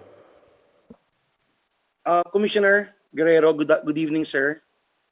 I think a few days ago, the President said that you should reshuffle your team or your officials. You can confirm that, correct? The chair would like to recognize Commissioner Guerrero. Yes, Mr. Chair, thank you. I would like to confirm that the President has instructed me to undertake a reshuffle of the Bureau of Customs. Yes, so, Yes, Congressman Arroyo, please proceed. the Bureau of Customs is very important because it raises a lot of revenue for our country, and we use this for the fight against COVID and for our 2021 national budget. That's why it's of great interest to us how you intend to reshuffle your people. What is the criteria on how you will reshuffle, for example, the collectors? Okay. Commissioner Guerrero. Yes, Mr. Chair. One of the criteria that was informed me or given to me by the President is actually to make sure that they are rotated in a way that over familiarity with the stakeholders and the situation in the area would be avoided. And of course, part of the consideration also involves performance and the merits of the district collectors in terms of their ability to accomplish the mission, Mr. Chair. Okay, Congressman Arroyo, please proceed. what is more important, the avoidance of familiarity or the when the collector is able to meet the target every time and over exceed the target? As a matter of fact, aside from over exceeding the target, they even catch smugglers. If that is the case, for example, a collector has been there for a long time, but she or he has been exceeding the target, and aside from that has been able to catch smugglers, that criteria driven aside for the sake of so that familiarity will not happen within among the stakeholders and the collector? Yes, Commissioner Guerrero. Yes, Mr. Chair. Of course, it's important that we maintain the efficiency and effectiveness of the district, and of course, it's important that the district collector is able to accomplish his or her mission. Okay, because I'm from region. Congressman Arroyo, please proceed. I'm from Mr. Commissioner, I'm from Region 3, and Clark and Subic are very important to the people for us there. So we watch it closely, and I want to commend you because your collector there in Subic is doing very well. As a matter of fact, she has exceeded her collection, if I'm not mistaken, and recently she has caught several smugglers. And because we only have 3 minutes, I would like to congratulate you, Commissioner Guerrero, for always trying to exceed the target, and you're doing very well. Thank you very much, Mr. Chairman. Thank you, dear colleagues. Thank you, Commissioner Guerrero, and again, congratulations, sir. Okay, thank you very much, Congressman Mikey Arroyo, and thank you also to Commissioner Guerrero. Next, the chair would recognize from the minority, Representative Franz Castro. Thank you very much, Mr. Chair. Good evening to all of us. So kung babalikan po natin yung President Budget Message on page 4 to 5, nakalagay po doon, the most urgent priority is to reset our momentum and action, rebound from the debilitating effects of the pandemic on the health and economy, and fully recover from current continuing impacts of the crisis. So, yung pinanggagalingan po natin sa ngayon ay yung pandemya. At sinasabi natin, reset, rebound, and recovery.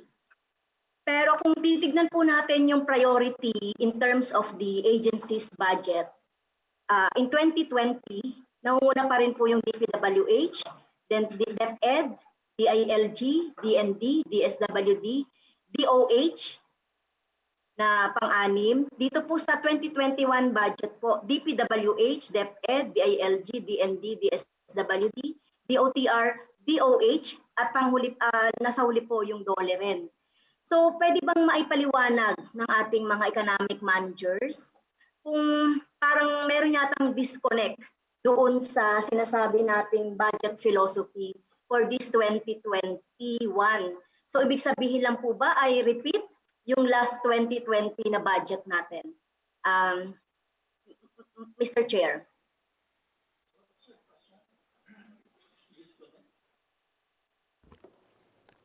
Mr. Secretary?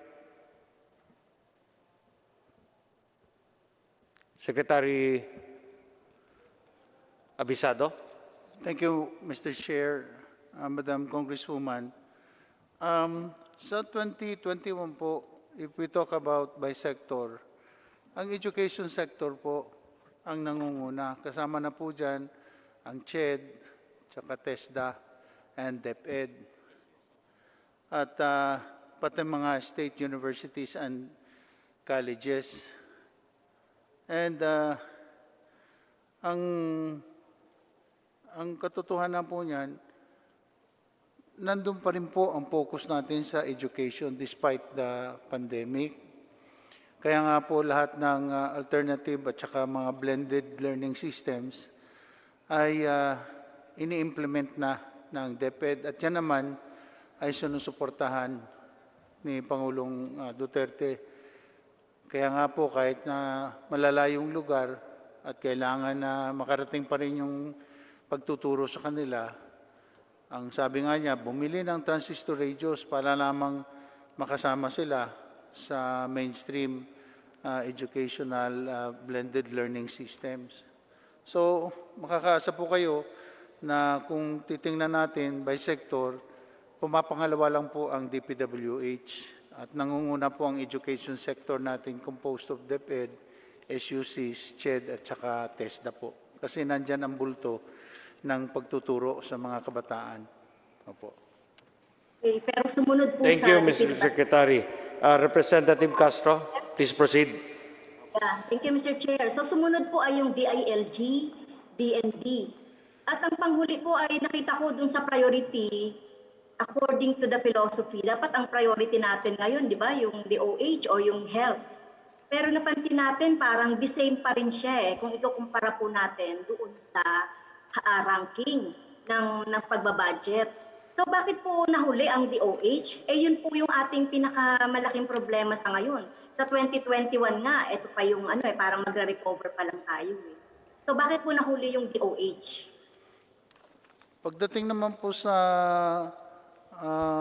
Department of Health, nag-increase po ang kanilang budget for next year by 26%, from 101 sa ngayon to 127 next year. At hindi lang naman po yun lang ang nakatutok sa pandemya. Ang iba pong mga ahensya ng pamahalaan ay meron din pong nakaalaan na pundo para makatulong din sa pagsiwata at saka sa pagsagot sa mga problema na nakakonekta sa pandemya. Kaya po makakaasa po si Congresswoman Castro na tuloy-tuloy lang po at talaga pong we're looking at responding to the pandemic from all departments of the executive department. At hindi lamang po nakatutok sa DOH ang pundo for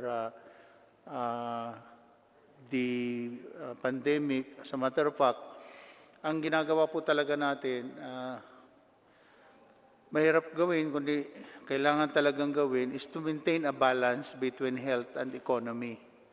Kaya po yan ang, siguro makikita din po ng Kongreso yan dahil kayo naman ang kasama sa paglalatag ng mga polisiya, and we will defer to whatever Congress would look at how to further improve the budget for next year. Opo. Thank you very much, Abisado. Representative Franz Castro, please go to your next question. Please proceed. Okay. Second po, Mr. Chair, sinabi po ng ating secretary na priority pa rin yung Department of Education. At napansin ko yung flexible learning options ay 15.2 billion Pero marami pong kinaltas na budget from Department of Education amounting to 9.3 billion.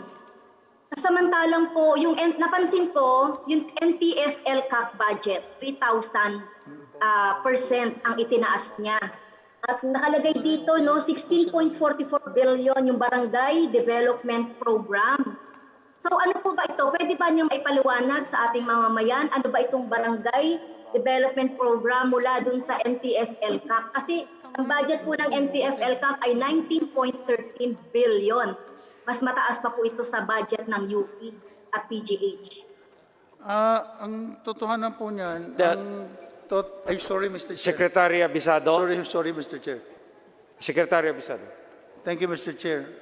Madam Congresswoman, ang totohanan po niyan, ang budget po ng Department of Education, aabot po ng 21 billion next year. At ito naman pong Barangay Development Program ay nakasaad po ito sa Executive Order number 90. Patungkol EO 70, I'm sorry. At ito nga po ay to provide development projects for cleared barangays. Ibig sabihin, wala na po yung problema nila sa insurensiya at kailangan po pumasok yung mga projects ng gobyerno para lang tutuhanan na ipakita na hindi naman nagpapabaya ang gobyerno, lalo na sa mga kanayunan na malalayo at mahirap abutin ng mga serbisyo ng gobyerno. At ito po ang mas malawak na pagpapaunawa nito ay pwedeng hingin sa mismong nagsusog nito at darating po tayo dyan pagdating sa hearing on a per department basis. Ito po ay isinali namin dahil nga daw po sa kautusan ng Pangulo na huwag pabayaan ang mga barangay lalo pat nabalik na yung normal na pamumuhay nila at kailangan tulungan ng gobyerno. At yan po ang naaprubahan ng Gabinete at ng Pangulo. Kaya po nandyan yung project na yan sa ating proposed 2021 national budget po. Okay, thank you very much, Secretary Abisado. I would like to remind Congresswoman Franz Castro, you have already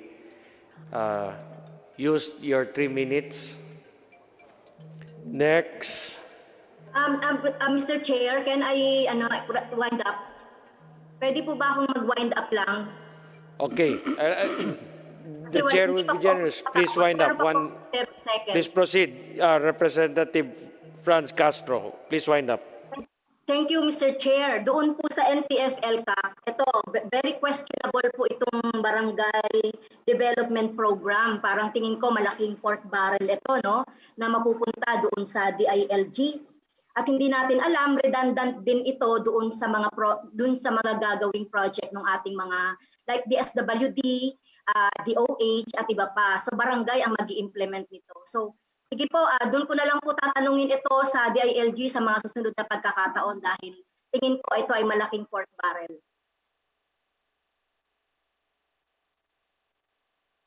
Thank you, Mr. Chair. Yes, thank you very much.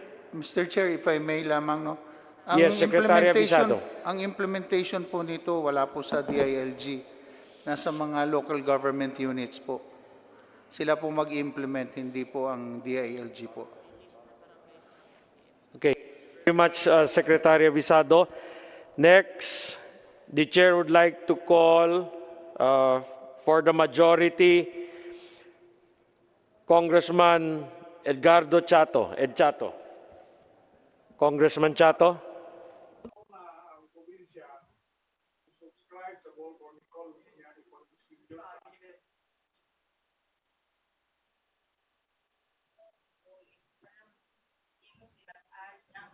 Representative Chato, you have to unmute your mic.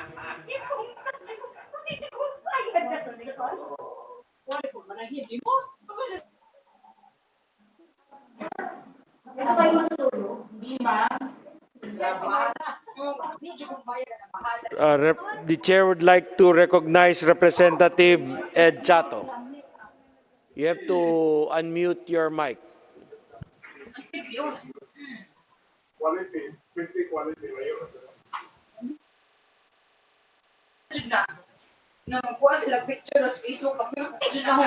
Congressman, Congressman Chato.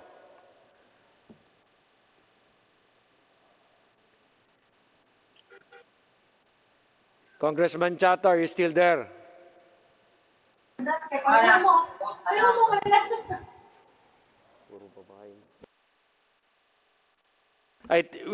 We will proceed to the next.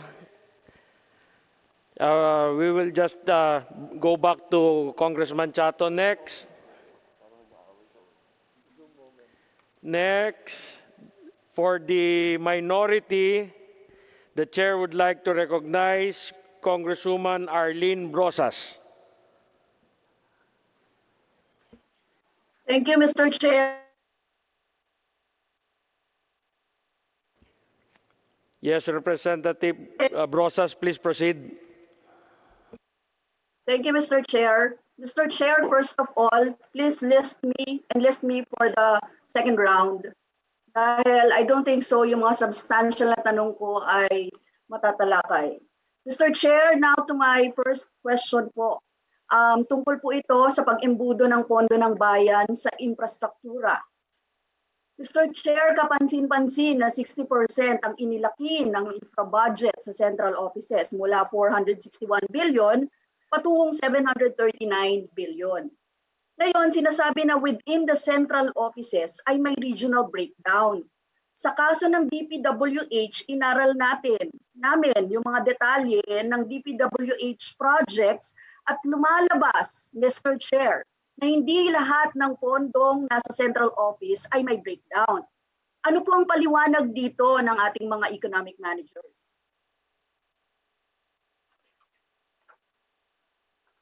Thank you, Congresswoman Brosas. Secretary Abisado, you may respond. Thank you, Mr. Chair. Bilang tugon po sa katanungan, naisumiti na po namin ngayon yung supplement doon sa budget ng DPWH at nandun po lahat ang listahan ng mga projects na hihimayin ng Kongreso pagdating sa pagdinig ng budget ng DPWH po.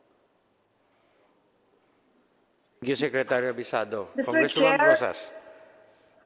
Please proceed, Congresswoman Brosas. Thank you. Thank you, Mr. Chair. Mr. Chair, gusto ko lang sabihin na ganito po karami yung mga projects, no? Yung mga walang breakdown. Napakarami pong walang breakdown, ano? Mr. Chair, mahalaga itong malaman ng ating mga kababayan dahil tumatangging 397.2 billion ang lahat ng ito, ang infrastructure budget na ito sa DPWH Central Office na walang breakdown. Mr. Chair, kung sinasabi nila na binigay nila ngayon, gusto po nating magkaroon ng kopya niyan, Mr. Chair, kasi sa madaling salita, yung nasa NEP po ngayon ay lump sum. Lump sum. Tapos sinasabi sa atin sa budget message na shovel ready na. Bakit hindi inilagay agad?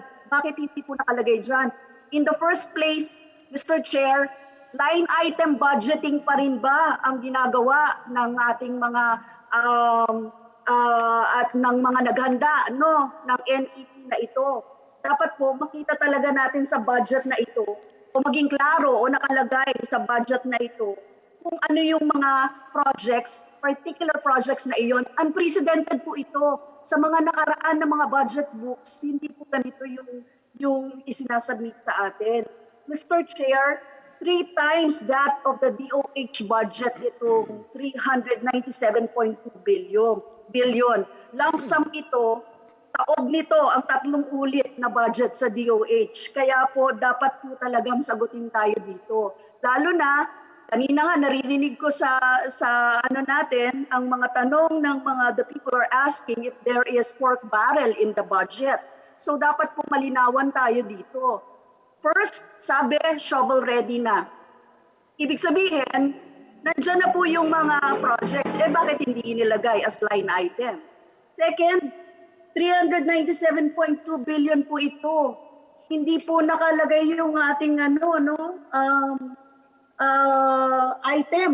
Tapos, kung discontinued project po ito, Mr. Chair, di dapat previous project pa pala yung pinagbabatayan, di dapat mas madali, Mr. Chair. So hinahanap po natin kung nasaan ito, Mr. Chair. Okay, thank you very much, Congresswoman Arlene Brosas. Secretary Abisado.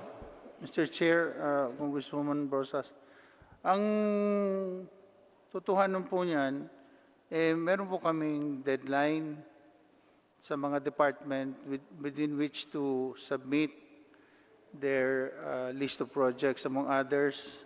Medyo na-late nga lang po ang DPWH sa pagsumite dahil nga po inisikaso niya yung 2020 for later release ng mga projects at sobrang dami po niyan, may 10,000 projects eh. So, kahit doon sa paghahanda niya nung listahan ng para sa 2021, na-late po siya at nakapag-print na po kami. Kaya nga po, bagamat ganun na nangyari, ay sinumite namin as a supplement to DNEP, which hopefully Congress will include in the General Appropriations Bill. So wala pong dapat na ikabahala dahil nasa inyo na po yung listahan ng mga projects para mahimay yung lump sum na appropriation for DPWH under the NEP. Hindi ho naman po pwedeng tuloy-tuloy lang na lump sum yun. Kailangan hanapin talaga yun at timayin at nasa inyo na po yung listahan as of today at isinumpiti na po namin. Maraming salamat po. Thank you very much, Secretary Abisado. Thank you also, Congresswoman Arlene Brosas. Your time is up. Yes. Next, Request na the lang, Mr. Chair. would like to recognize from the majority, Congressman VG Lacson.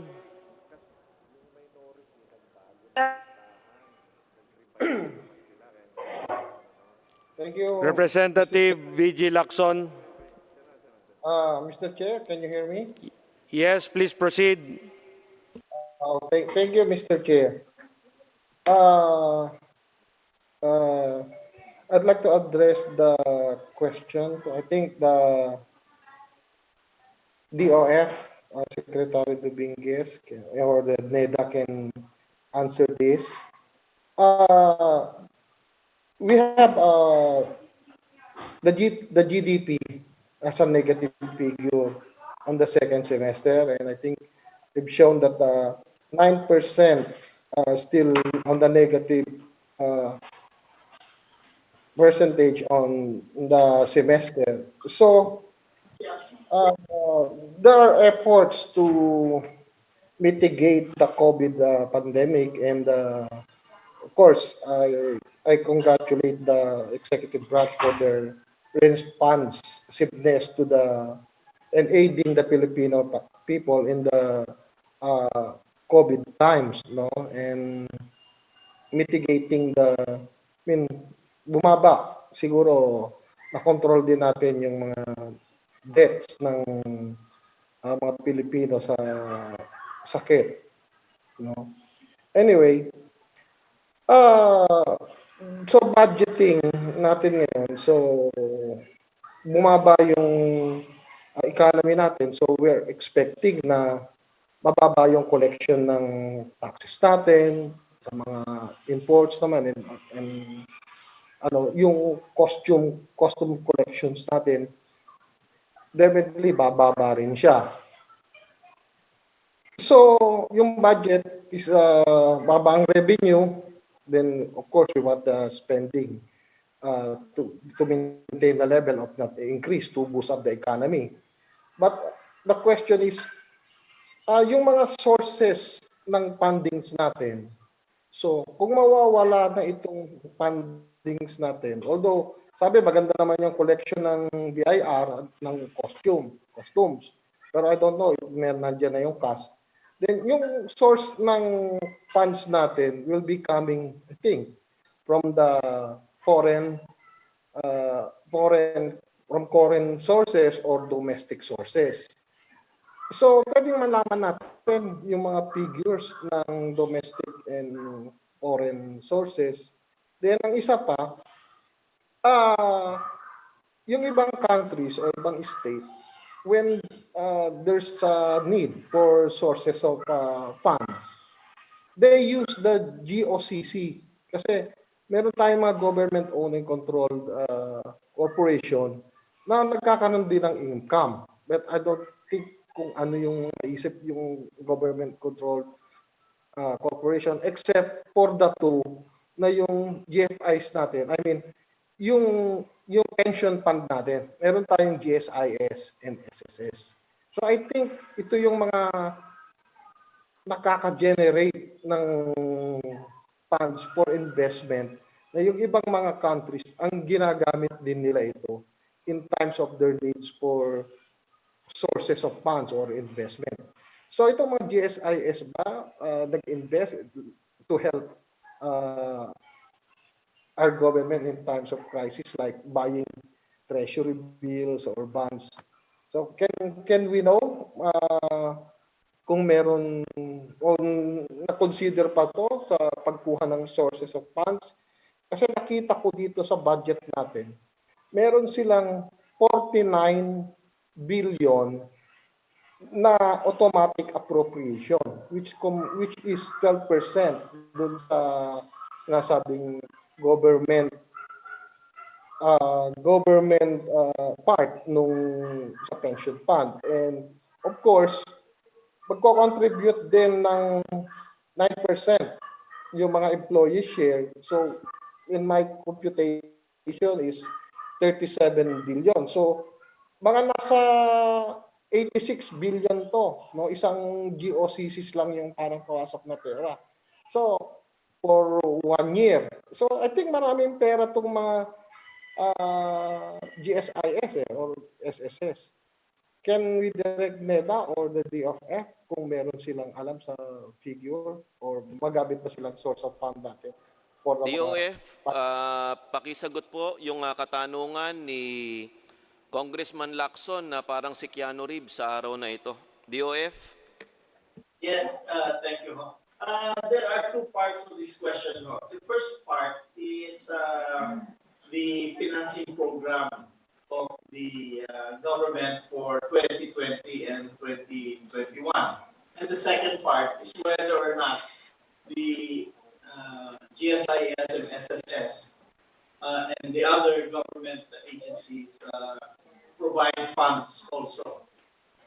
Okay, so on the first question, on the gross financing package, the financing package we have for 2020 is a total of 3 trillion pesos. By source, we will be borrowing from the foreign sources 785 billion pesos, and from domestic sources 2.2 trillion pesos. For 2021, the gross financing will also be 3 trillion and 25 billion pesos, and 25 million pesos. And the sources will be 442 for foreign 442 billion pesos for foreign borrowing, and 2.582 billion pesos domestic billion pesos. Trillion pesos for the domestic borrowing. So that's the answer to the first question. The answer to the second question is yes, definitely. Our GOCCs purchase government securities. And the big buyers are SSS. By the way, SSS money is not government money. That is the money of the private sector. All the money there belongs to the members. Government has no share in that. So they do, however, invest in our bonds. The GSIS also invested in bonds, and other government corporations such as PBIC and many others do invest in bonds. If you wish, we can provide the Honorable Congressman a list of the bond holdings by GOCC and government agencies. Thank you. Maraming Thank you. salamat, Secretary Abisado. Bago po magpatuloy sa pagtatanong, si Congressman Lacson, ipaalala lang po na nagamit nyo na po yung 2 minuto at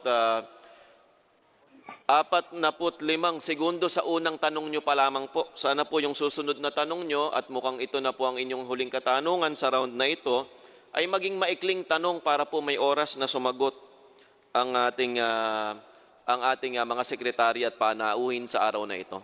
Congressman Lacson. Salamat. Salamat, Mr. Chair. Susunod ko lang yung request ni Secretary na bigyan tayo ng list. Na kung GSIS, meron siyang bigyan ako ng list ng investment kasi ang GSIS may 40% limitation yan yun ayon sa batas nila. Anyway, yung susunod na question ko is BSP. Ang BSP kasi, good, meron siya 15% na binanggit nila yung 15% allocation para sa Agri-Agra law na matagal nang hindi nakukomply ng mga bangko. And sad to say, meron ding mandatory allocation na 10% para sa MSME, pero nag-lapse na yung loan na to ng Magna Carta. Anyway, matutulungan ba natin ngayon ang mga MSMEs, no? Dahil sa batas, binanggit sa Bayanihan 2, ang GIS ay tutulungan natin ang MSMEs. Yan ang din na sinasabi sa ng BSP. Ngunit pag tinignan mo ang mga datos, parang ang natutulungan natin is yung medium enterprises. Pero ang most vulnerable sa atin kasi ang dapat tulungan is yung small and micro. Kung tinignan natin ang datos, 60%, pag sinabi natin allocation ng SMEs, 60% mapupunta sa mga medium enterprises na ang capitalization nila is 15 million and up to 100 million. Hindi yata ngayon, yung micro na hanggang 3 million and small 3 million to 15 million na itong mga nangangailangan. Pero pag tinignan mo yung share, malaki yung part na nakukuha ng medium, 60%. Ang mag-share ng 30% ng allocation is ng small and micro is 39. Pag hinati-hati mo pa yung small and micro, pag kinumpute mo, no, based dun sa dami ng medium enterprises na 4,895 lang, is 75 million kung hahatiin mo sila. Pero kung hahatiin mo naman yung dun sa medium na small, sa 100,006 small and 2,000 na lang ang parang natitira. Parang malaki yung disparity, no? So parang ang tingin ko, dapat malinaw tayo. Ang gusto nating tulungan, yung small and medium enterprises. Dapat isegregate natin yung micro. Pag sinabi natin gusto nating pautangin, yung small and medium. Can we get the response from the BSP? Kasi nakuha namin itong mga data nito doon sa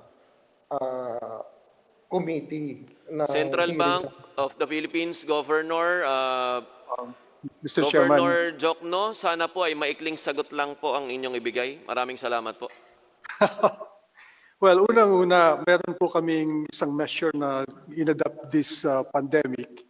Yung pong we treat yung loans to micro, small, and medium enterprises as compliance to the reserve requirement. And the latest data na nakita ko ay as a result of that, may mga close to 100 billion na po yung napahiram doon sa micro, small, and medium enterprises. Ang concern po ni Congressman ay bakit siguro baka maliit yung napupunta sa micro, dahil po maliit din po ang borrowing capacity kung micro. I think that's basically the reason. Pero tinutulungan po namin talaga yung micro, small, and medium enterprises. Unang-una dahil malaki po there are many companies that are in that sector, I think around 99%, at saka they account for about 60% ng mga employment po natin. Bago ko po kilalanin ang ating susunod na interpellator, na si Representative Janet Garin, ay bibigyan ko lang po ng kautusan ang ating committee secretary na kung maaari ay to secure all the necessary documents needed by Congressman Lacson from the Department of Finance. Congresswoman Garin. Maraming salamat, Mr. Chair. Unang katanungan po, the DBCC approved a revenue target of 2.929 trillion for next year. This is actually equivalent to 13.6% of the GDP and 12.1% higher than the 2.6 trillion projected for this year. Mr. Secretary, Your Honors, how do we intend to achieve this revenue target considering that we have reduced tax base arising from the COVID-19 pandemic? Kagaya na lang po ng PhilHealth premium, sa pribadong sektor, talagang bumagsak yung premium payment. Ganun po yata yung mangyayari sa mga buwis. So how do we intend to achieve this? Secretary Abisado.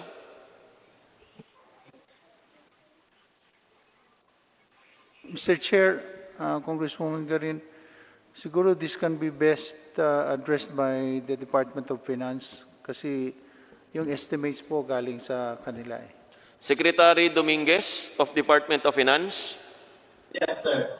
The question is, how are we projecting an increase in revenues? Well, we expect the economy to bounce back. In fact, we have a growth target for next year. We don't expect this lockdown to be as severe as we go on to the year, and by next year we expect that we should be able to open up the economy more and more. So we expect more activity, and definitely we will be collecting more taxes. But again, it is not as much as we collected in 2019. Our tax collection in 2019 was extremely high, and the projections are already a discount to those amounts. The total revenues we collected in 2019 was 2.8 trillion pesos. In 2020, it's going to be 2.2. In 2021, it is 2.5. Still below the high revenue we got in 2019, and we project to be recovering to 2019 levels only in 2022. So it is still a conservative program, and we believe it is doable. Thank you. Congresswoman Garin.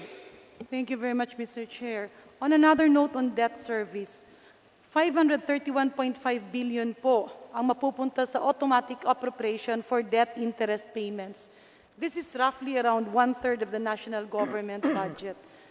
Do we intend to review the automatic appropriations law or Presidential Decree number 1177? No. Okay, thank you, Mr. Chair. On the last note, on health expenditure, nakita po natin na under the budget on reset, talaga naman po, kailangan mag-reset dahil tayo nga ay tinamaan ng pandemya. Nakasaad po dito, Gene Expert PCR machines and cartridges worth 1 billion.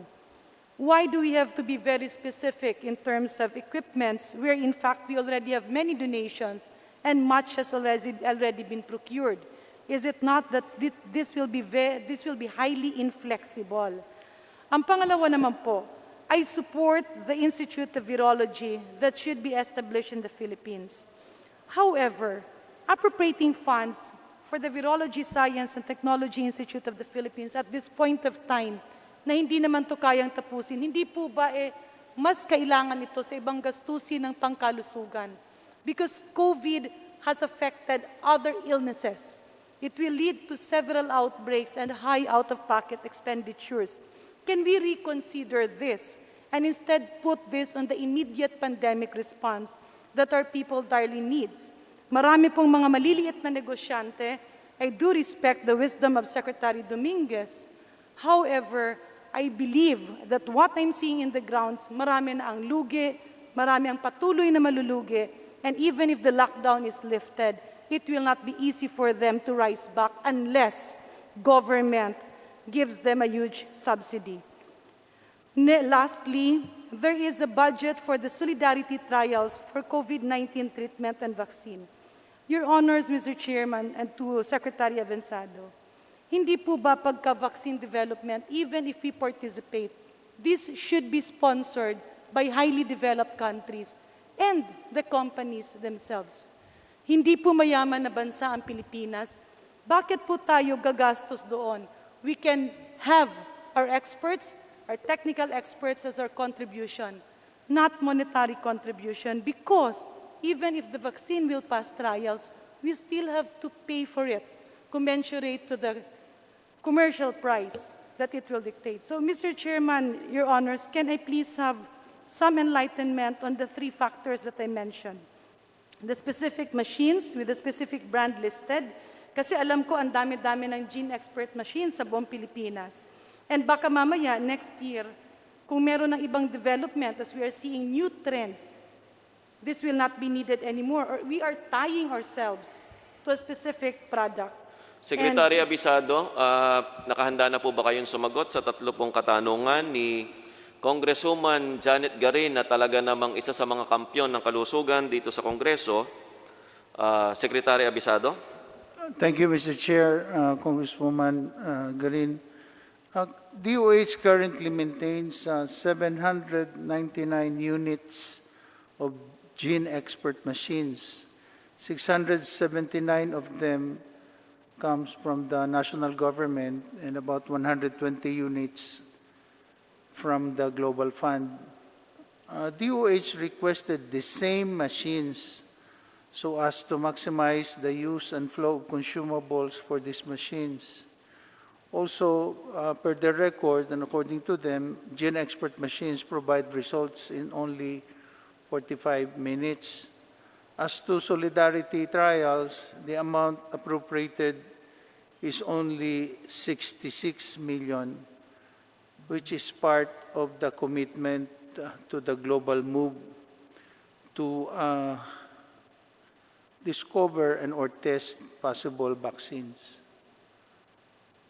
Yun po ang nakarating sa amin na base sa kanilang pagtataya ay dito po ang concentration ng kanilang expenses for next year so far as the equipments are concerned po. Mr. Chair, quick addendum lang po. Yes, Congresswoman Garin, paalala lang po na nakonsumo mo na po yung 3 minuto mo. At sige, yung pahabol mo po na tanong, pagbibigyan po natin. Yes, maraming salamat. Isang tanong. Yeah, hindi po, Mr. Speaker, Mr. Chair, hindi po ito katanungan, kundi just for the information. No other than Secretary Avanzado already said, there are already 799 Gene Expert machines in our country. So kaya nga ang tanong ko, why do we have to appropriate 1 billion to add more machines?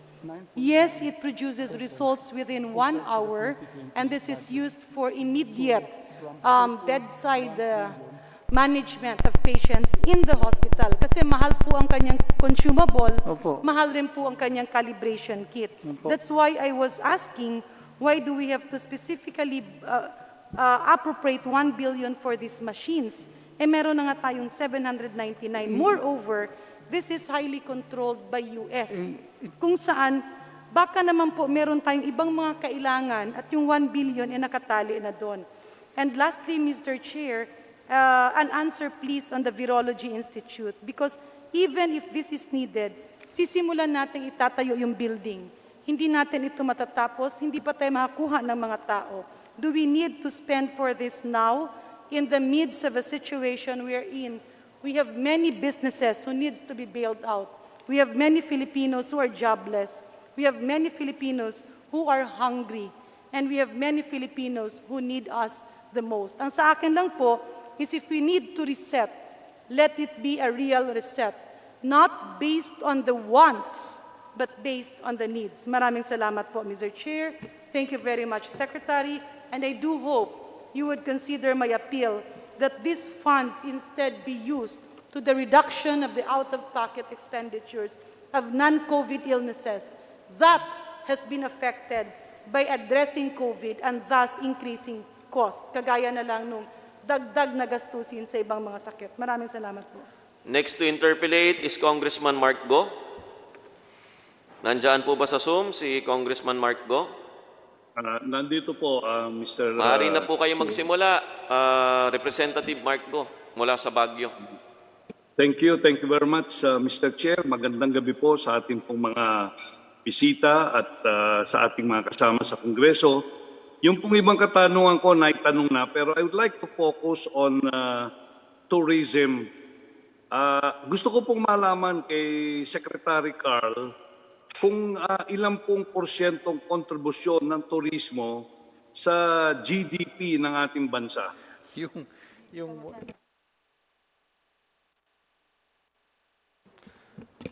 Secretary Carl Chua.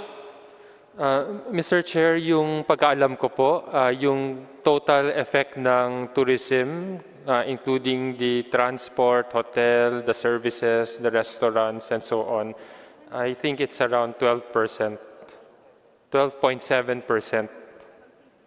Yes, tama po yun. 12.7% ang contribution sa GDP.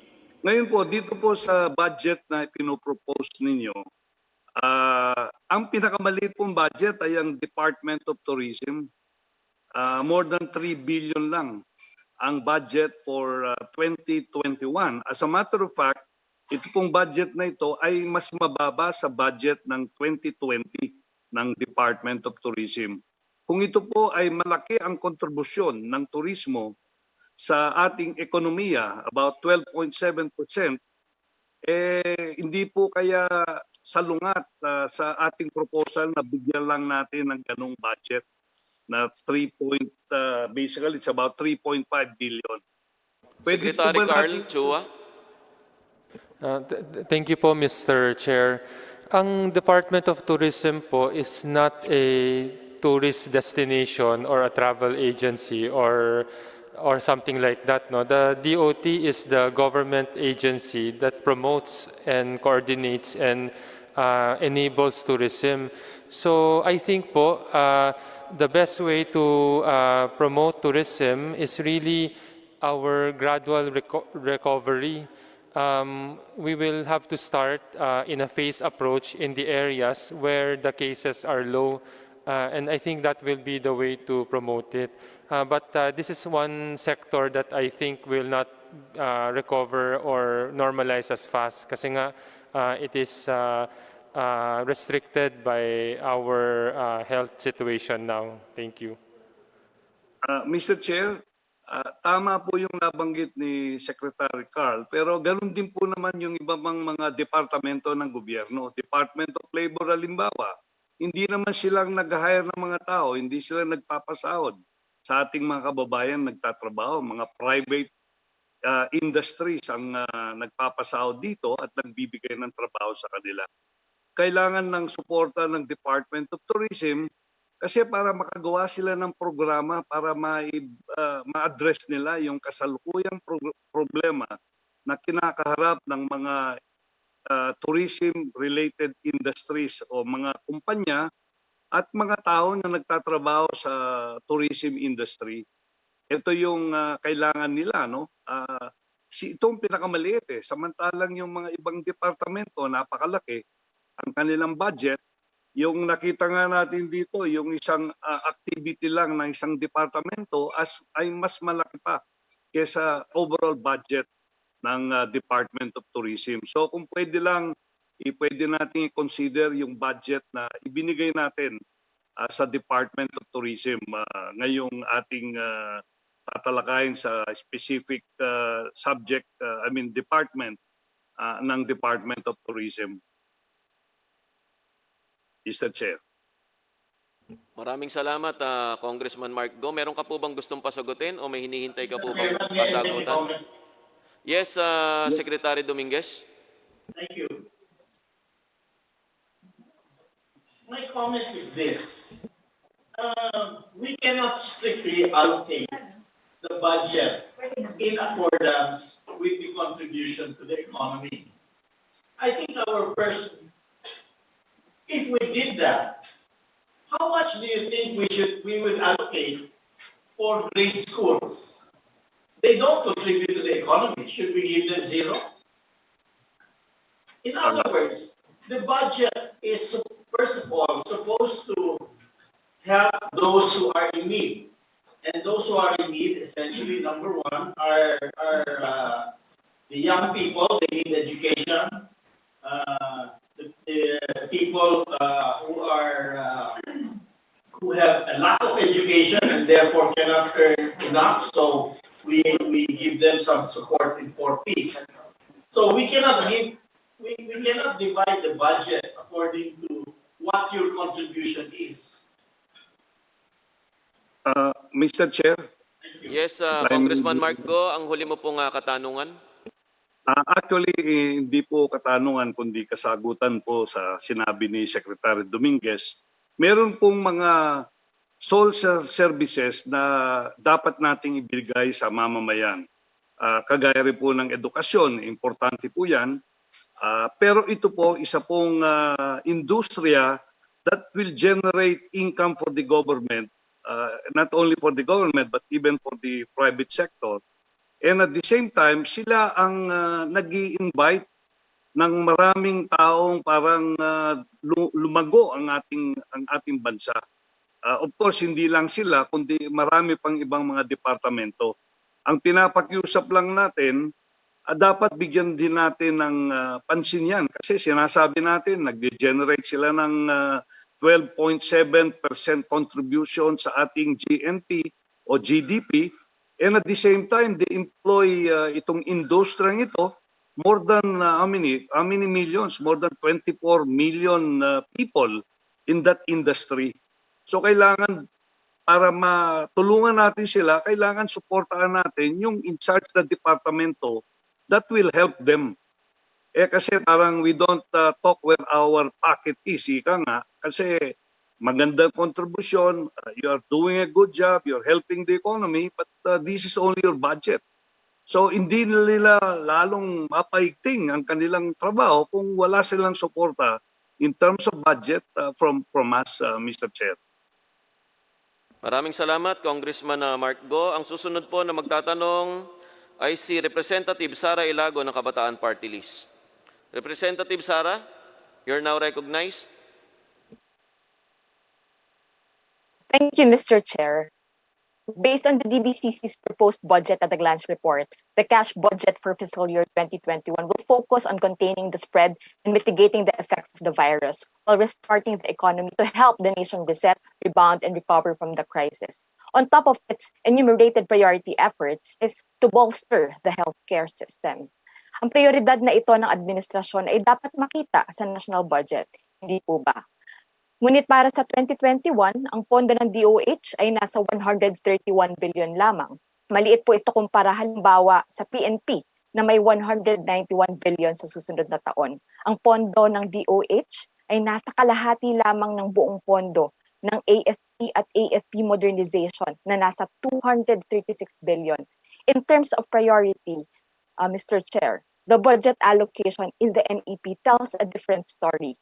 Prioridad ba talaga sa Duterte budget ang kalusugan? Bakit napakaliit lamang ng pondo ng pagpapalakas ng healthcare system sa gitna ng isang public health crisis? Secretary Abisado.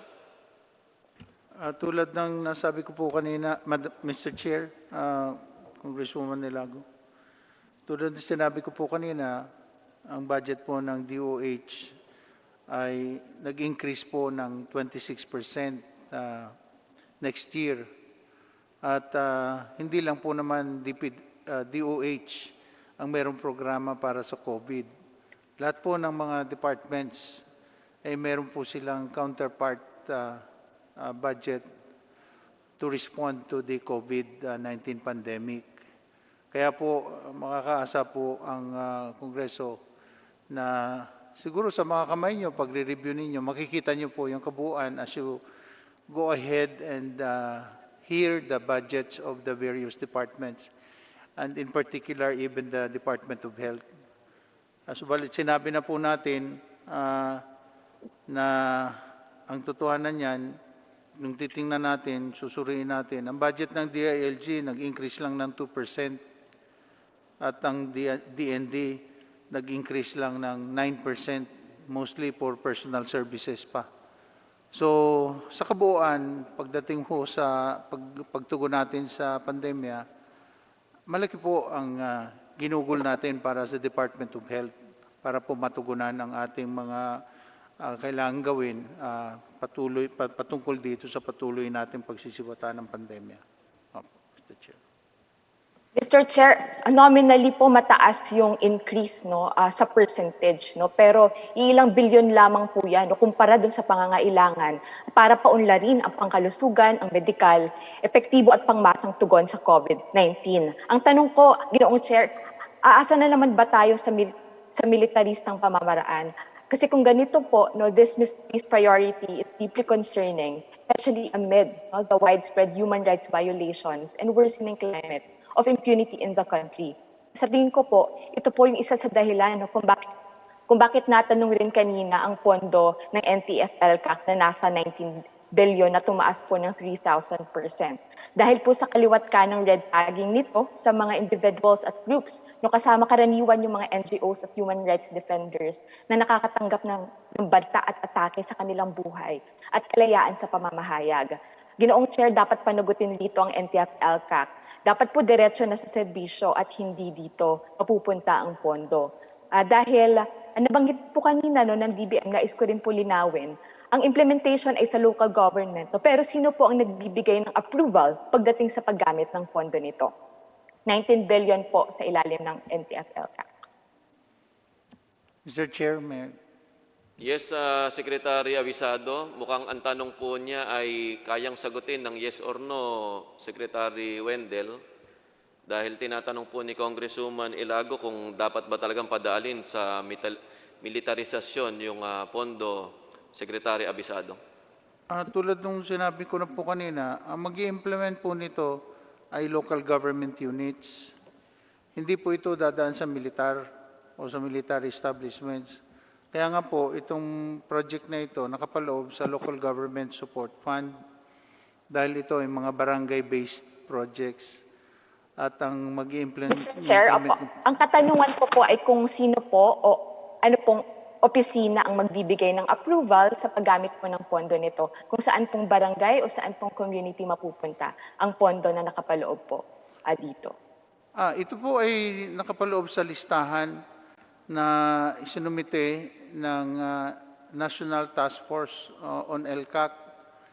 At ito po ay sa pagkikipagtulungan ng mga local government units dahil nga po kailangan kaakibat nito ang pag-identify ang mga local government units at hindi lang po yung National Task Force. At kaya naman po ito ginagawa dahil nga pag na-clear na ho yung barangay at tahimik na, pwede na pong mag-implement ng mga development projects. At yun naman po talagang kailangan ng mga taong bayan dyan sa mga malalayong kanayunan. Kaya nga po, inaprubahan ng Gabinete at ng Presidente nabigyan talaga ng tunay na pagbabago at makarating ang serbisyo at mga programa at proyekto ng pamahalaan doon sa mga barangays na nangangailangan. Congresswoman Mr. Chair, Ilago, huli mo pong Opo. katanungan, Congresswoman Ilago. Ang chair po ng NTF-ELCAC ay ang Pangulo, hindi po ba? Opo. At tayo po ay nananawagan na imbes na dito mapunta ang pondo ay diretso na lamang dun sa mga serbisyo dahil yung 19 billion po ay hindi biro. Yan po ay nasa 3 beses ng laki ng maaari nating maibigay dun sa current na nakalagay na 6.7 billion lamang na budget para sa urgent na COVID-19 programs kasama na po yung COVID-19 disease surveillance. Now let me go to my final question, Mr. Chair. Although I'd like to signify my intent to ask on the second round, kailangan din pong bantayan ang total confidential at intelligence funds na nasa 8.3 billion o nasa 22 million per day dahil yan po ay nagagastos lamang through cash advances. At nasa kalahati po nito, 4.5 billion ay nasa ilalim po ng Office of the President. Ang katanungan lang po ng representasyon na ito, wala po pang pagbabago hinggil sa napakalaki po na confidential at intelligence funds na ito. Sa kasaysayan po ng mga CIE, nasa 16.5 billion na po yung ilalaan natin kasama na yung sa 2021. Kumpara po dun sa 6 years ng Arroyo administration na nasa wala pa pong 2 billion, ganun din po sa Aquino administration. So talaga pong lumobo itong ganitong mga intelligence at confidential expenses na hindi po natin alam kung saan napupunta. At maski po ang COA nagsabi na napakahirap po talaga nitong mai-audit. Secretary Abisado. Mr. Chair, Congresswoman Ilago, it would be proper that I will defer to the Office of the President to answer that question at the proper time because sila po nagsusog niyang budget na yan, proposal. And there will be in a much better position to answer the question. Maraming salamat po. Maraming salamat. And next Mr. to Chair, may last interpellate is manifestation po. Start na lang po. Opo. Henry Ominal. Nandyan po ba si Congressman Henry Ominal? Ang susunod po ay si Congressman Muhammad Khalid Dimaporo.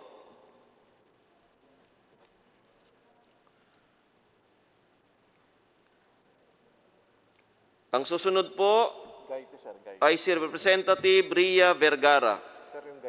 Good evening, Mr. Chair. Yes, Kong Ria, maaari ka na po magsimula ng iyong pagtatanong. Maraming salamat po. I'd like to ask po, Secretary of Budget and Management, agriculture in the presentation of Secretary Chua was the only sector that posted a positive growth of 0.6%. And yet, napakaliit po ng budget niya. It's only 66.4 billion or 1.47% of the total budget. Bakit po ganito? Naintindihan ko po mahalaga yung infrastructure to create jobs, pero po hindi po ba yung ating food security at ang self-sufficiency ng ating bansa ay mas mahalaga? Paano po kung may trabaho kung gutom naman ang Pilipino? Secretary Abisado.